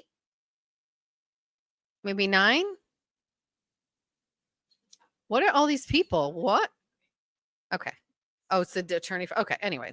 So here's this. Now, where are your, let's work through this. Meeting dates. Here are your meetings. So your next meeting is Tuesday.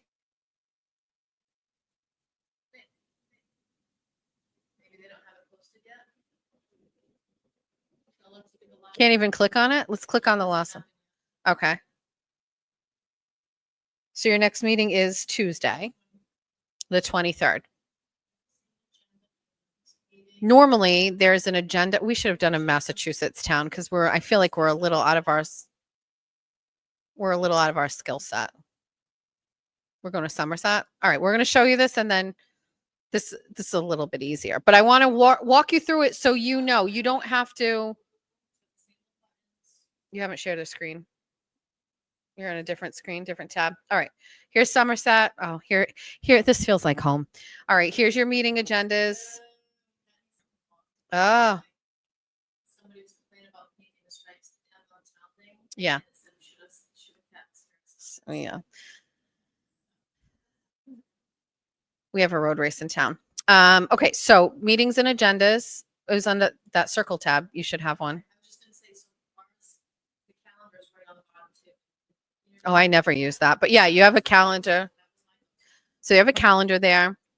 But if you scroll up, so right here, these little things, meetings and agendas, you're going to click on it. Now you're going to scroll down. These are all of the places, all of the things that meet. And so let's go to K to 8 if they have the new one up. And then we'll see where I'm going to be getting arrested this week. It's not posted yet. Okay. Let's go to the last one. Might have been a joint. So you click on this agenda. They should all be hyperlinked.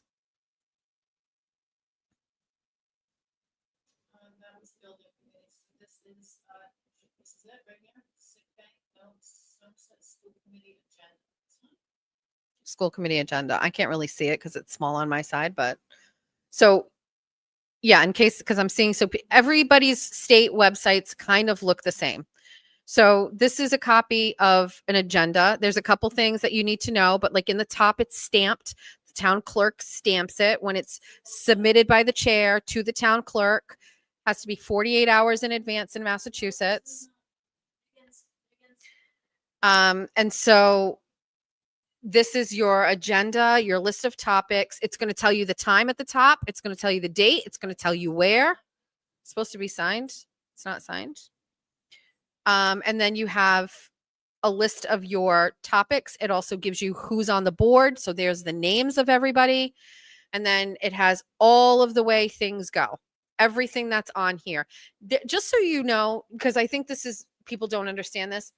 Literally every single decision that gets made by a governing board in your community with your tax dollars must be publicly done in front of everybody.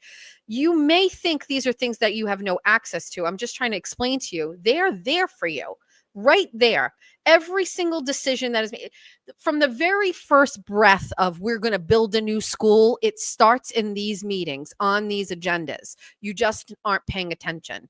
So you don't have to feel railroaded when it's like, oh, what? We're building a new school and they're going to raise my taxes by, $100 a month. It starts here. You know what I mean?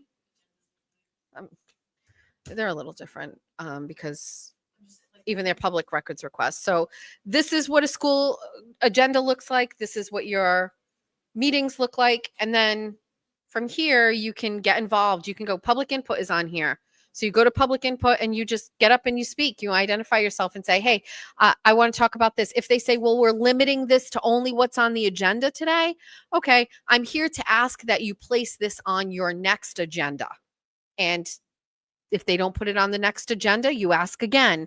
And then if they put it on the agenda, then you go and you speak about it. You can also email your people. Use these websites. They're there for you.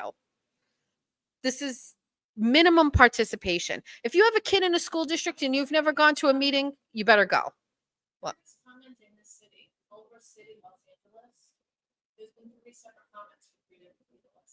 Why? Oh. If you can't make a meeting, then you can go and get the agenda meeting minutes and somebody writes about what happens. Have I had to do research on things in other communities and go back and look at agenda meeting minutes for years ago? I do. I have. It's great. It's fun. I love that stuff. So I don't know what Culver City, Louisiana is. What's going on there? Culver City, LA or Louisiana? Sorry, I was looking at the fucking screen. I don't want to do that now. It's too tired. I'm too tired. It's almost 2:00. I don't feel like I gave the public records requests thing any attention, but we have to table that for another day. This one, Culver City Unified School District. I don't know if this is all the things, but look, meetings and agendas, school committees. Bam. Wow. Here's all your people. It says Culver City, California. So this is the same place. I'm sure. Here's all your meetings and your agendas. Jess is getting hangry. 100%. Yes. I probably missed an hour's worth of comments. Can we read comments or start things, or if there were any things?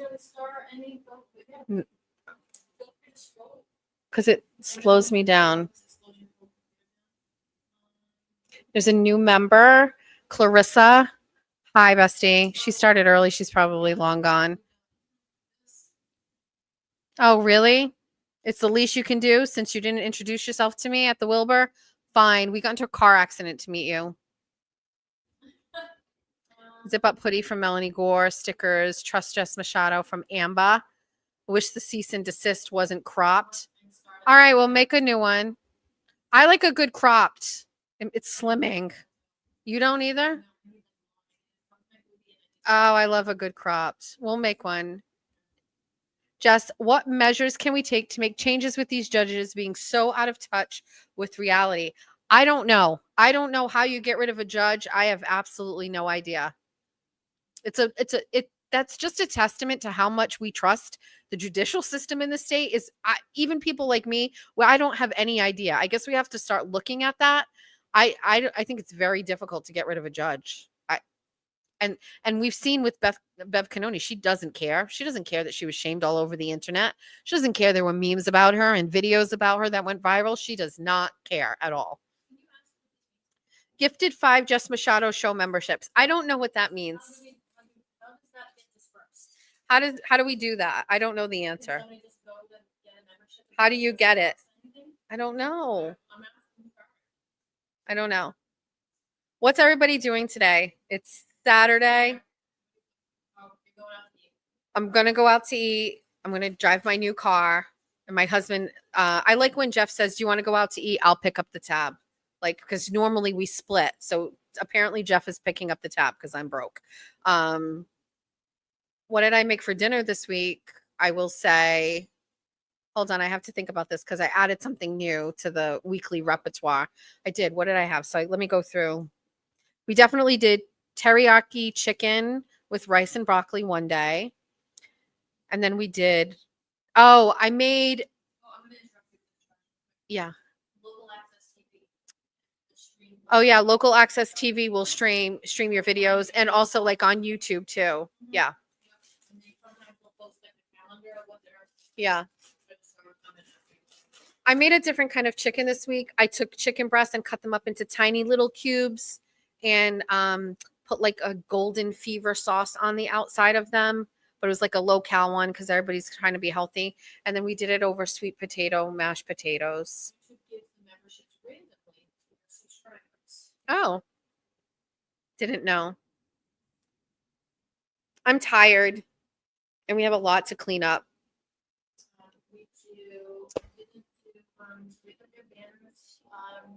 Also, this Karen Reed civil hearing that starts on Monday. I will be going up there. We found out that there's going to be access to cameras, so you guys are all going to be able to see it.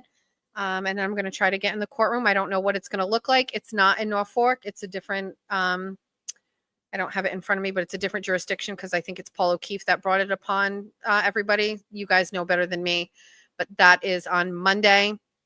There's no hearing for Kelsey on Tuesday as of right now. Wednesday, I have that Mass GOP thing. Can you imagine if I just go live from the Mass GOP thing? And maybe I'll do that. We have to really focus on that because a lot of what I do is about the state, and we didn't do what? Oh, yeah, more Mass GOP doing stuff that nobody views. Okay, I want to go now. I also have to call Aiden and get tea. Thought Aiden was mad at me yesterday. Look at this. This is so bad. Let's take it down so you can see and you understand. I should not be left alone to do this to my hair. Also, the Glara's page is gone. Who does this? I cannot be.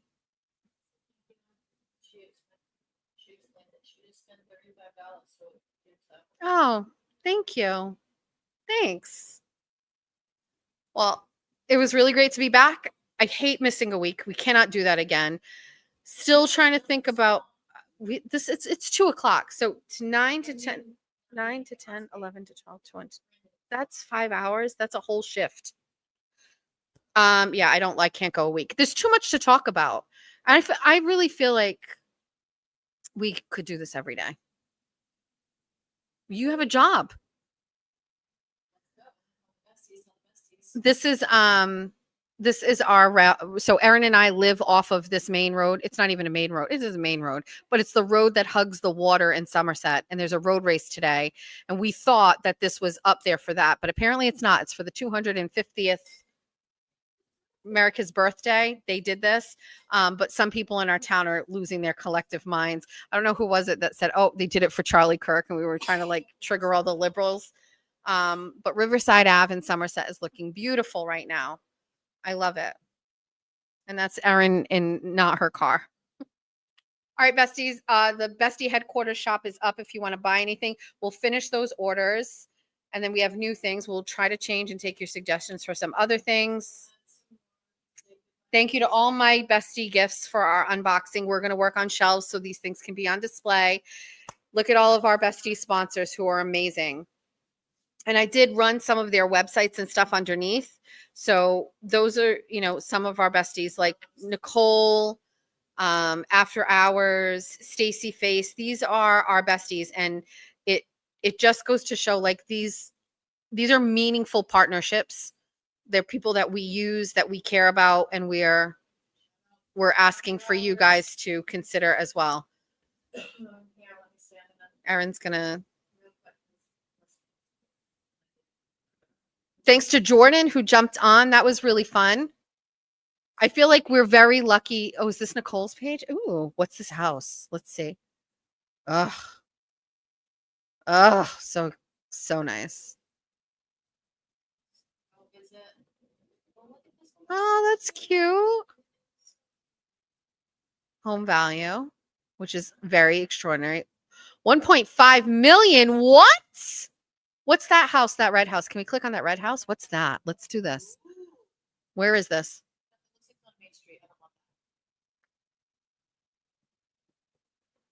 Oh, what is this?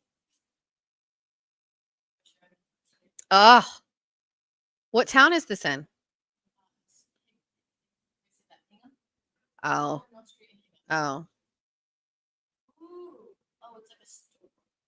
Oh, wait, like a turnkey? I don't know. Oh.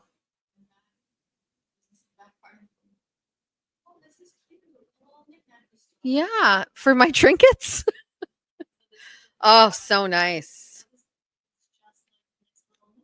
Yeah, Hingham's money. Cute.